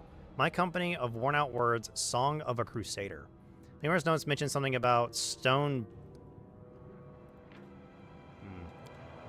Numerous notes mention something about a stone book belonging to the druids of Old Sarkoris. What does that mean? Stone books? The druids of Old Sarkoris used sacred trees as books. They carved their secrets knowledge on the bark. When the demons came, the druids restored to a dark ritual that turned the trees to stone and the druid themselves into undead, doomed to guard their stone library grove forever. But what happened far from here in the Stone Wilds is it possible that where Mayamare went, or maybe she found one of these trees somewhere nearby. I don't know. Someone's statue in the library suddenly turned into a living griffin. What happened? Statue was carved in Old Sarkoris long before the demonic invasion. Everyone marveled at the beauty of its fine stonework. Each feather was particularly lifelike. They would say the griffin looks like it was about to spread its wings and take flight, but no one thought it would actually happen, of course. Believe me, I am just as surprised as you are. Having said that, I do have an inkling of an idea. The knight rubs his chin thoughtfully. There was a legend in Sarkoris that mentioned an ancient chieftain who could turn into a beast and who vanished countless enemies. But one day, he just vanished. Claimed he was sleeping somewhere, but would wake up one day to save Sarkoris from a terrible fate. Everybody thought it was just a tall tale. Obviously, no shape-shifting chieftain showed up to stop the demonic horde. Perhaps the statue was that very same person slumbering in stone, waking up only now that a demon lord has come real close. I don't take... Oh, he shrugged. Sorry, I actually shrugged. Don't take my word for it. It's just a guess. I hope we get a chance to take a closer look at this griffin. How did you end up in this trap? That traitor met us at the door. He seemed a faithful and passionate crusader, and we didn't suspect a thing until they attacked us from behind and knocked us out. We didn't expect such trickery. Most of our order brethren are dead, and we were desperate to believe that this man, in armor, was a fellow crusader, a comrade. While we were unconscious, they removed our armor and tossed us on the pyre of books. What macabre blasphemy. And always the way, you start to think you might be able to trust a fella, and boom, he goes and stabs you in the back. But if you never trust anyone, then soon you'll become a killer just like Holren. That's hardly better, is it? Pah, don't start on that now. Fine, you convinced me. You can trust people, but only one in every dozen, I'd say. Not for long, even then. Who is this elf with you? Is he a crusader as well? No, he calls himself the storyteller, and he only recently arrived in Canabras. We often saw him in the library. He was interested in the writings about early Sarkoris and the era before that. Seems the traitor caught him in the library and decided to kill him along with the rest of us. Young man's voice drips to a pilot murmur. Have you noticed that the storyteller is a little odd? Not old, odd. I can't read. Even for Canabras, where you can meet the strangest people from the farthest corners of the globe among the Crusaders, have you ever seen such a decrepit elf before? Not just old, but ancient. With a gray beard like that? Elves don't tend to grow beards, I thought. And they don't have wrinkles. An elf with wrinkles and a beard. A detestable absurdity. Hold on there. A beard isn't the worst thing a person can have growing on their face. You should see some of the people back in my village. The worst thing that's growing on your face is your mouth. Please try to open it a little less often. Go to Defender's Heart. Those who are ready to fight back are gathering there. City still fights.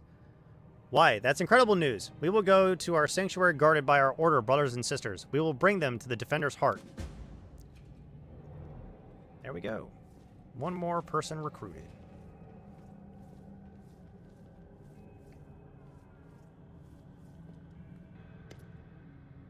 I'm taking you to Defender's Heart. Please accept my sincere thanks once again. And if I may, please don't rush. I will struggle to keep up with your young legs.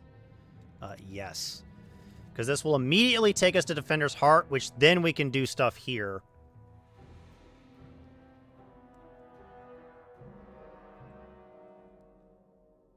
There's just one thing that we need to do. Well, there's a few things that we need to do before we get there. Okay.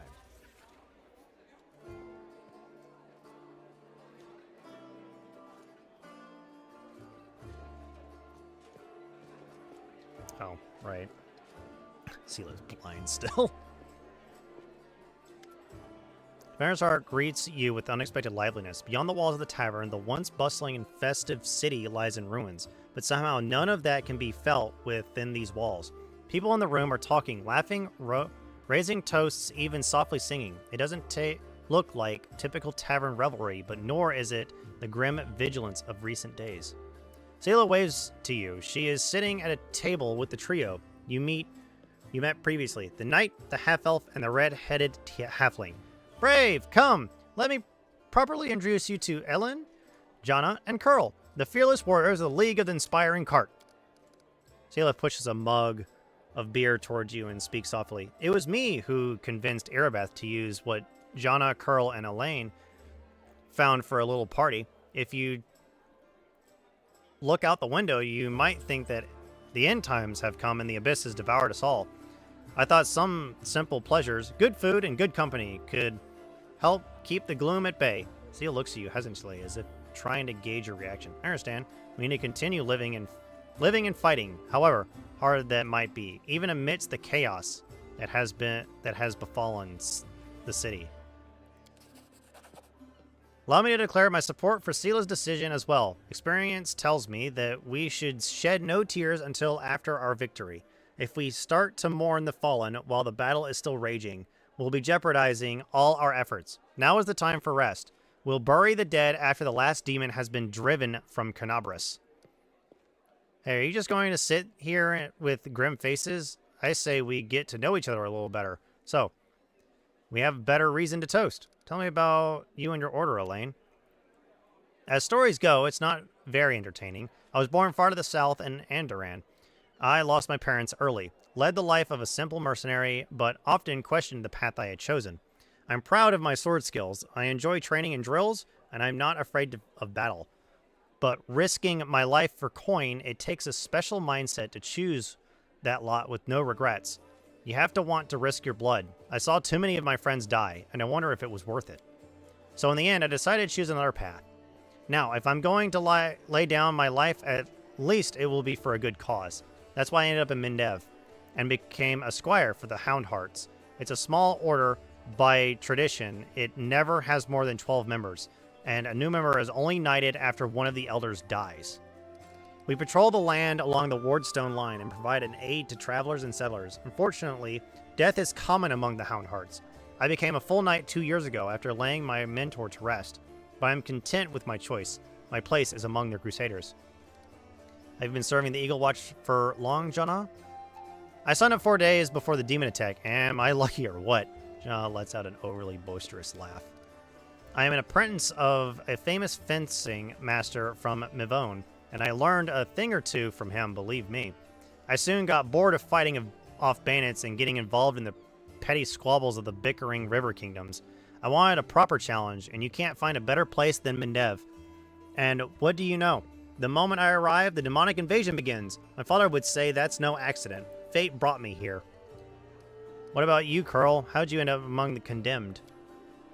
I just did what everyone else was doing. I grew up in the slums where everyone stole a little, or maybe smuggled, or guarded stashes, so... Curl stares into his mug gloomily. But I never killed anybody, and I never did anything really bad. I got caught stealing, and when they made me choose between prison and the condemned, well, of course, I didn't want to go to prison. I'm not that good of a fighter, but as Norgriber is my witness, a thief can also be useful in a war against demons. I've always been a good scout. I can sneak under the noses of any monster, but I don't know where my friends are now. We got separated from the demon rampage through the city. Chin up, friend. Whoever you were in the past, you're our friend now, and a crusader. Your skills will be useful to us. You'll see. Give me one moment.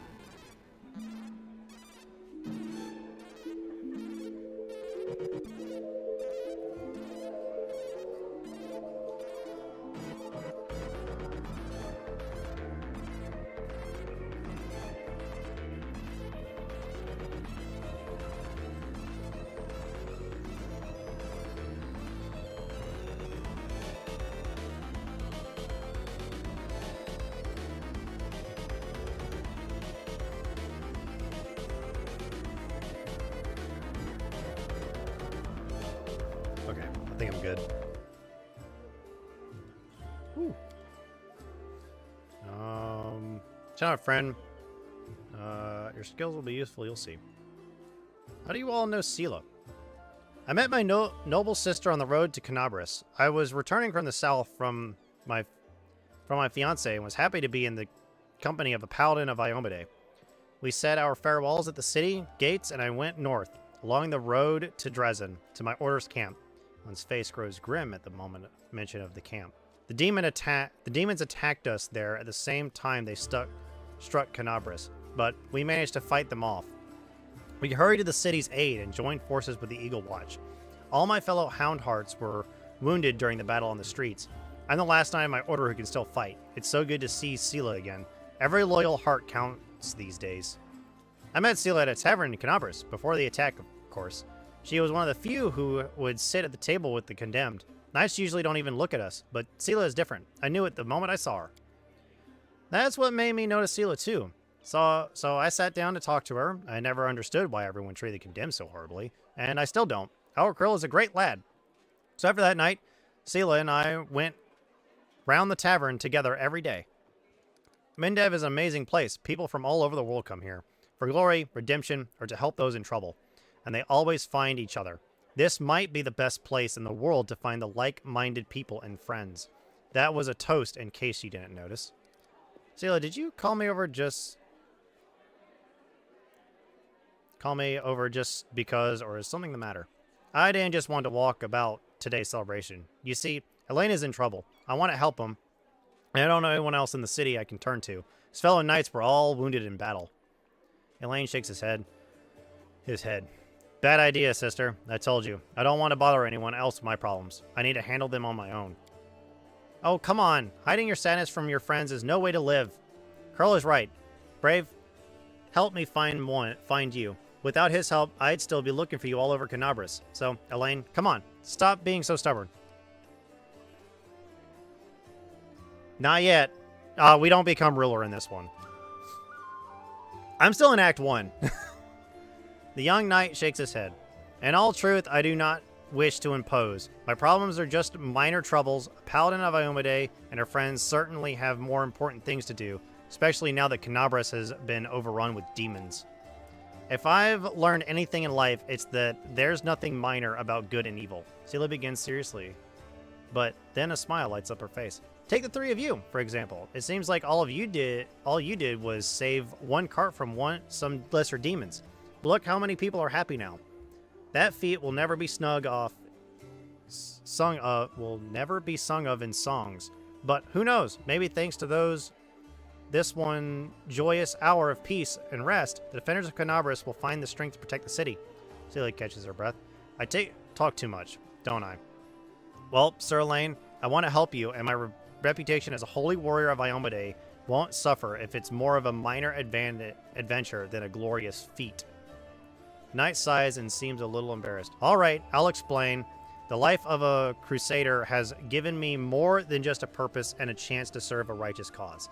When I abandoned the life of a mercenary and came to Mendev, I gained something else I never expected.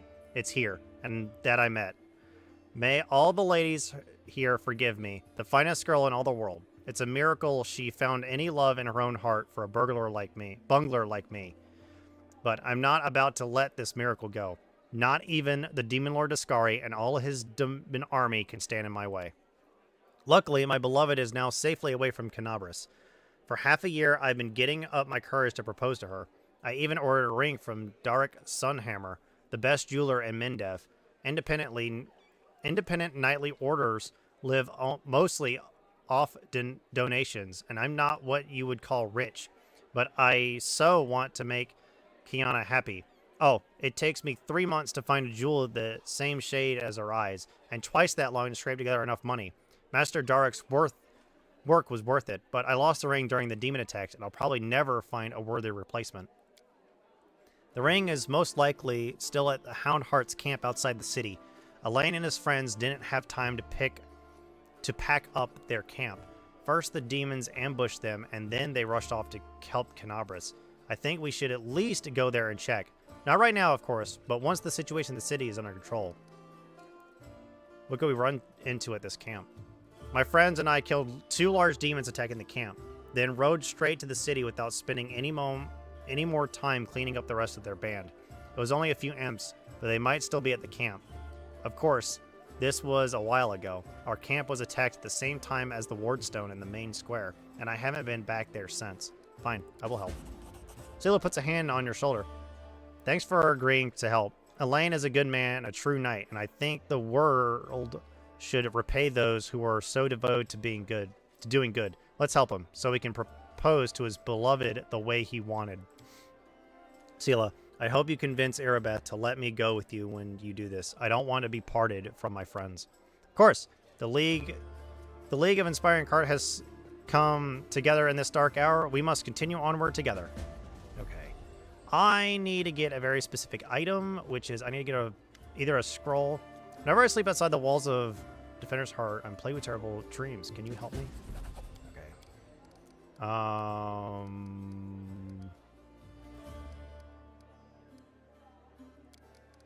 Okay, hang on. Oops.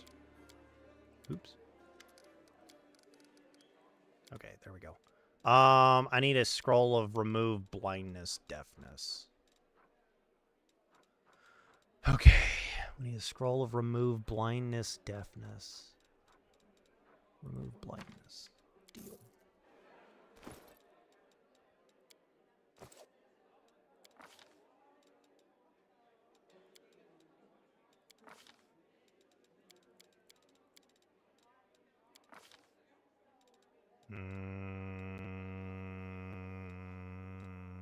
Invisibility and glitter dust.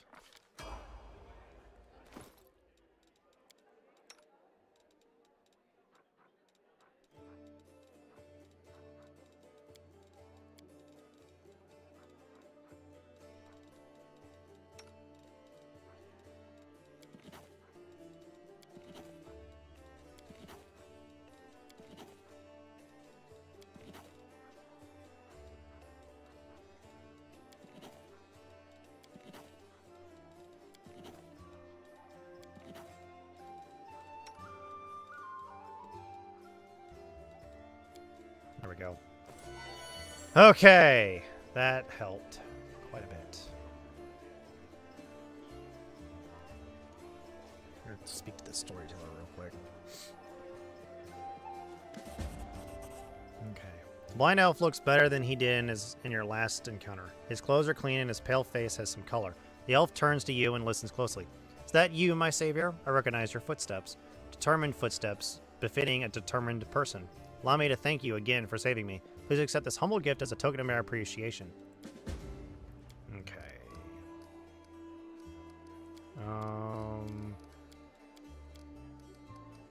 I gotta go through a lot of... Okay, there we go. Since purple knife.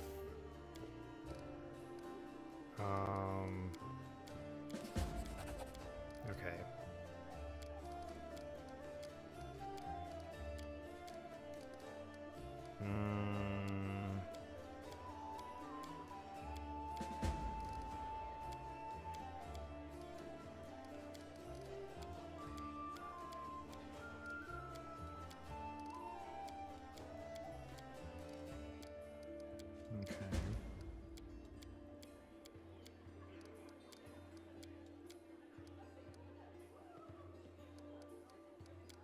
Okay. I'm getting the quests right now. There's a lot that I have to do. Okay. I think that's everything there. Let's talk to Woljif real quick. Well, actually.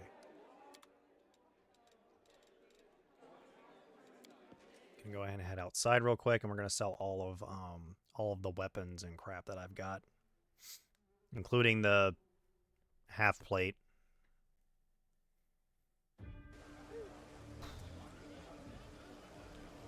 Getting to Act 2 is always the hard part.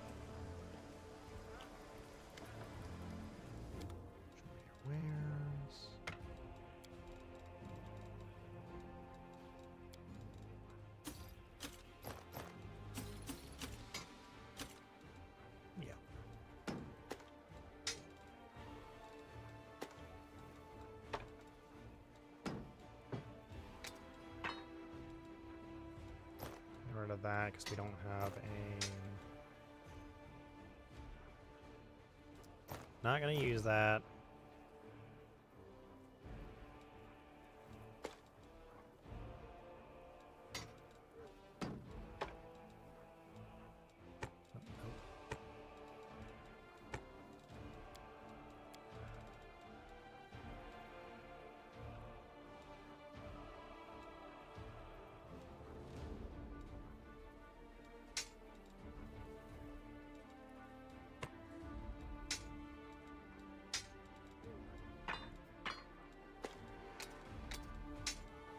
Oh, that's Radiance. No! Don't sell Radiance by accident.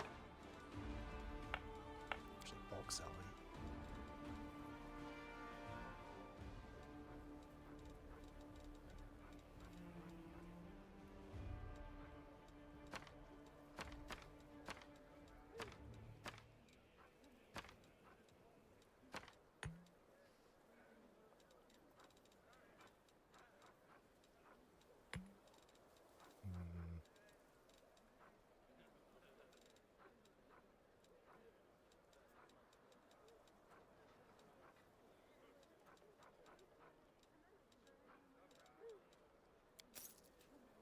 Okay.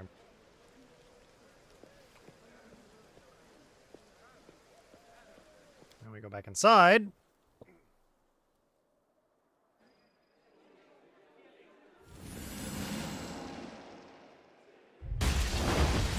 Hey, buddy.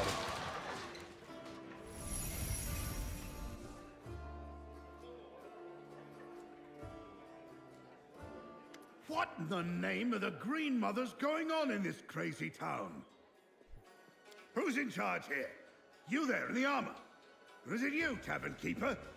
Or maybe it's you, old-timer? Oh, you, I remember. You were in that ravaged fortress with all the books. You can explain all this to me. Well? Look back at him, say nothing. You're good. All right. First things first. If by some chance you don't already know, they call me Ulbrich. Ulbrich Olesk. Chief of the Olesk clan. The one that gave Barzog's orcs a drubbing. Well, never heard of them either. I'll be damned. Is this an illusion or something? One minute I'm laying myself down for a nap in a glade one summer's day, and the next I'm waking up among ruins and flames and monsters running riot. And no one knows me. But you see, my name's famous across Sarkoris. Where in the blazes am I? What's going on here?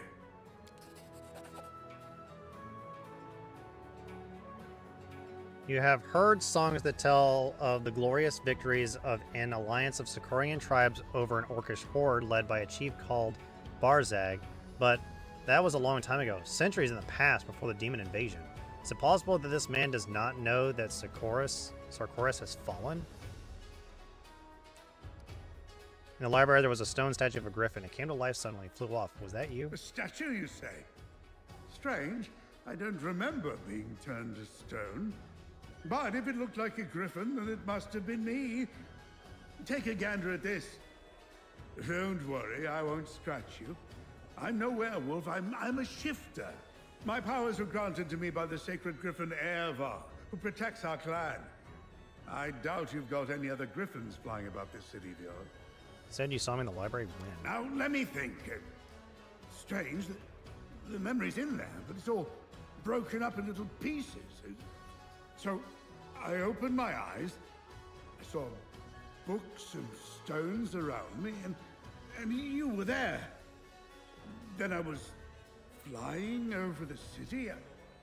I had wings. Why and then I was in this here tavern, and then I saw you again. Can I come through the door? The door would have been smarter, right enough. I was asleep too long, that must be it. My head's all muddled.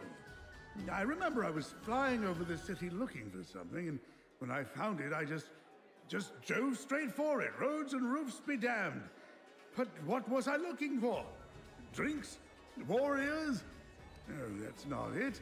Or maybe you. Was I looking for you? Hang on. Oh, why is it that this breaks every single time someone wants to use it? It should work. Oh. Is this what it is?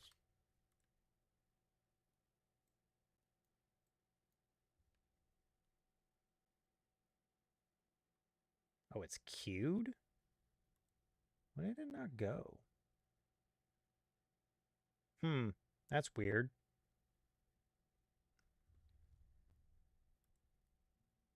Oh. Might help if I actually logged into Twitch.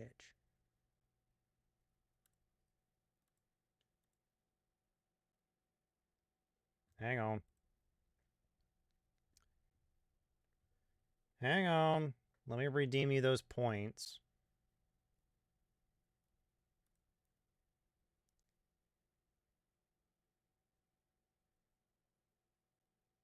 Reject. Complete the rest. Okay, try it again. No, it seems that stuff just breaks on me all the time, and I just don't notice it until it's too late. Let's see. There we go. It's working again. You're saying you fell asleep in Sakuras and woke up here? That's what I'm saying to you. I was plucked like a fish from a pond and carried off to God's nowhere. All right, that's enough questions from you. Now answer some of mine. Where am I, and what's going on here? The city is called Canarus. I don't know how long you were asleep, but Sarkoris hasn't existed for 100 years. Oh, I can't take it anymore. Oh, you got me there. You're telling me I fell asleep for 100 years, Sarkoris was swallowed by demons, and Canarus, that little fishing village, is now a fortress city? Oh, go on, pull the other one. Fine. If you don't want to tell me what's going on, don't. We're in a tavern, not in the middle of nowhere. There's plenty of folks around. I'm sure one of these people will tell me what's happening here. There's one thing I do know without asking. You've got a tough fight on your hands. I'm not one to wait on an invitation to a brawl, so if you're making ready to break some demon horns, I'm going with you. But in the meantime, I'm gonna have a taste of whatever ale they brew here.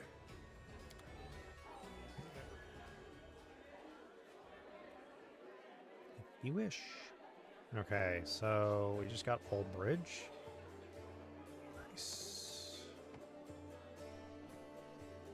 Maybe one moment. I'm gonna go ahead and just start talking to people and just...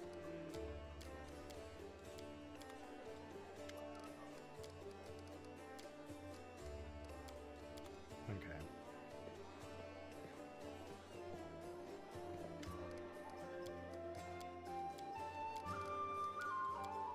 Because sometimes we're gonna get, choices here.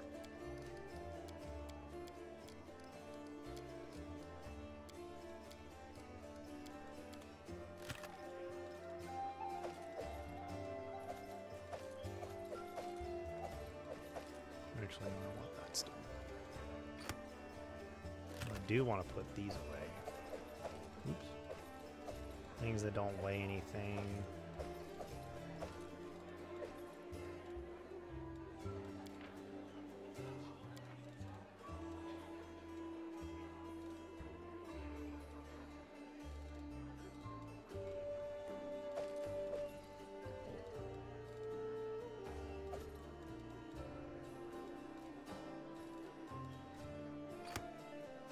Okay.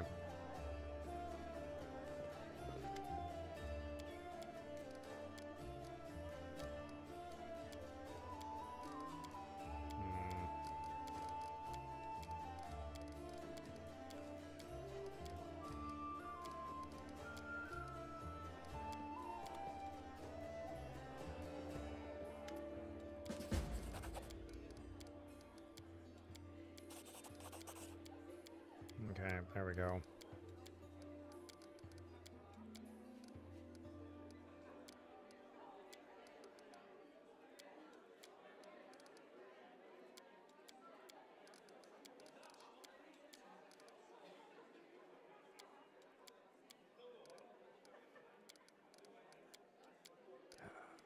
Oh my god. I just wanted to get through this so I could get the quest that's required for this one.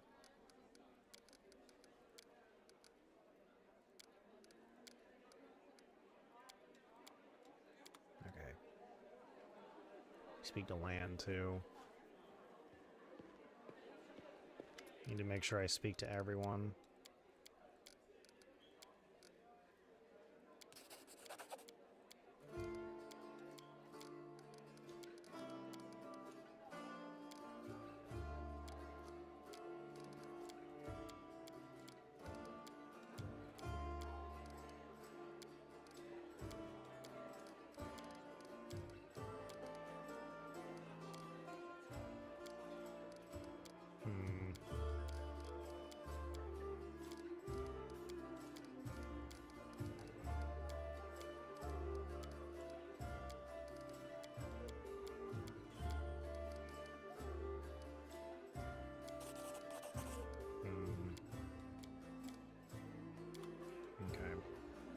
Next is Sela.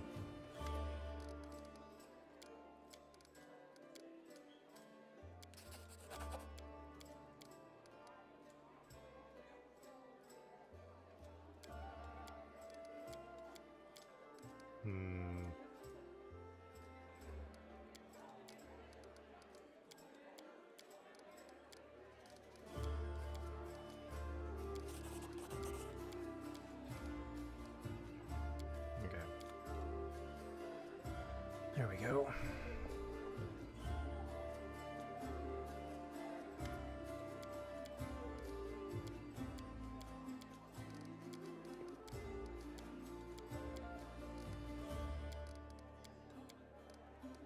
Okay, come on.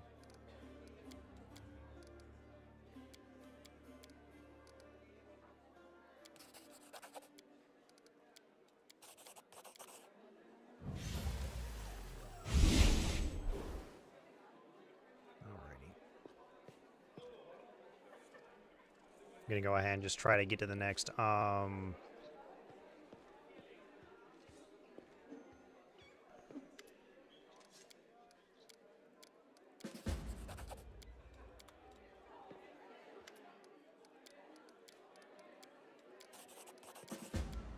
Okay.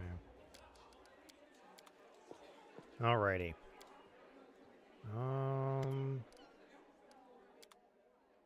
Actually.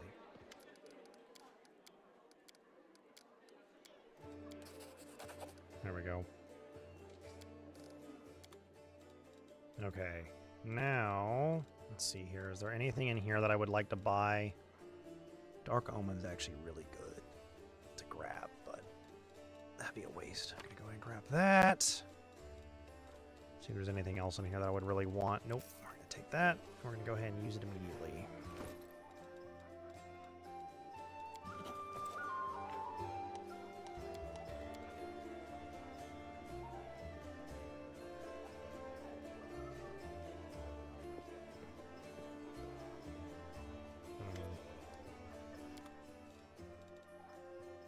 Powerful blood magic.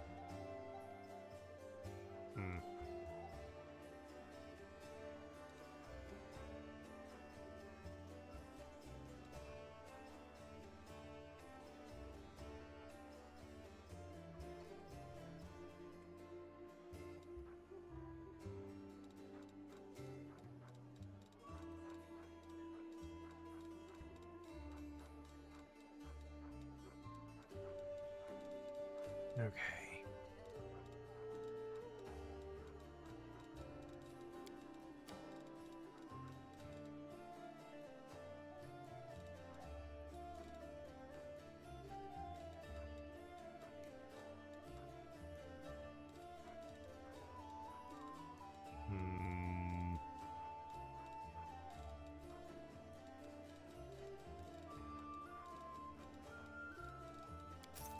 Okay. We want to get the level 1 stuff now.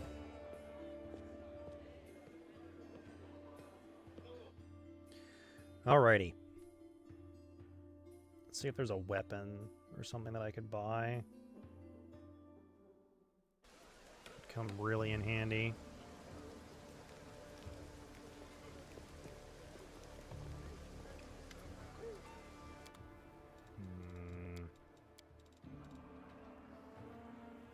That dagger would actually be really nice to grab.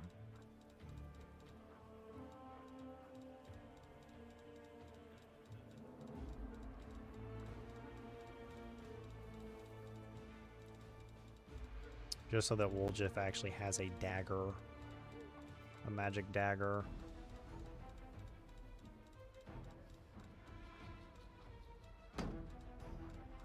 +1 heavy shield. One of those.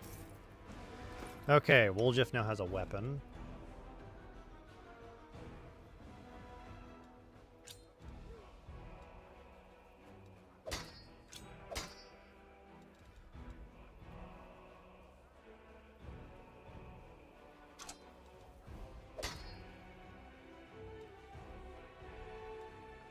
Okay.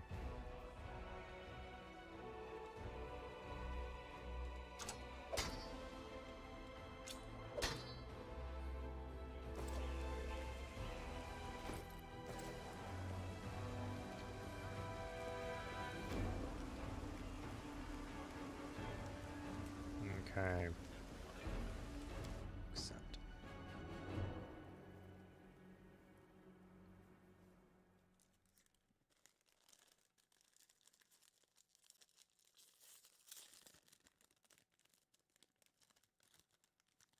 I want to try to get through Act 1.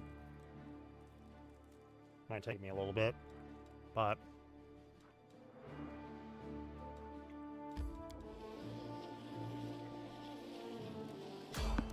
Party to,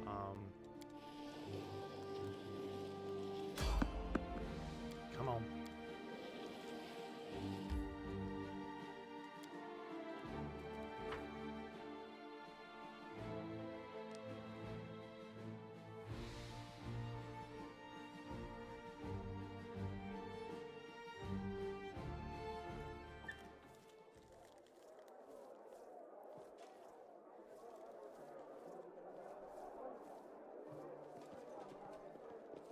Oh, right.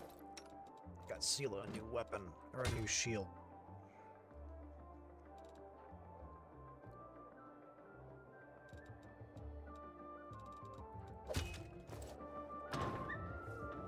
Move out!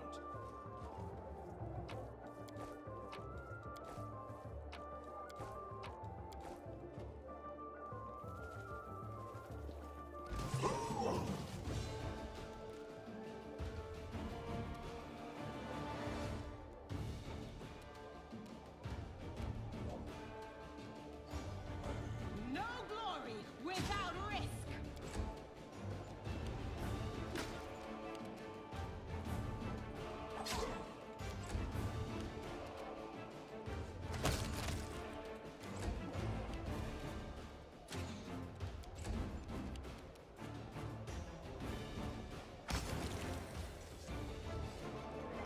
Okay.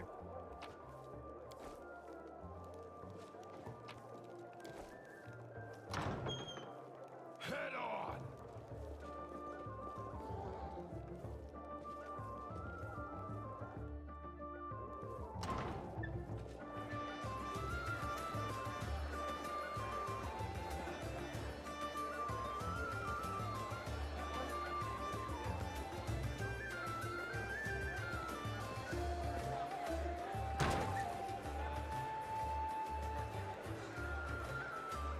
Uh-oh.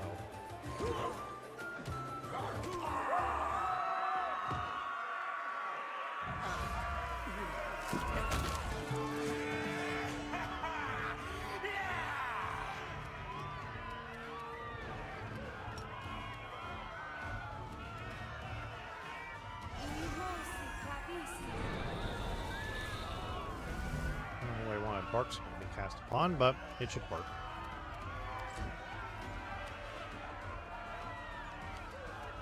The inheritor, guide my blade.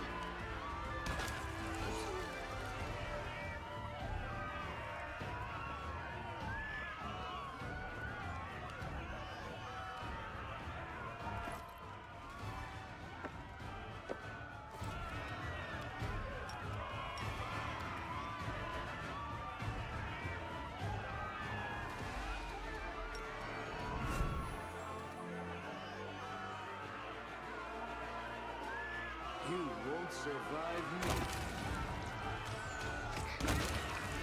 Oh, damn.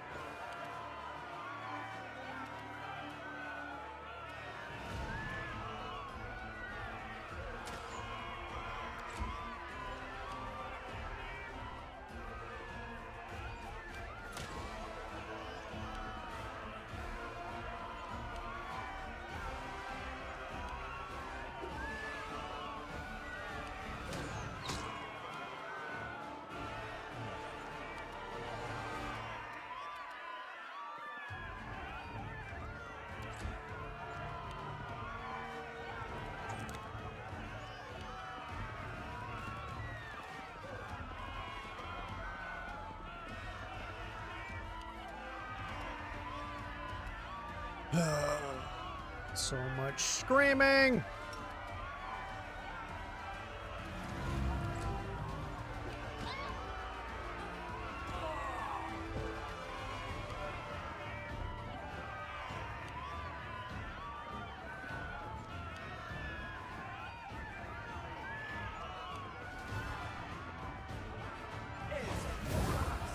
God damn it.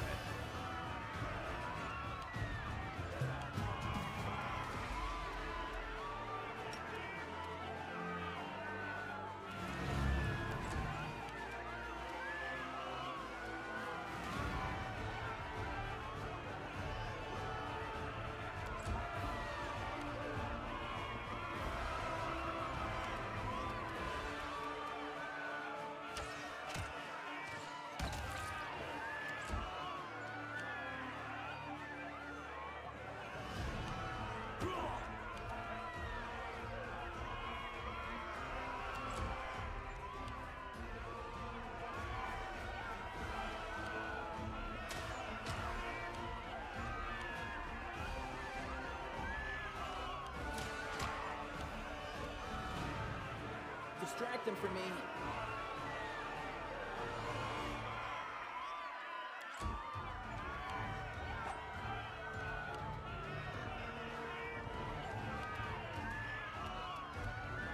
Surrender or else!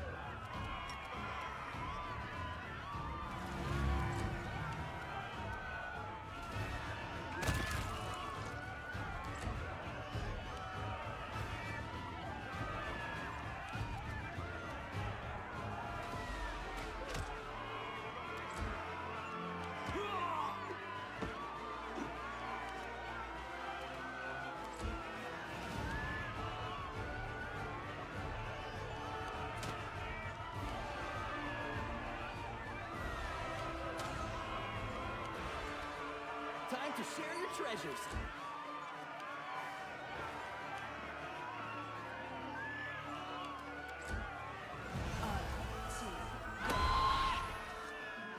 Oh, thank God. The light, take you.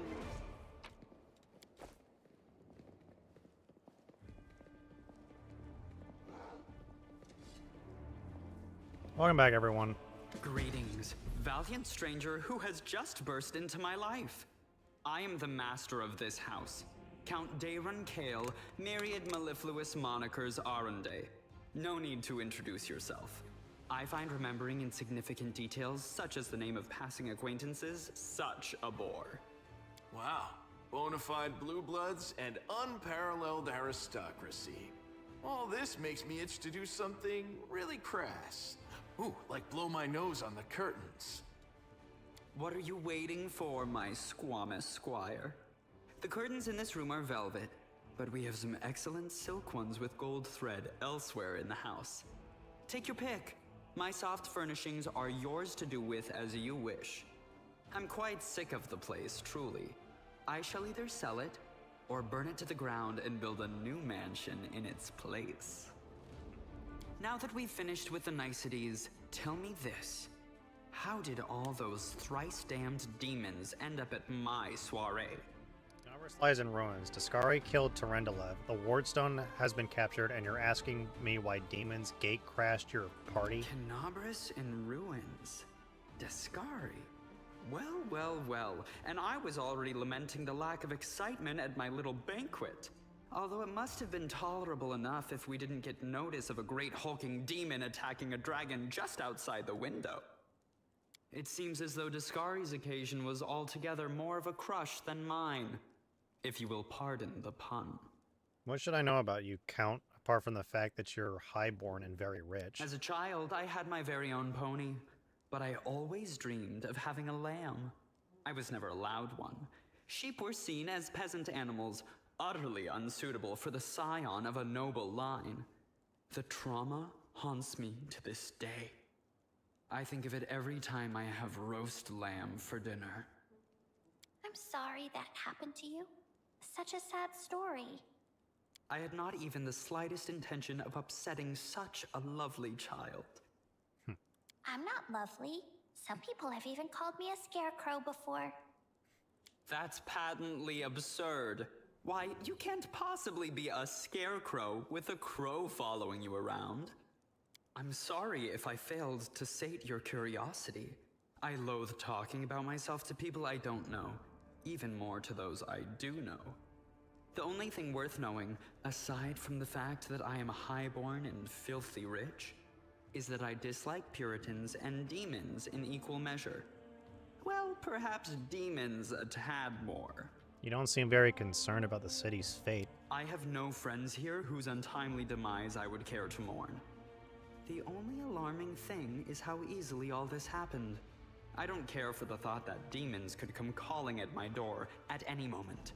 And just think, everyone had so much faith in the Wardstones gifted by Iomede's herald, and in the might of our tamed dragon, as if there had been no Dresden or a dozen other routes where the demons overcame every defense.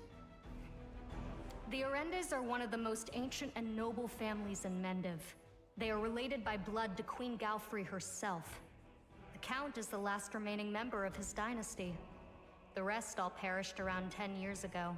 In the tragedy at the family seat, Heaven's Edge, the demons got past the defenses and massacred everyone inside. I thank you for providing your friend with that helpful summary, my lady. I believe I've seen you before, with that hilarious buffoon Horgus Gwyrm. I sincerely hope you are not engaged in any kind of sordid arrangement with him.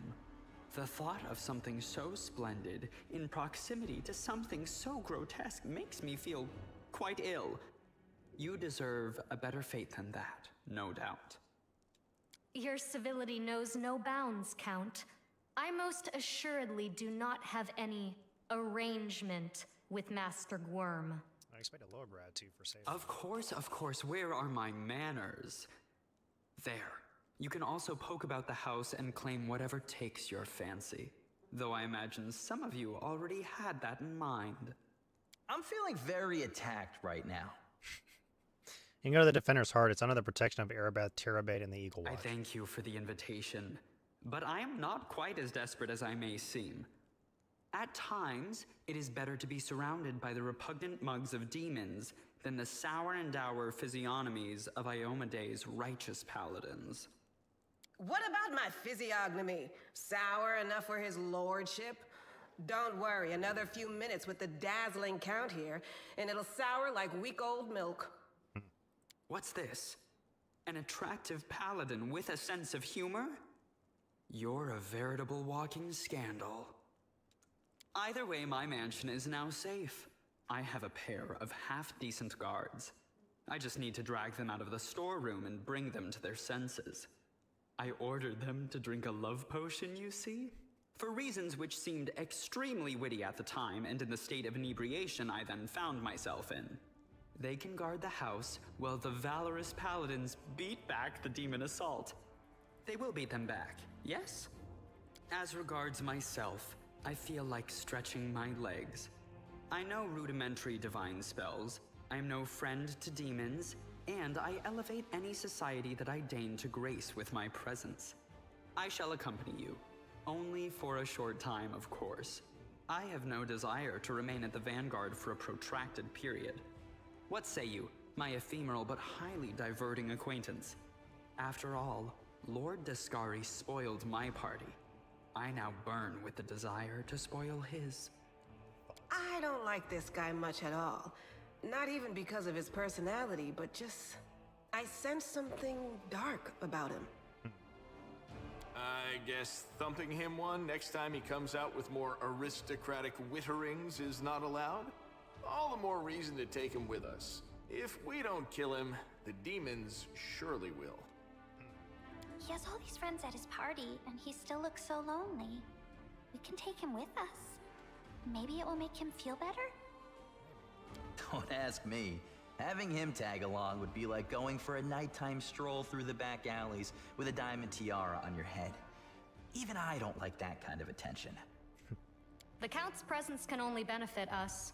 I think we should say yes. He doesn't look like a whiner, and he can hold his own, so he won't be dead weight. Deal. Capital. Good acquaintances that begin and end at just the right moment often leave the most pleasant memories. Wouldn't you say? Okay.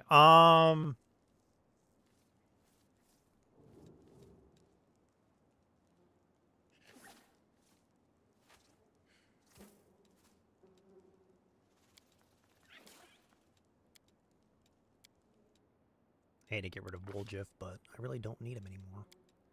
Con.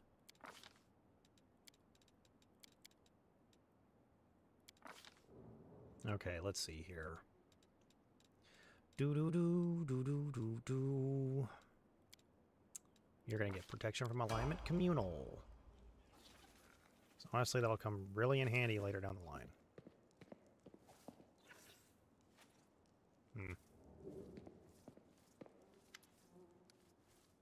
Thank you, stranger. The young woman does not look the least bit scared. Her cheeks are flushed and her blue eyes are glittering. You're saving us from the demons and for your timely entrance. I swear, I don't know who has enraged me more today, the demons or the oh-so-fallible master of this house. My friend is Ilkaz. He asked me to find you and protect you. Ilkaz is alive, and he's... Oh, the young woman clasped her hands together. Ilkaz is alive, and he's made a brilliant new friend. It's a shame it had to happen now. The city is under siege by the demons. Those pig-headed inquisitors are pursuing us instead of doing something useful. Can you get somewhere safe on your own? Looks like the inquisitors aren't busting down the door just yet, and they're not hiding under the bed, so I think I'm safe for now. I'll be fine on my own. I'll go to our temple, to Ilks. The inquisitor must have searched there by now. Why did you decide to break into the wardstone and cast magic on it? You put your lives at risk. Your information could have been traps set by demons. Okay. I'm at the point where I just need to skip this, because it's just a bunch of different information at this point. There it is. That's what I was looking for. I have to go. Okay. Alrighty. Mobility DC of 18. We're going to F5 this.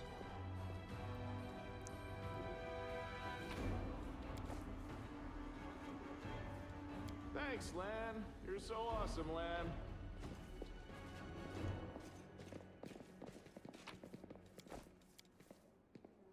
I shine in all endeavors, even failed ones.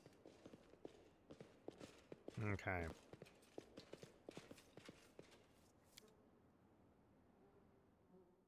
Need to do this quickly. Just hoping I don't get into trouble when I go on to the next location that I'm going to go, which is the market square. And we have one more quest to do before, hopefully, the Defender's Heart gets attacked.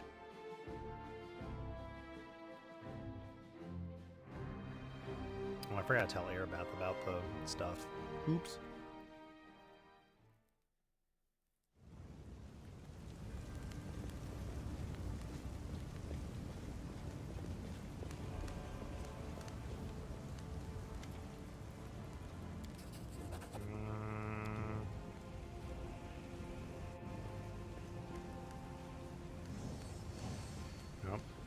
There's Holren. Love it.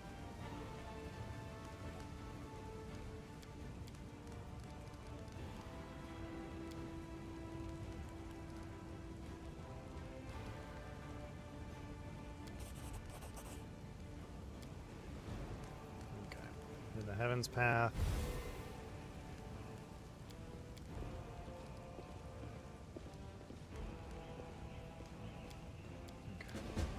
Alrighty. Okay, we got one more location to go, which is all the way the hell up here. Luckily, there shouldn't be any enemies because we've cleared out the area. Honestly, I just want to go ahead and get to the frickin' Grey Garrison at this point. But I've got one more quest. I've got a few more locations to go to.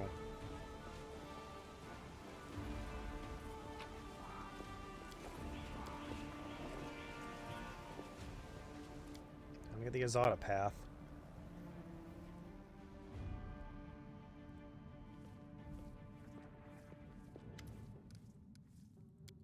Okay. Day 18, Hunt the Rodus, year 4715. When the music stops, Brave finds himself in a place that looks nothing like the ruins of Canabras. It all happens in the space of a blink. He closes his eyes on one world and reopens them on another one entirely. A delicate twilight envelops the new world with streaks of moonlight breaking through the gloom. Brave is standing in a shallow stream of murmuring water deep in a forest. There is no one else around. Garlands of unfamiliar climbing plants twine around the trunks of gigantic trees, and dangling from their branches are vines woven into what look remarkably like swings. A carpet of fragrant grasses spreads out at the tree's roots, with islands of phosphorescent moss and lichen dotted here and there. Small, smooth stones with a strange mirrored surface are scattered across the stream bed in which Brave is standing. The stones catch the light shining down from the heavens, making them gleam silver and making the ordinary little brook look like a stream of darkness, carrying of sprinkling of stars through the night. Brave is sure that he has never been to this place before, and yet it all feels so familiar. It is the manifestation, not the dreams or fantasies, but of the special way of looking at the world that only children possess.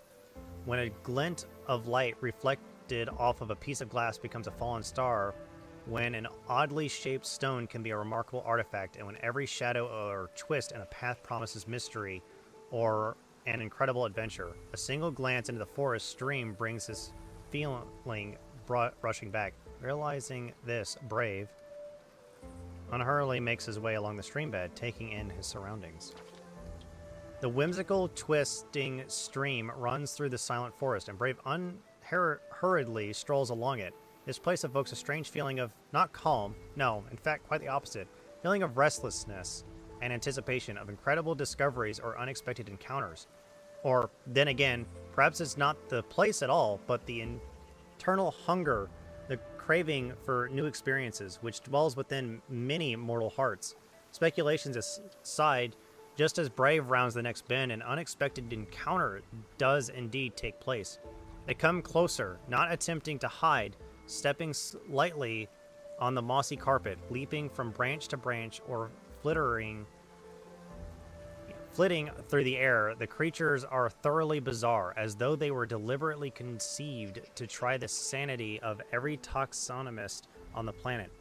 One has the fluttering wings of a butterfly on its back, another has the tail of a dozen different animals, while a third boasts tresses of streaming water hooves instead of feet, and springy clover growing all over its skin.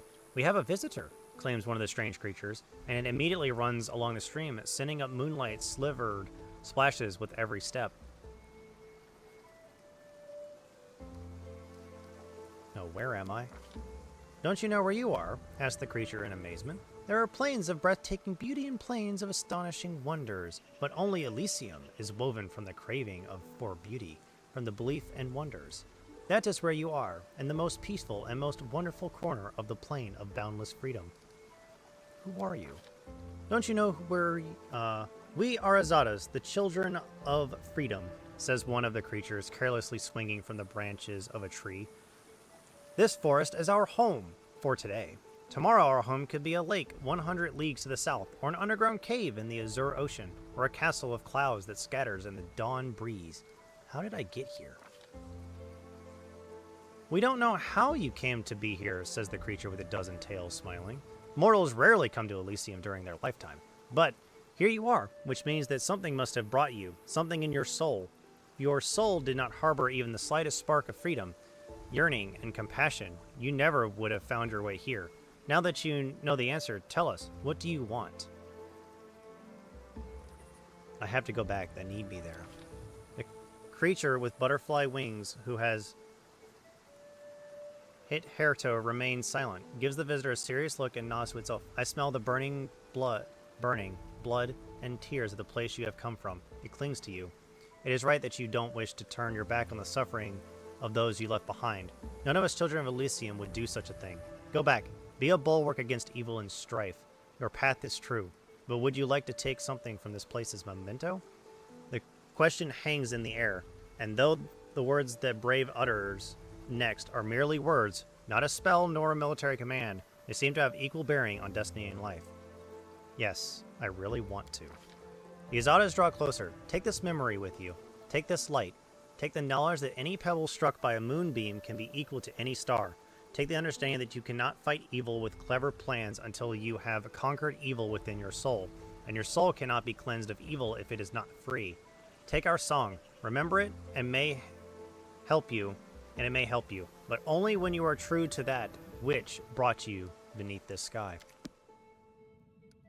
And a vision of Elysium. Okay. Grab some stuff real quick, because I completely forgot to grab this earlier. Anything else? Okay, let us go ahead and leave. We're now done in the market. We have one more place to go. And then everywhere else, there's one more place I need to go in order to actually get anything done.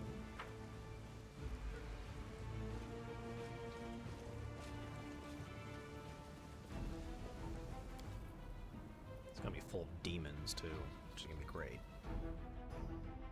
Hopefully I don't get stopped by the random encounter that tells me that the place is about to attack, which would suck if that happens. Place me to go to the Gorham's mansion, which is going to take me an hour. Continue. Enter.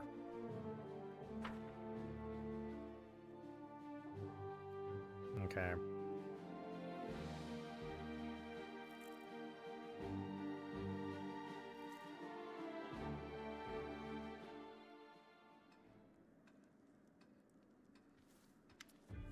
Ah, there you are. At last! You certainly took your time. I thought perhaps you got lost on the way here. I was already regretting not drawing you a map.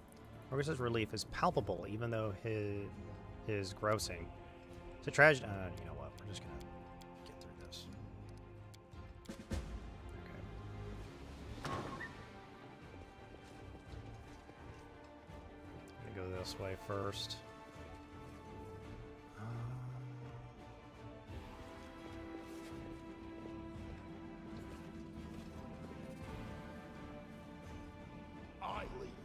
You follow. I hope you appreciate this. I think we're technically a little over-leveled for this spot, but it's never a bad idea. Onwards! We got camions to worry about. Always be ready for the worst.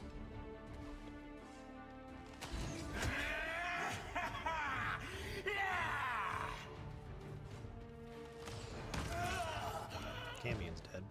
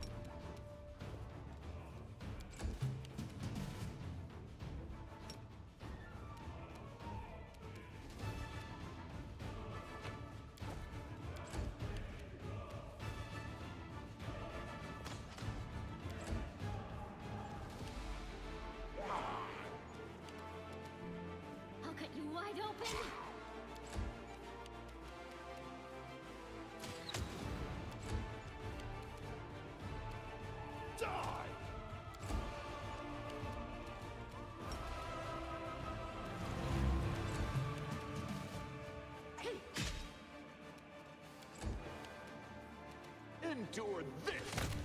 There we go.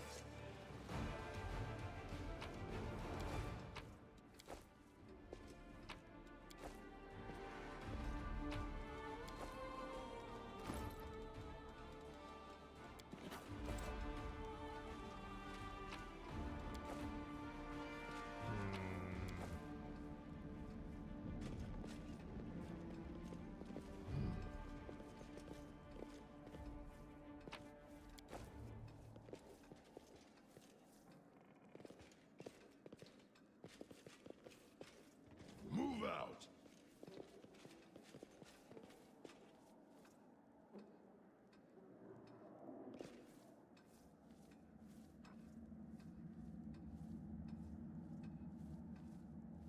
Make every strike count! Do not fear! Do not waver!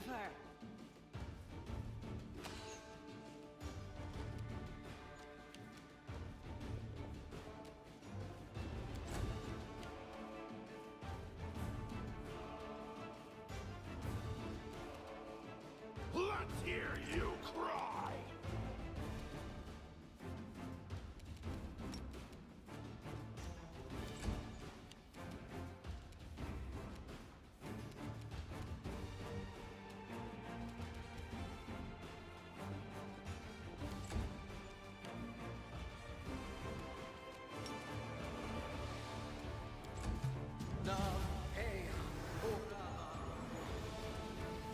You've crossed the wrong mountain.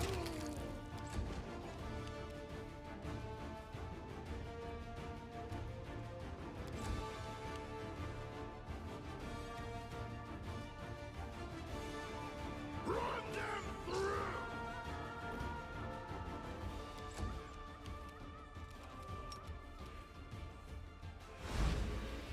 Oh shit. I didn't realize it was a elf conjurer buck.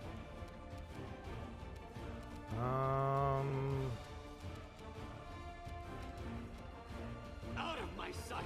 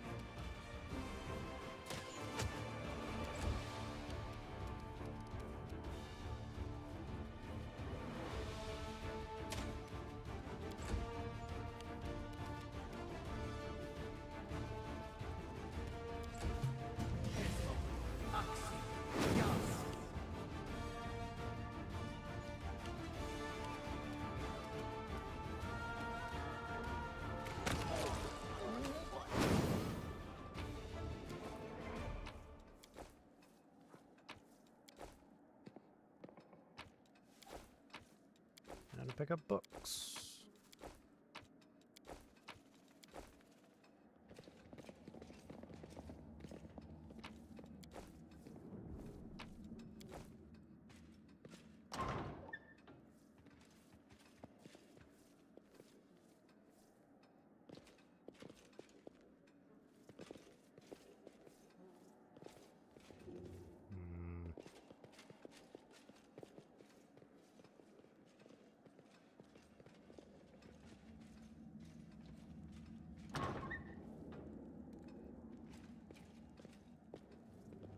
Head on!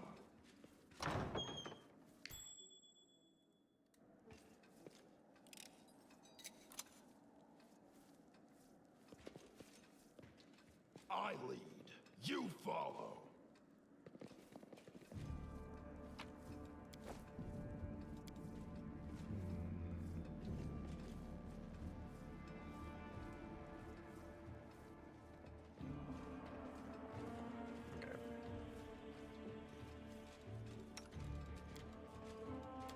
Oh, whoops.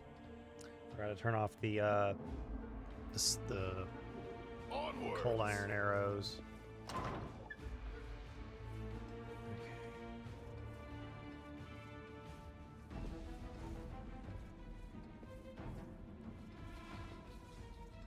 None shall escape!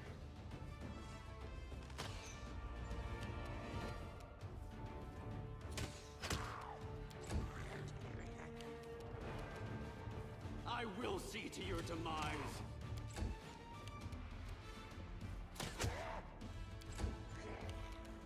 The spirits demand your blood.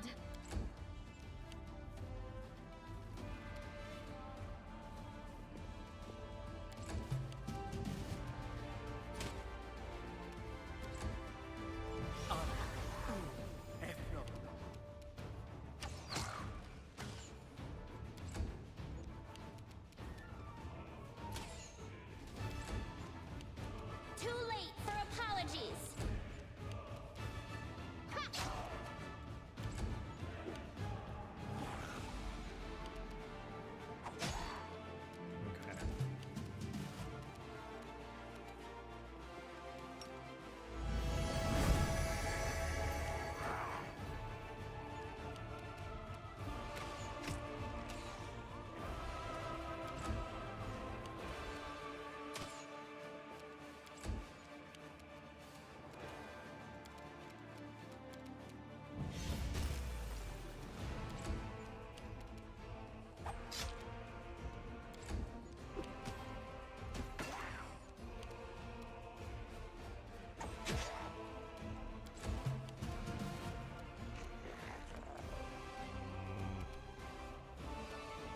Out of my way!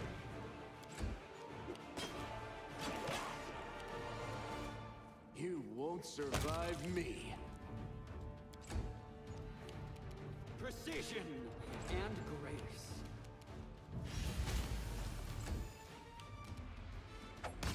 There we go.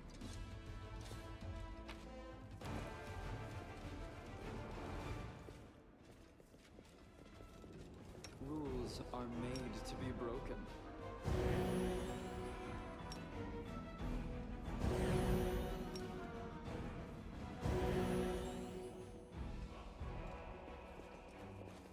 Okay.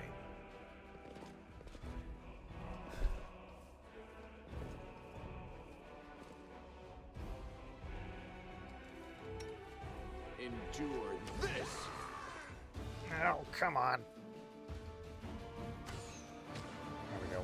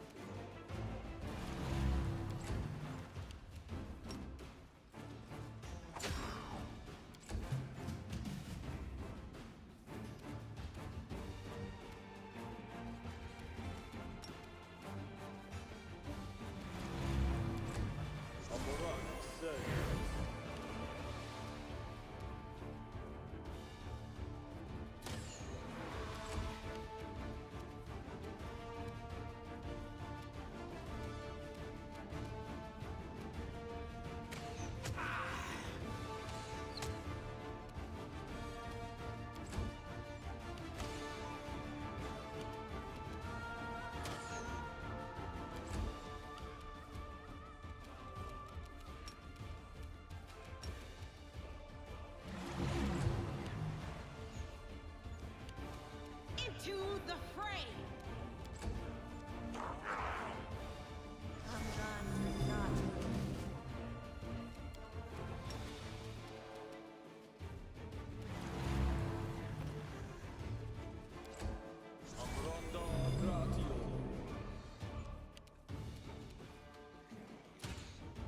Damn it. Make every strike count.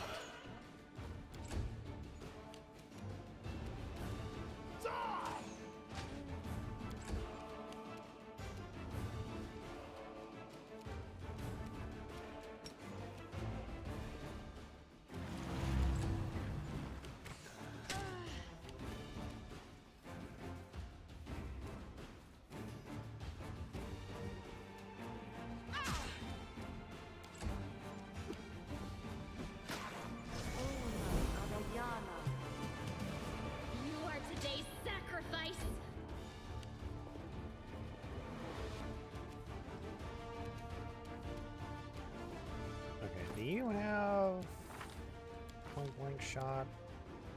No, you don't.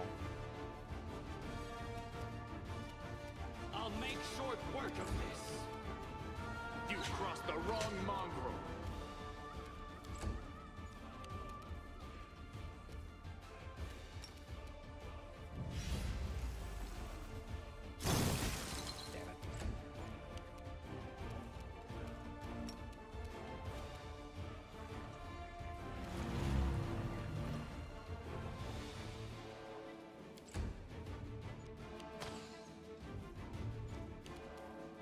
The Inheritor, guide my blade.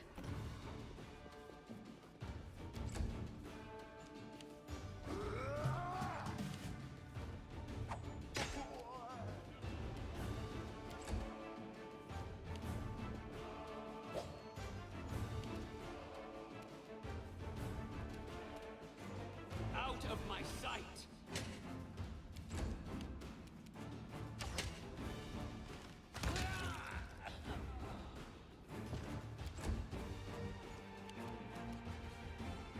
Let's hear you cry.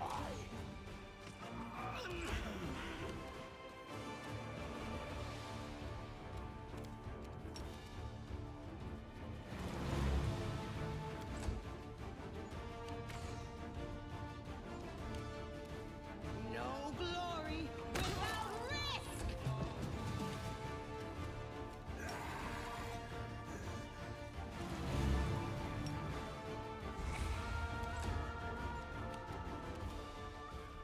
I will see to your demise.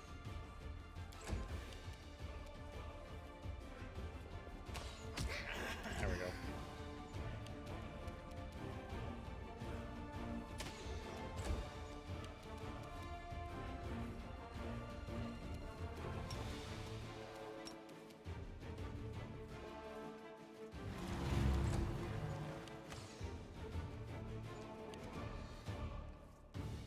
The light take you.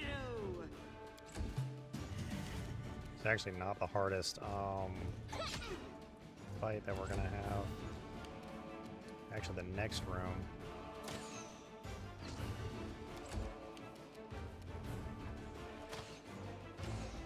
There we go.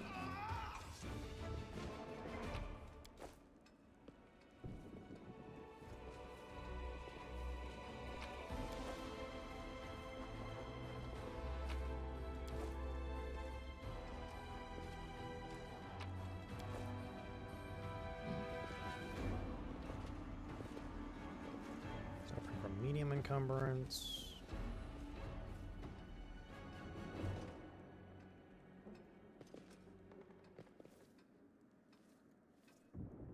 Move out. Damn it.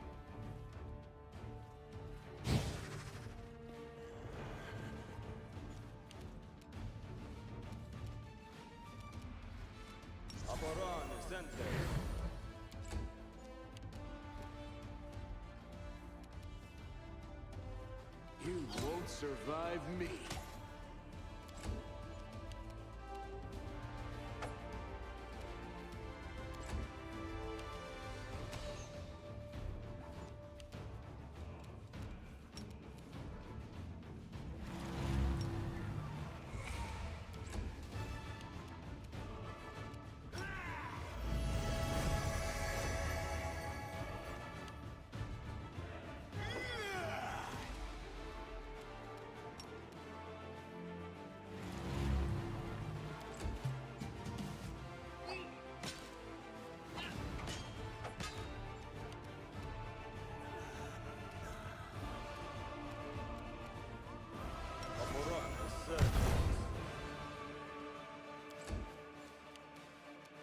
Endure this!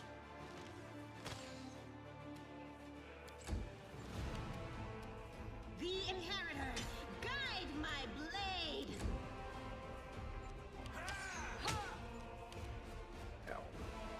Go for their hearts!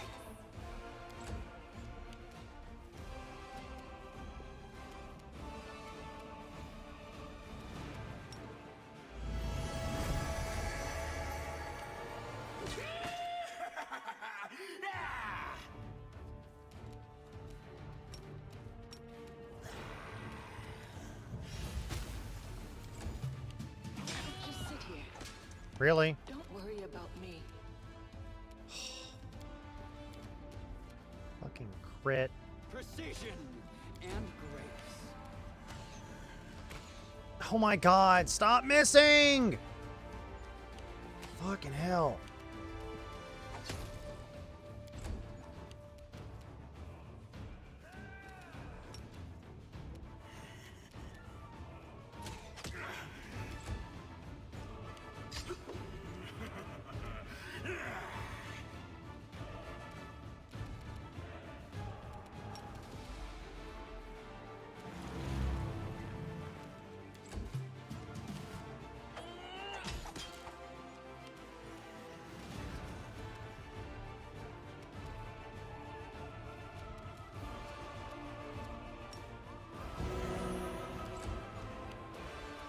Make every strike count.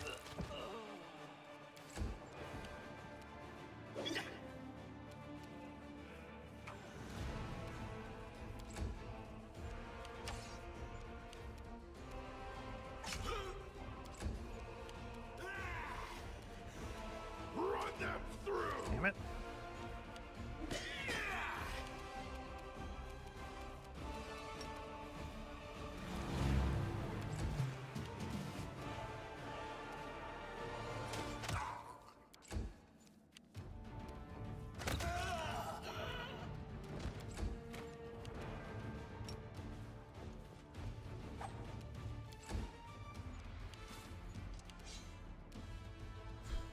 I'll cut you wide open. Out of my way! Come on.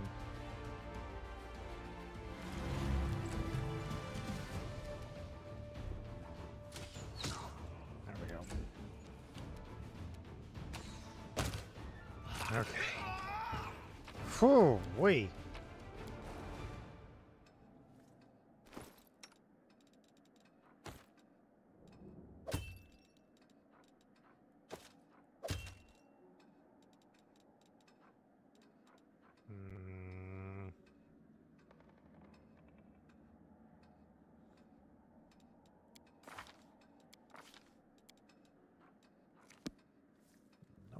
Now what is that?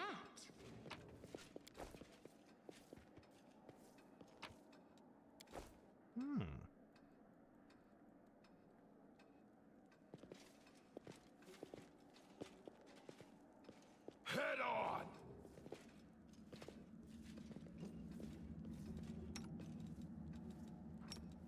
Magritium Turinos. Magritium Turinos. Magritium Turinos.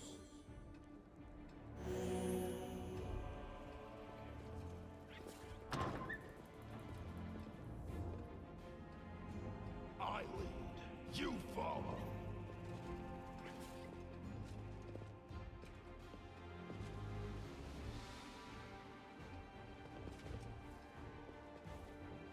Onwards!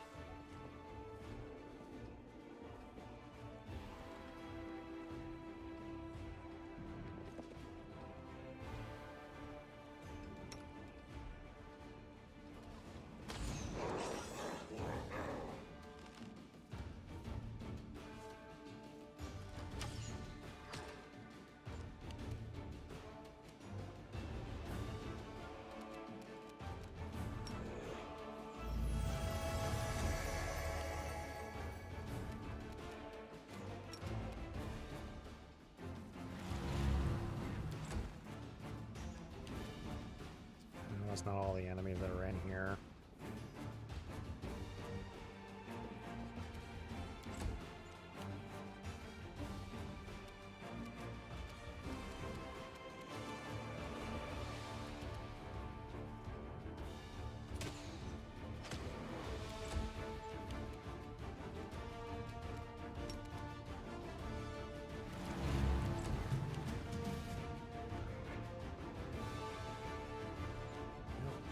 There's a Cambion in here.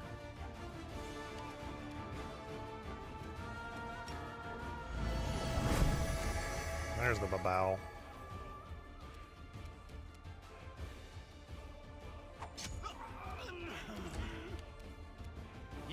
crossed the wrong mongrel.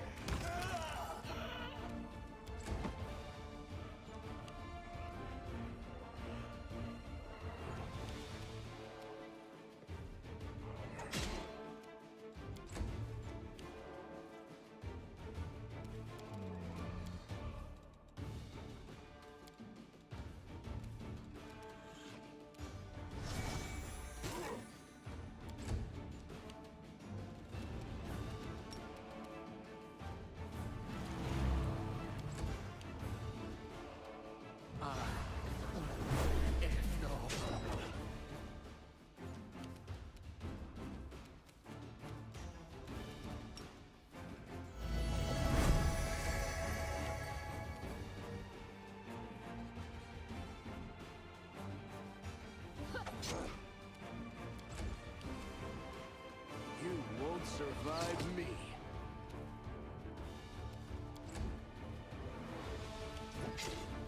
This is not the end.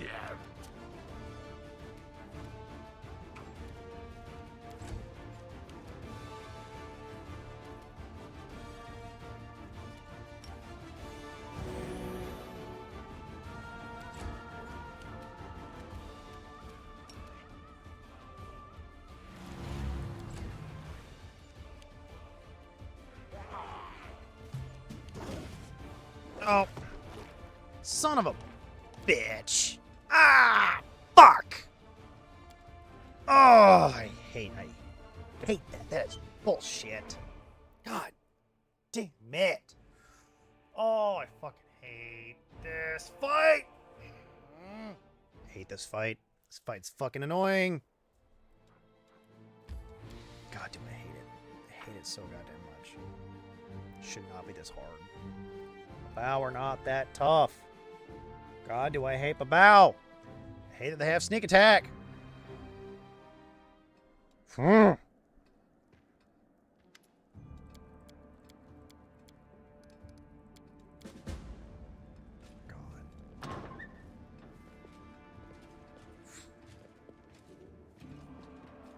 We gotta redo all of fucking this. Great.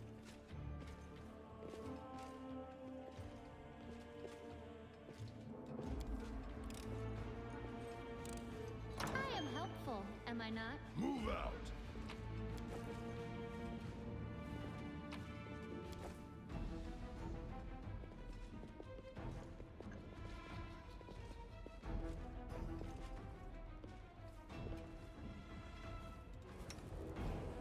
You've crossed the wrong mongrel.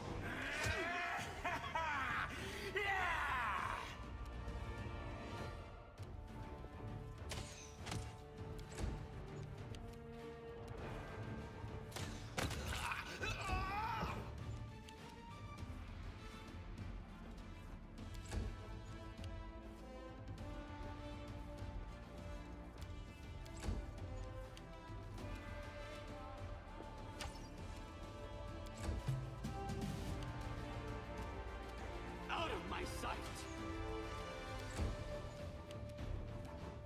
Surrender, or else!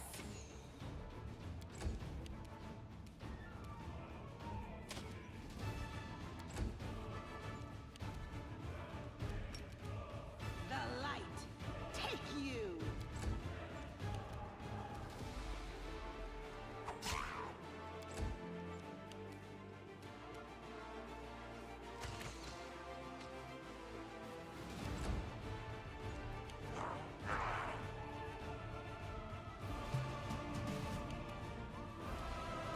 I will see to your demise.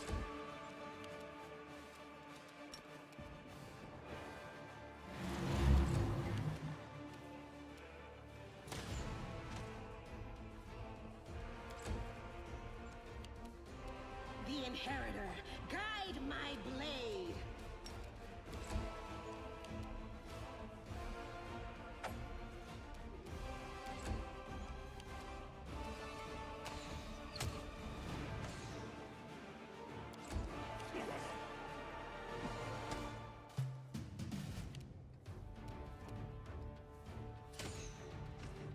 Damn it.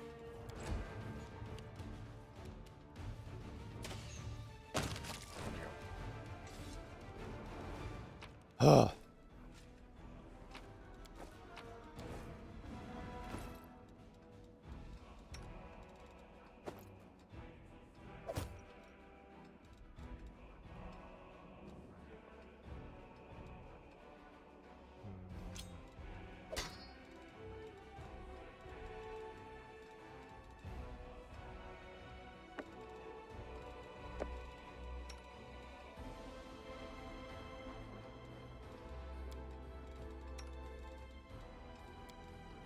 There we go. Okay, let's see here.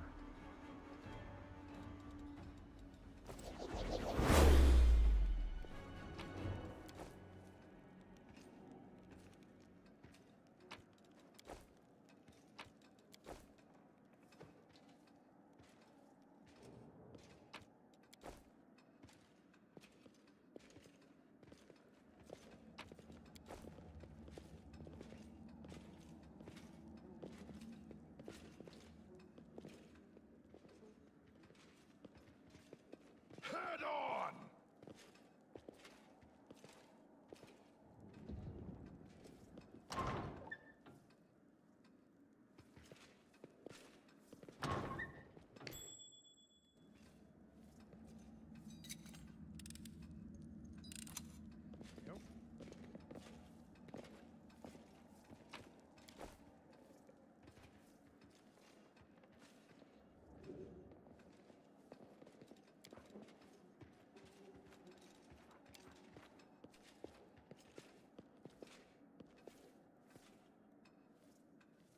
I lead, you follow.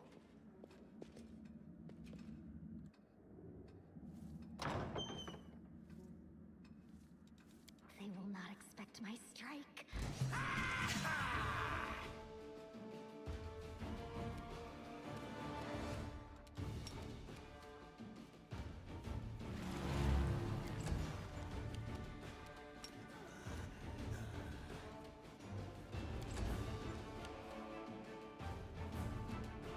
Die!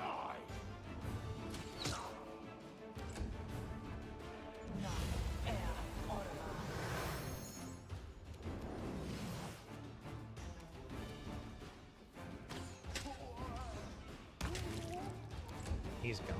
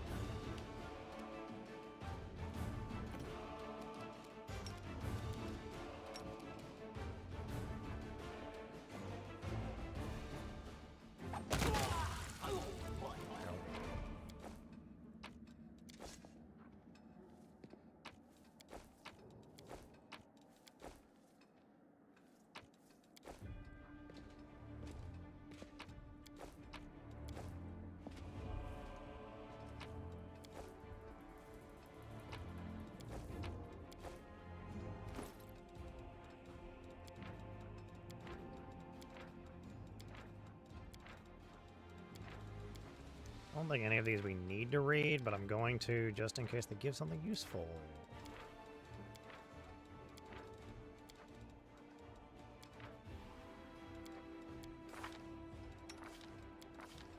Nope. Okay.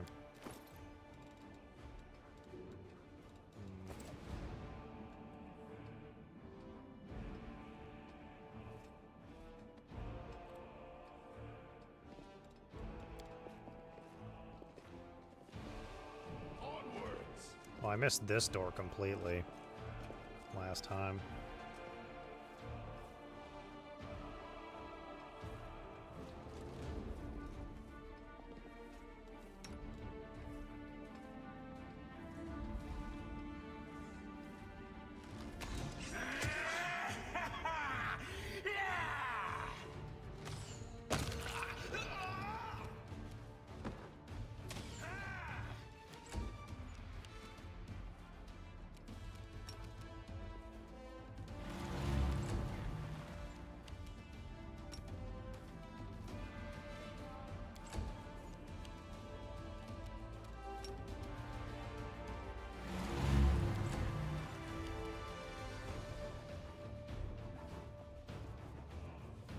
Oh.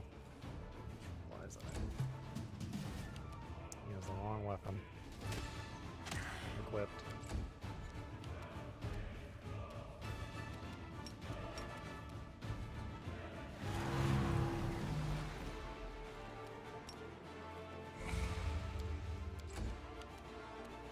You won't survive me. There we go.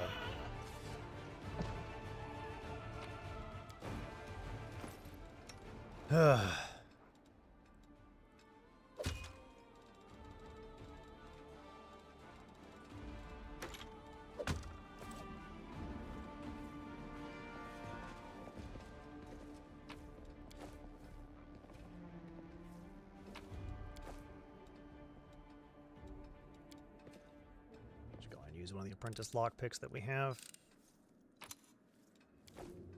Silver robe.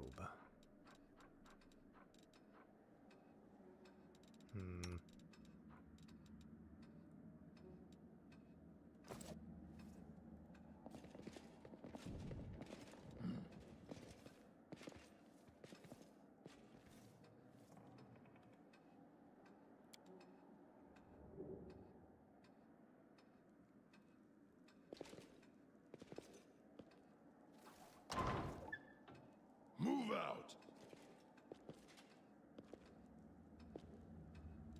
Always be ready for the worst.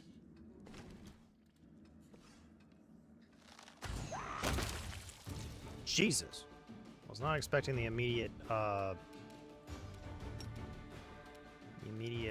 gonna murder a guy.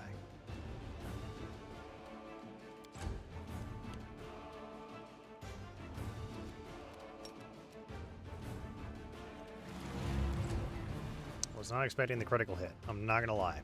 Let's hear you cry.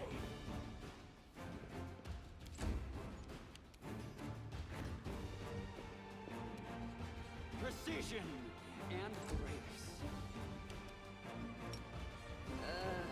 Did I mess up again?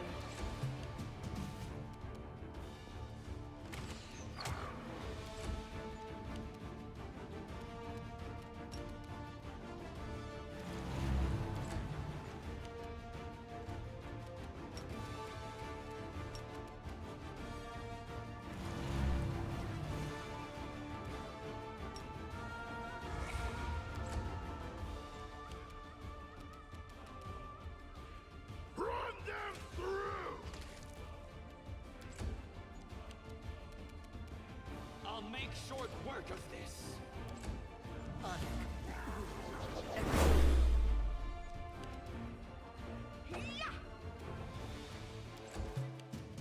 Endure this! Go. Okay.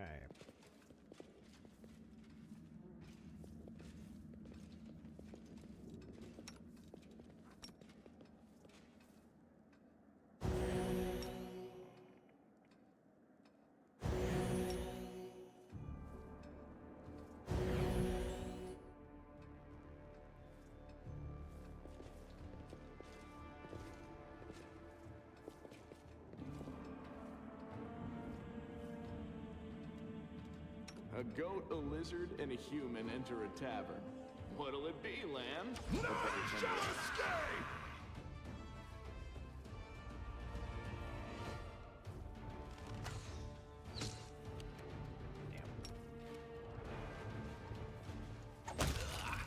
The wizard's dead.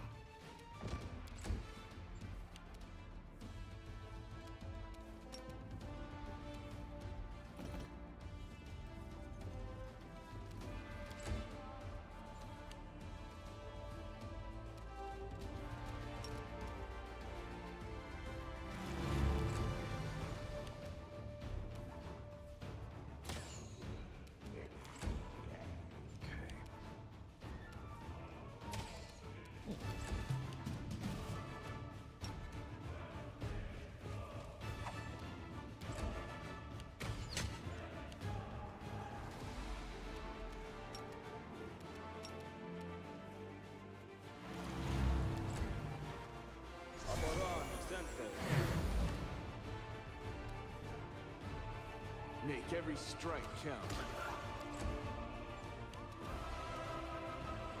Too late for apologies.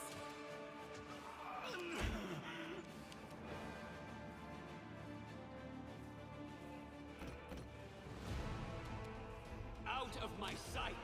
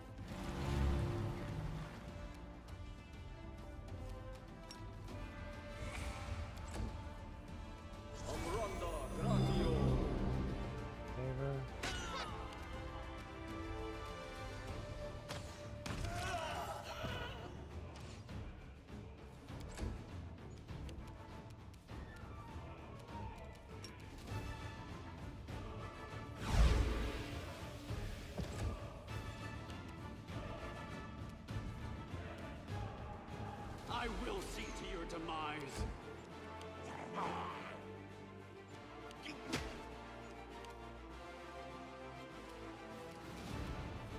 Out of my way!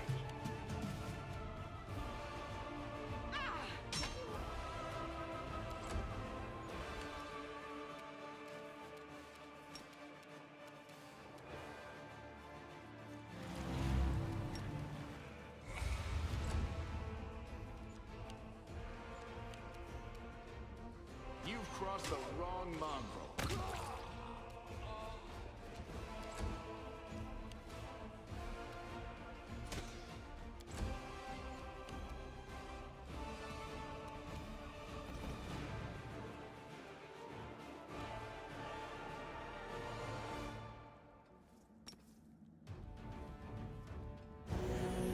Just barely.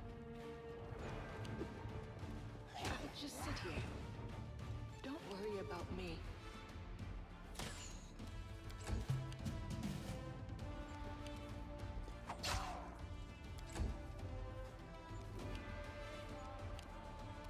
You won't survive me.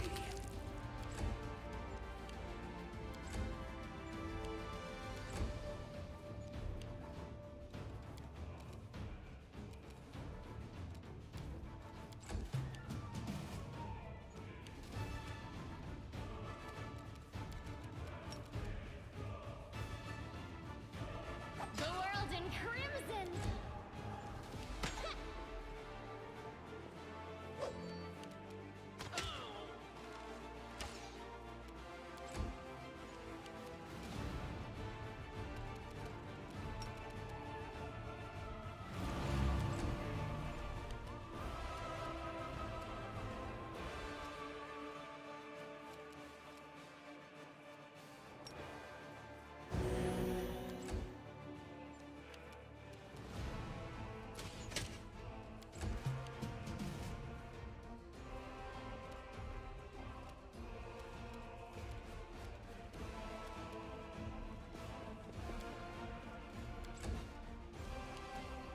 I'll cut you wide open!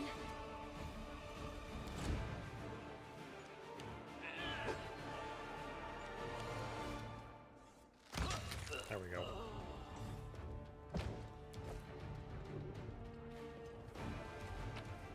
Okay.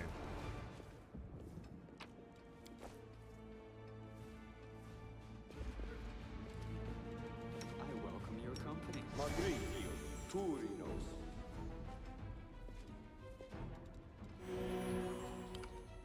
Magritio, Turinos. Magritio, Turinos. Magritio. Please stop rolling ones.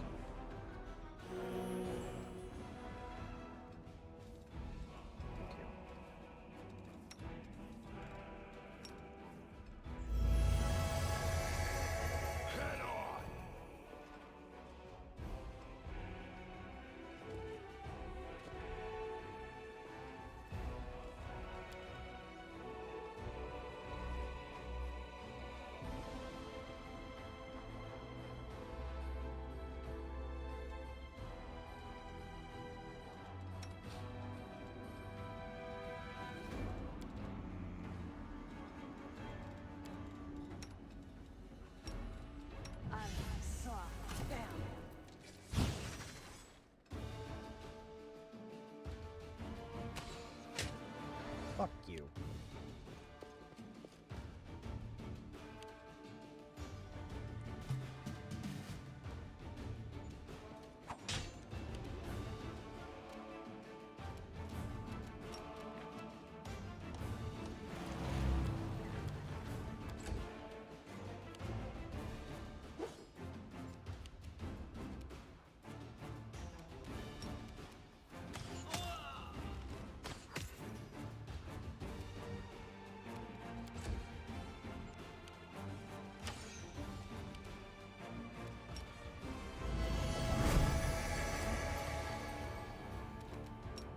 Madrid, Turi.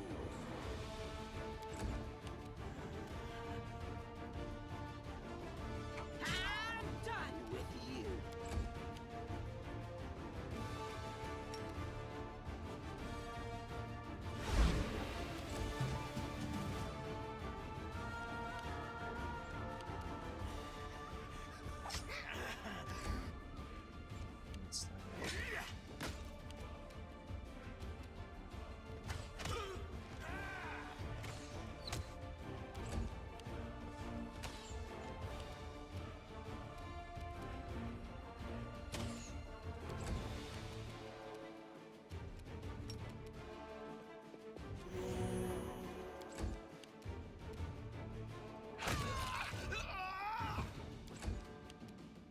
I'll hit you!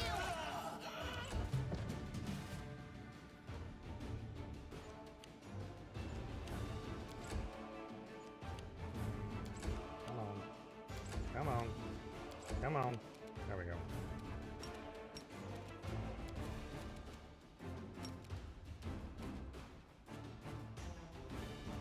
No mercy for the wicked. Okay. Jesus Christ.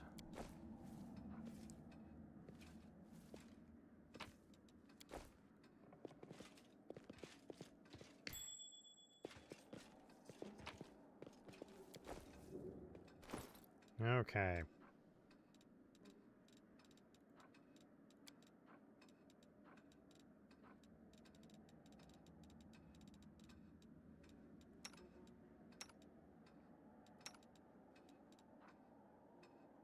Oh, we'll actually be level 5 by the time we're done with this. That's actually really good to know.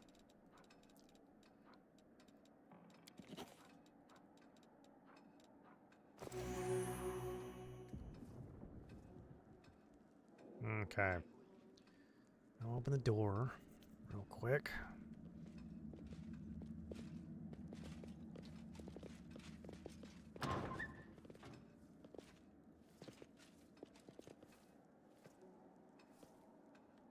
Quick save. Alrighty. Onwards! There's the babao. Okay.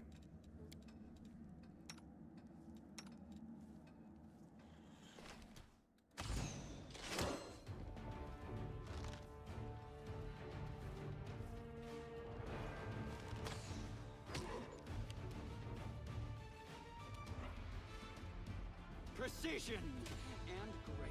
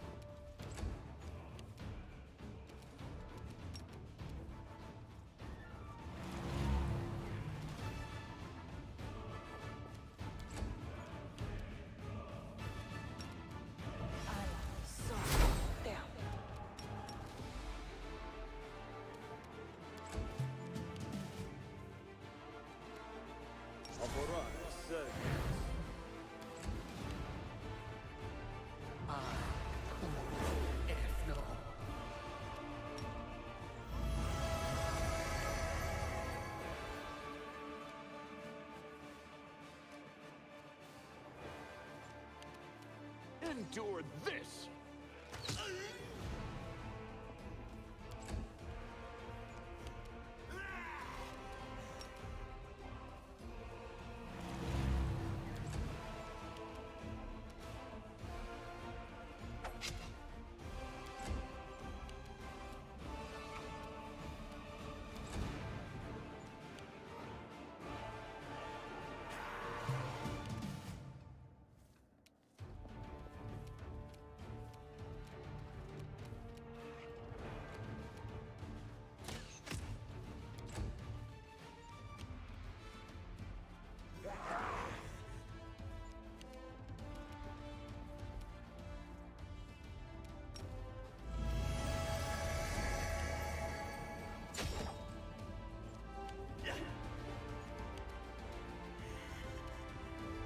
Make every strike count.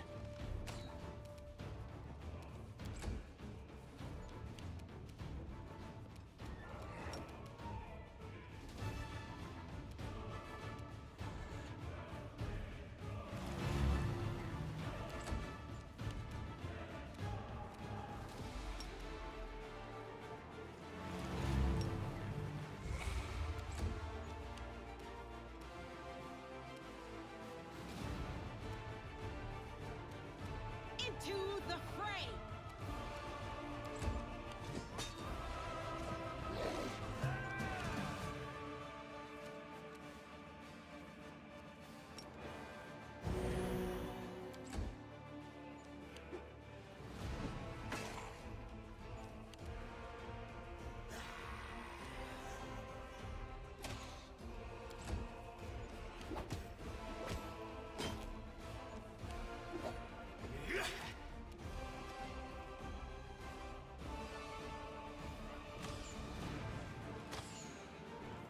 The fuck?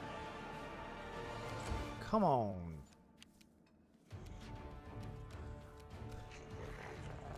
Me missing really needs to stop.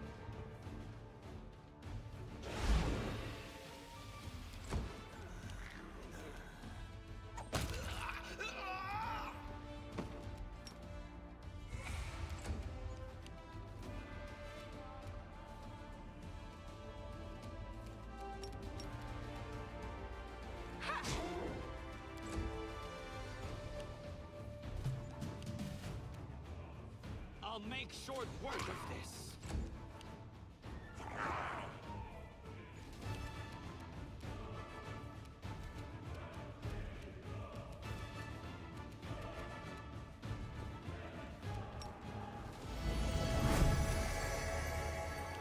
So this is how it feels? This will leave a bruise.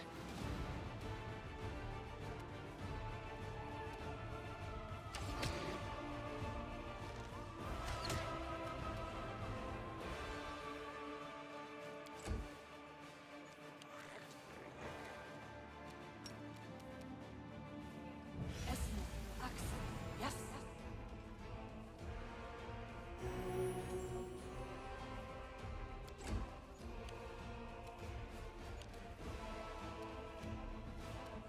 The light take you!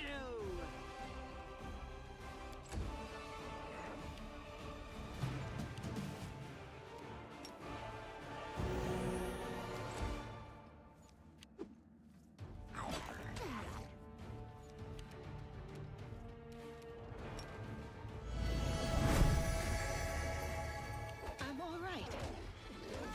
What the fuck? God damn it. God, do I hate this room. God, I hate this room. It fucking sucks ass.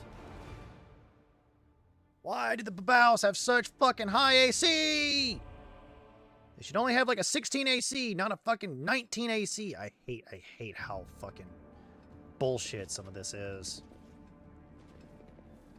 Because a lot of the stats in this fucking area is just bullshit. Complete and utter bullshit. Where I can.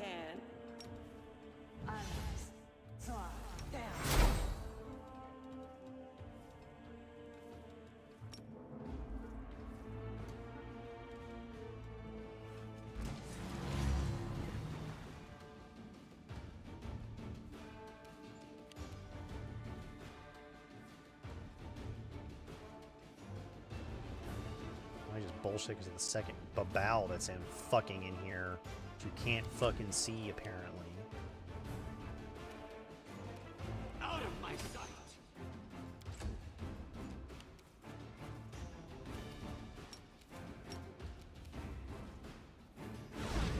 Fuck! God. Please stop missing. What the fuck? Can we roll higher than a fucking 5? What the fuck? God damn it.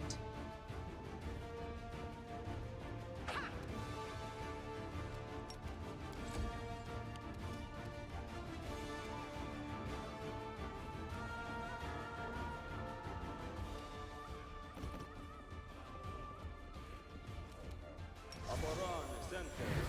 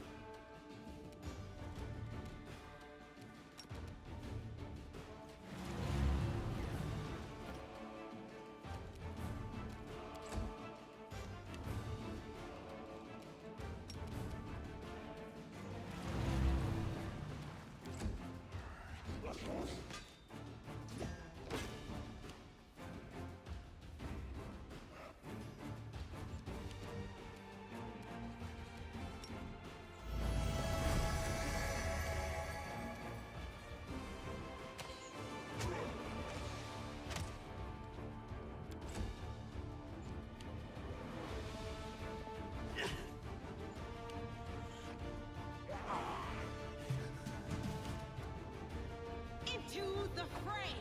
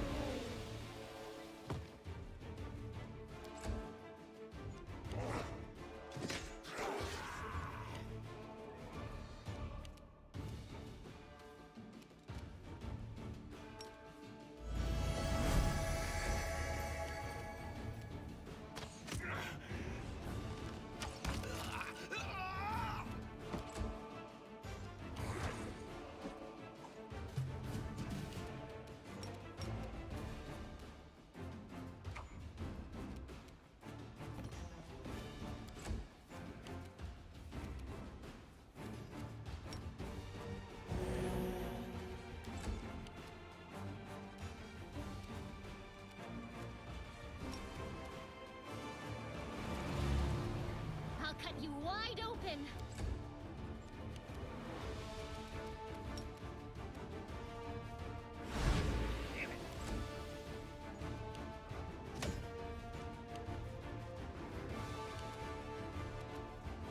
Let's hear you cry! You've crossed the wrong mongrel. My God, what? I hate that I just miss so goddamn much. Why do I just fucking suck ass and just miss like 50% of my attacks? The fuck?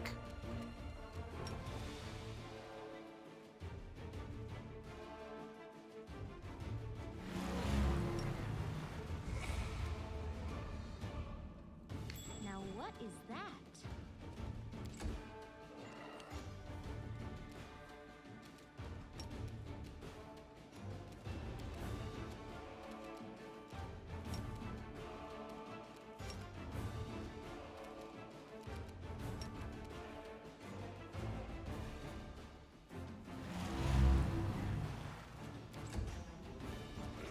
This'll leave a bruise. What the fuck is that horse shit?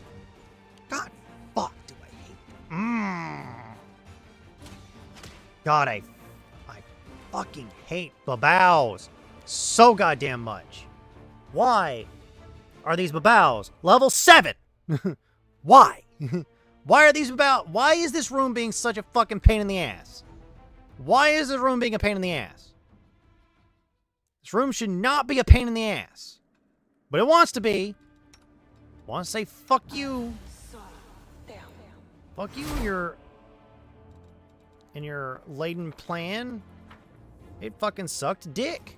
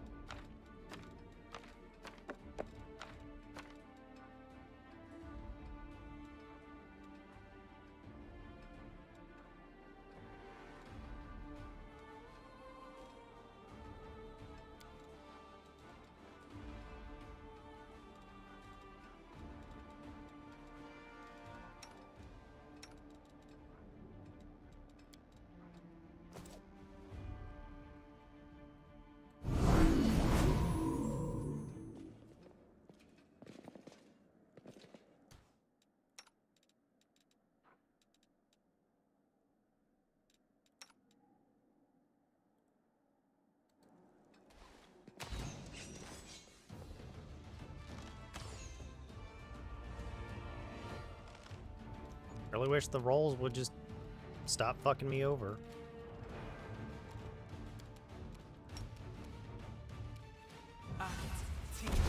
Kill that cannon first.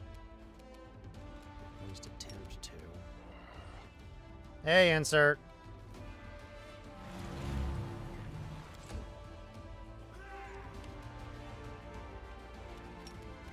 Please fall asleep. Thank you.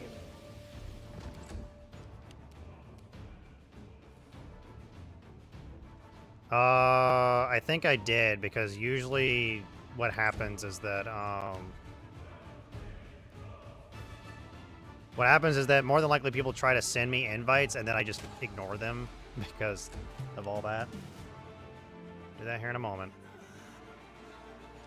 Oh, look, you're here now. Fuck. You'll have to give me 1 second. I need you to fall asleep too, please. I just need you to go to sleep. You're gonna sunder my armor. That's fine.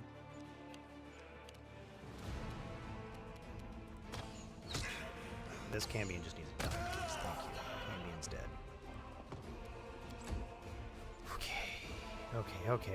Okay. Please fail this. Thank God. Okay, I now have a little bit of time. First, I'm just gonna go ahead and fuck it, and you're gonna die. I don't give a shit if I get attacked. You just need to die. Thank you.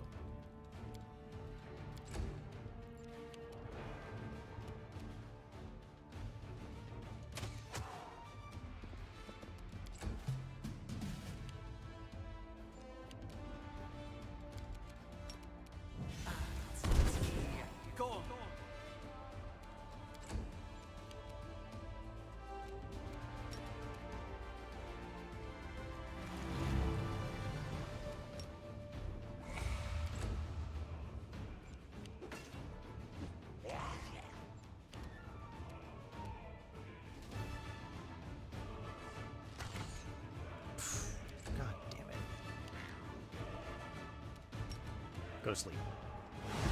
Shit.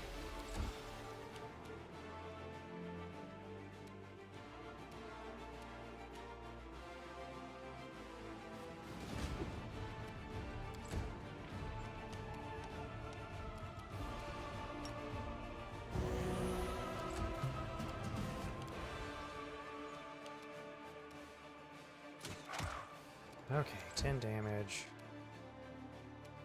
Let me take place. Go!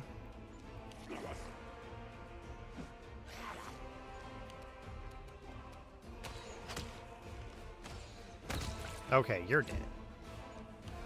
Oh, finally I did this fucking room after some decent fucking rolls. And he's still alive. You've got to be shitting me.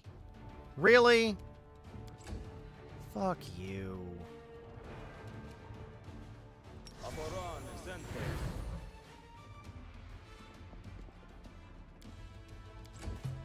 Well, at least he can't fucking sneak attack me.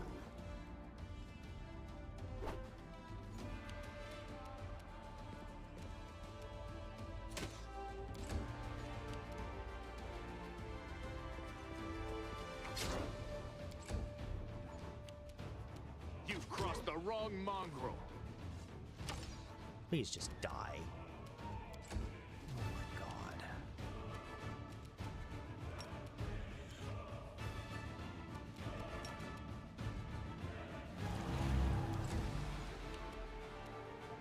Into the fray!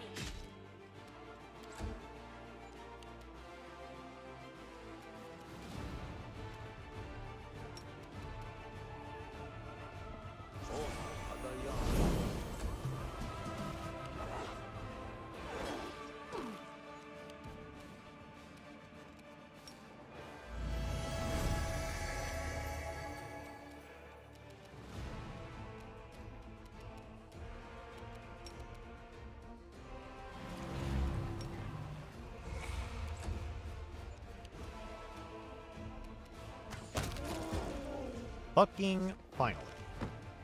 He's dead. Oh. It was just a fucking long spear, of course.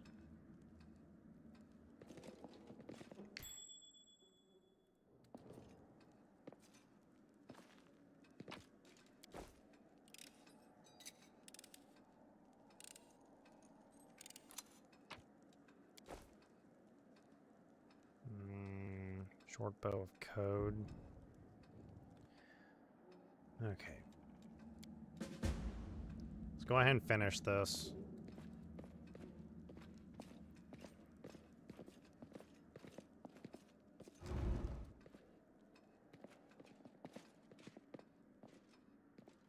Is that a trap? It might be a trap.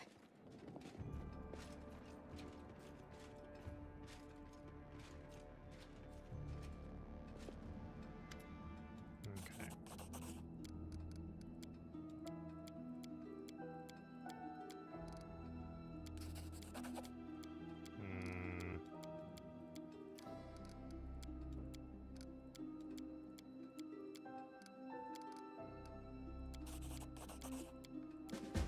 Okay.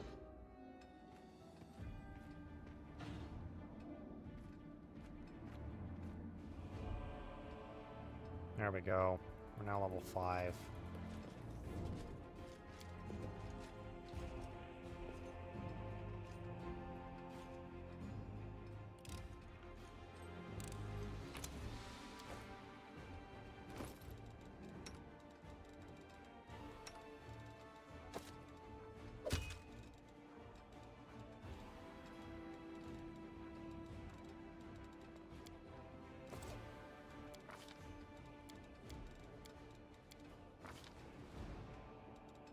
Okay. What feat should I take?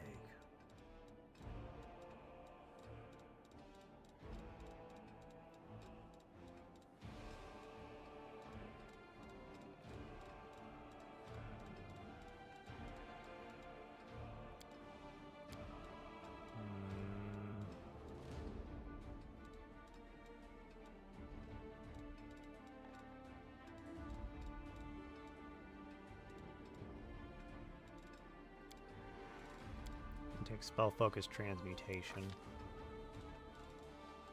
Alrighty, we get a first level spell again.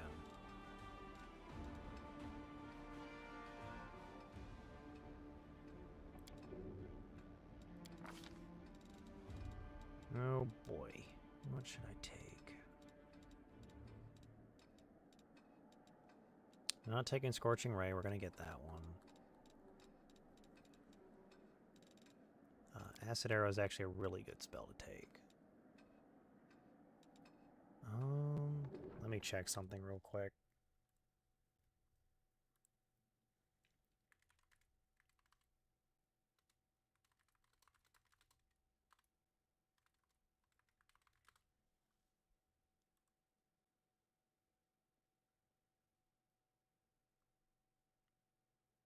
Okay, so don't pick up Bull Strength.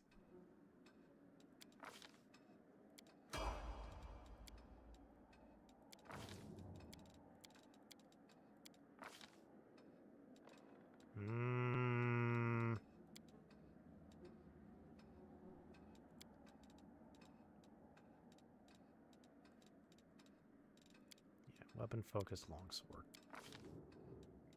Animal companion, horse.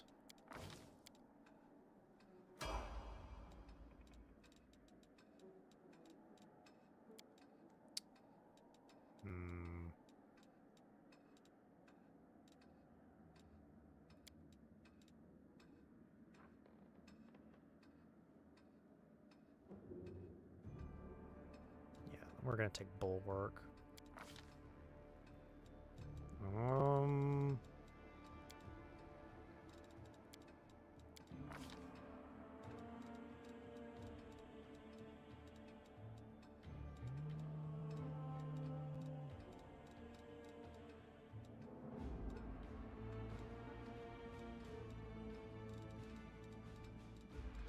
Let's see here. I'm gonna take Totus.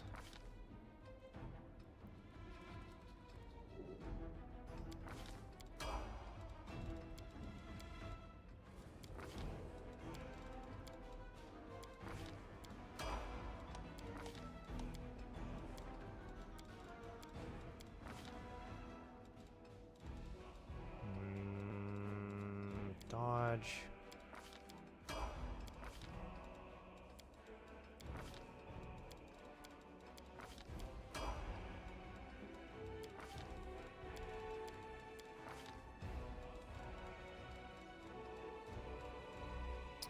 Gunarm strike.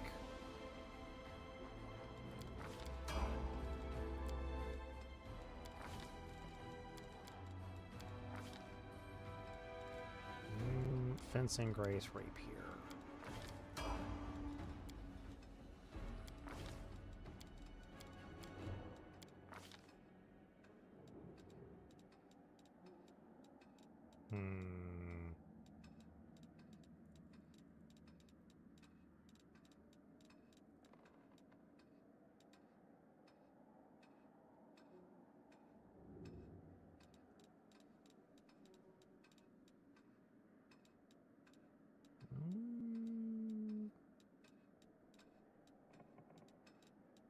Oh, I should have grabbed combat mobility. Oh well. Dodge. Really don't know what else to pick up for you.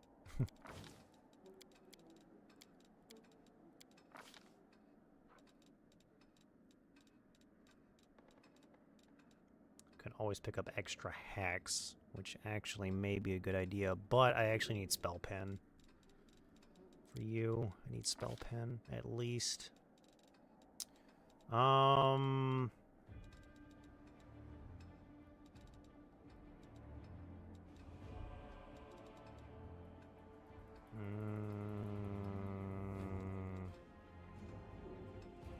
Large.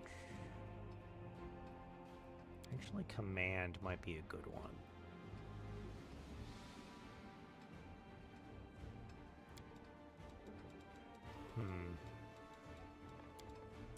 Large person could also be good. We'll take command.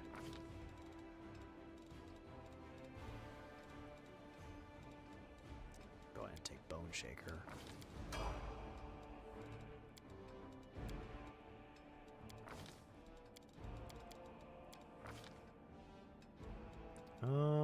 You need point blank shot. You need point blank and precise shot, so I'm gonna have no choice but to take those. Let's see here.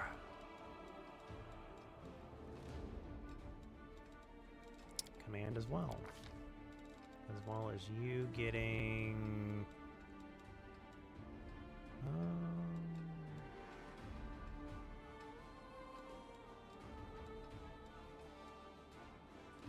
remove paralysis? Never know when that's going to come up. Okay.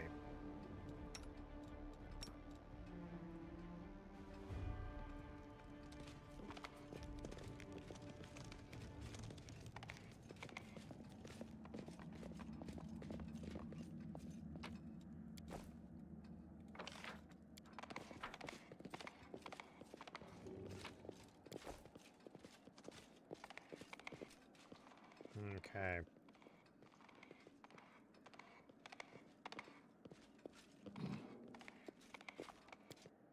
First floor.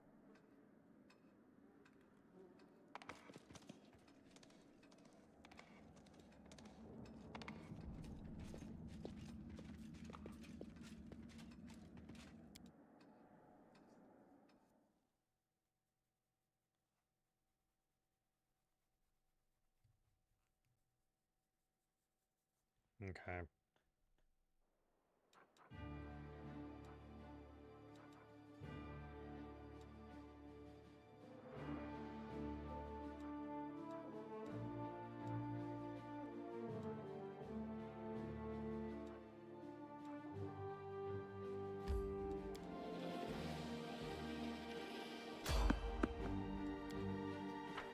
Okay.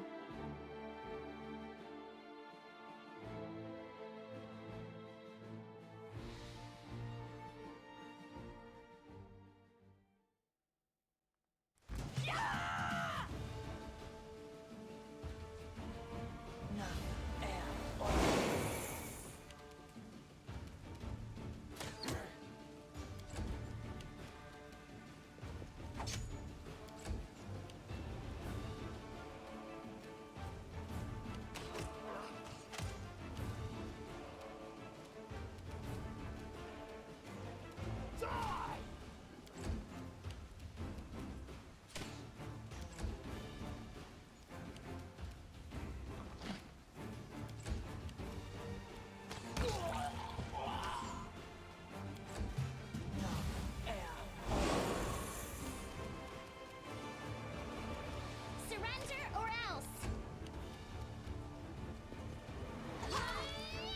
Thanks. Technically.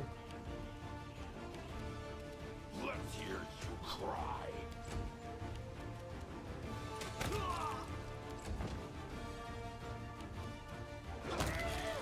Yeah, he literally just helped me. That was funny.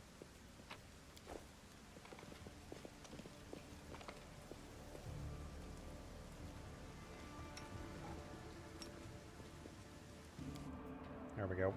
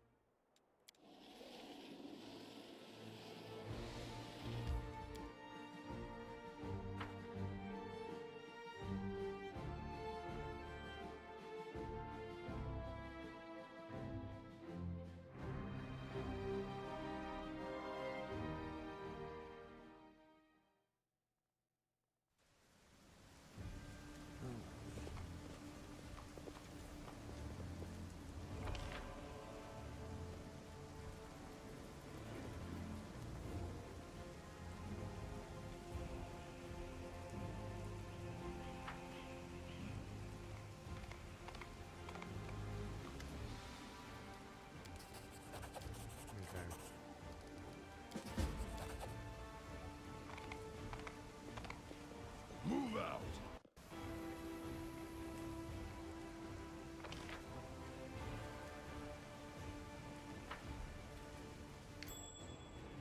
Oh. Nice. I actually found that. Super convenient.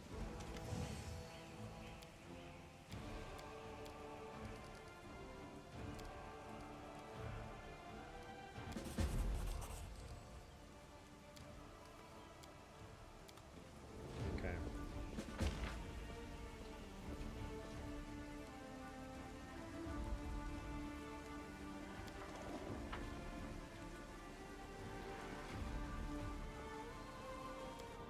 I think that's pretty much everything. Next is just areas that we can go to that have stuff. But I pretty much need to go ahead and rest.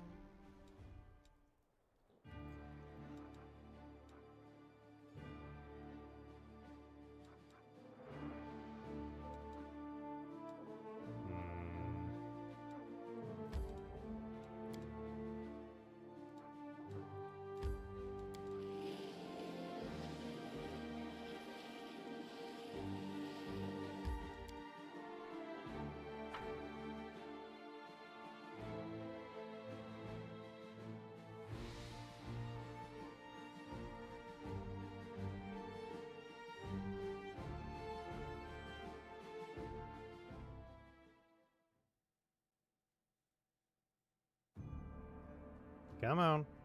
Come on. Come on. Thank you. Head on.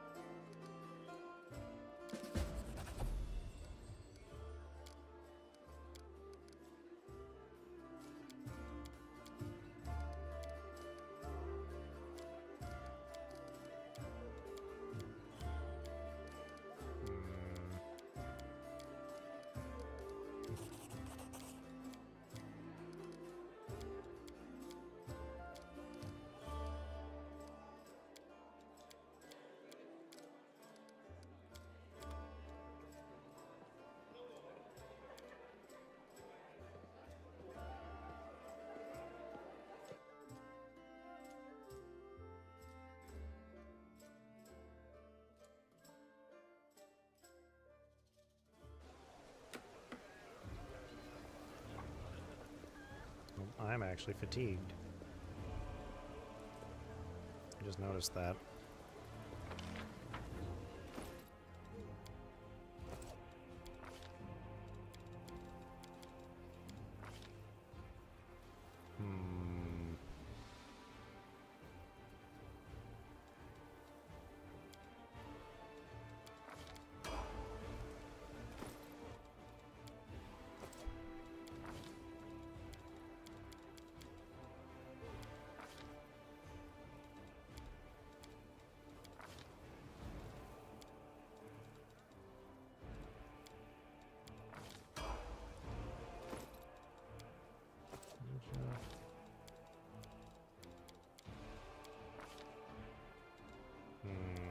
Weapon focus dagger.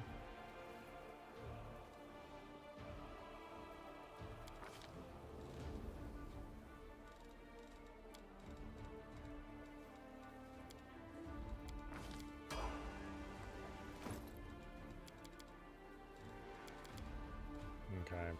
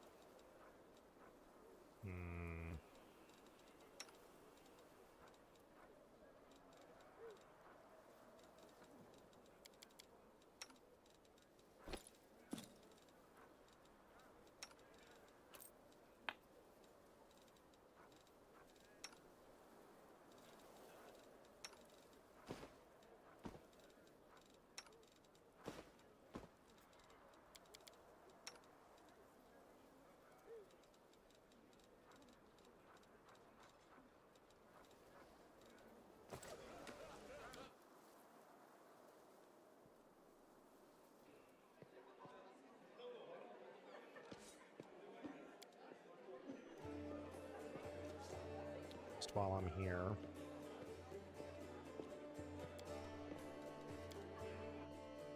Okay.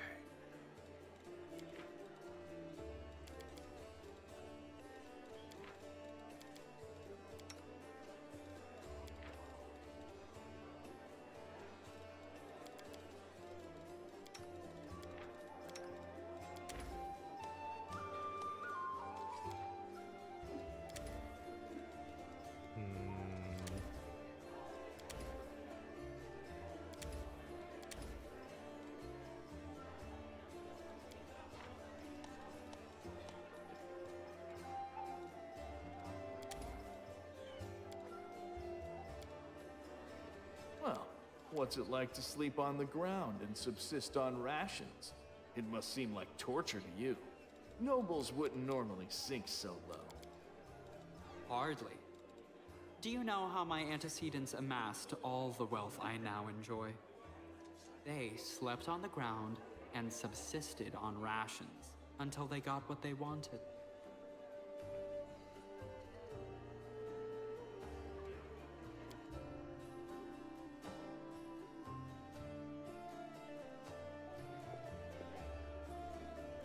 Okay.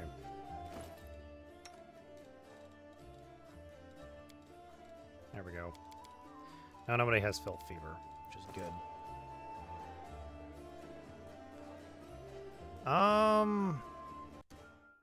Let me check something real quick.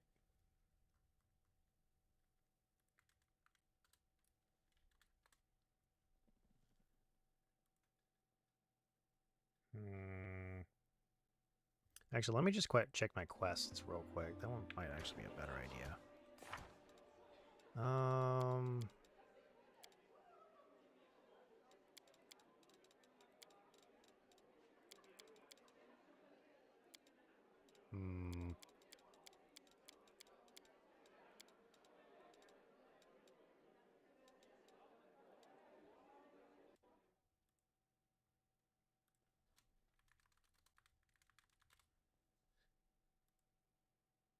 me see here.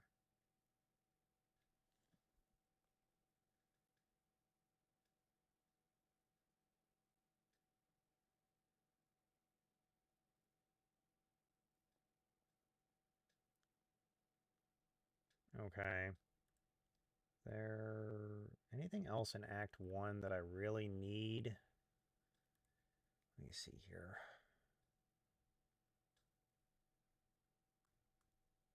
So this one,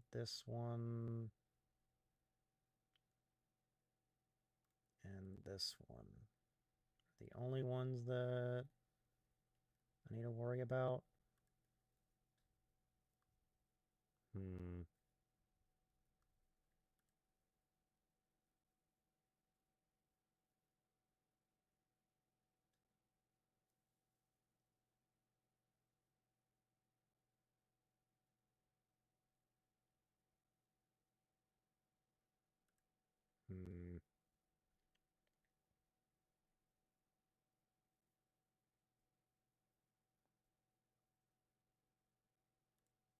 Okay. I think I'm gonna skip most of that. Let's see here. Yeah, I think I'm gonna skip most of that. I'm gonna go ahead and go straight to the Grey Garrison, because I've already got everything that I need. I really don't need to go anywhere else.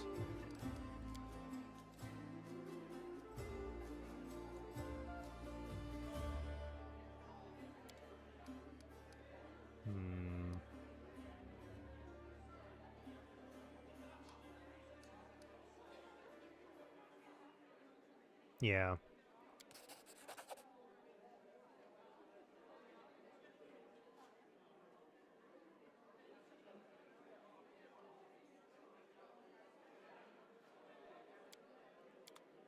Okay.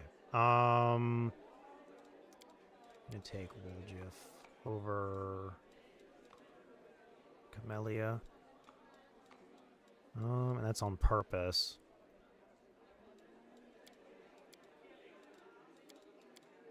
There we go.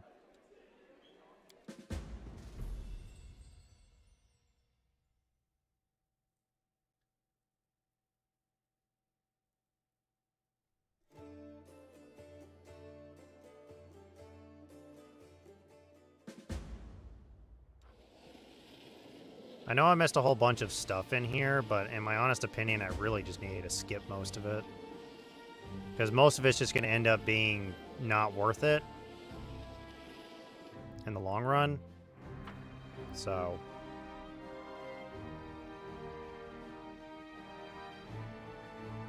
since we're in the Grey Garrison, I'm going to go ahead and call stream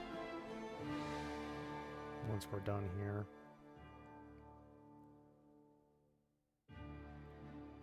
Well, it should have auto-saved, and I want to make sure it did.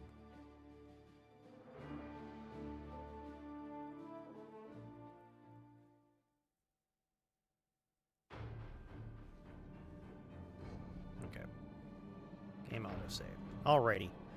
I'm going to go ahead and find somebody to raid real quick.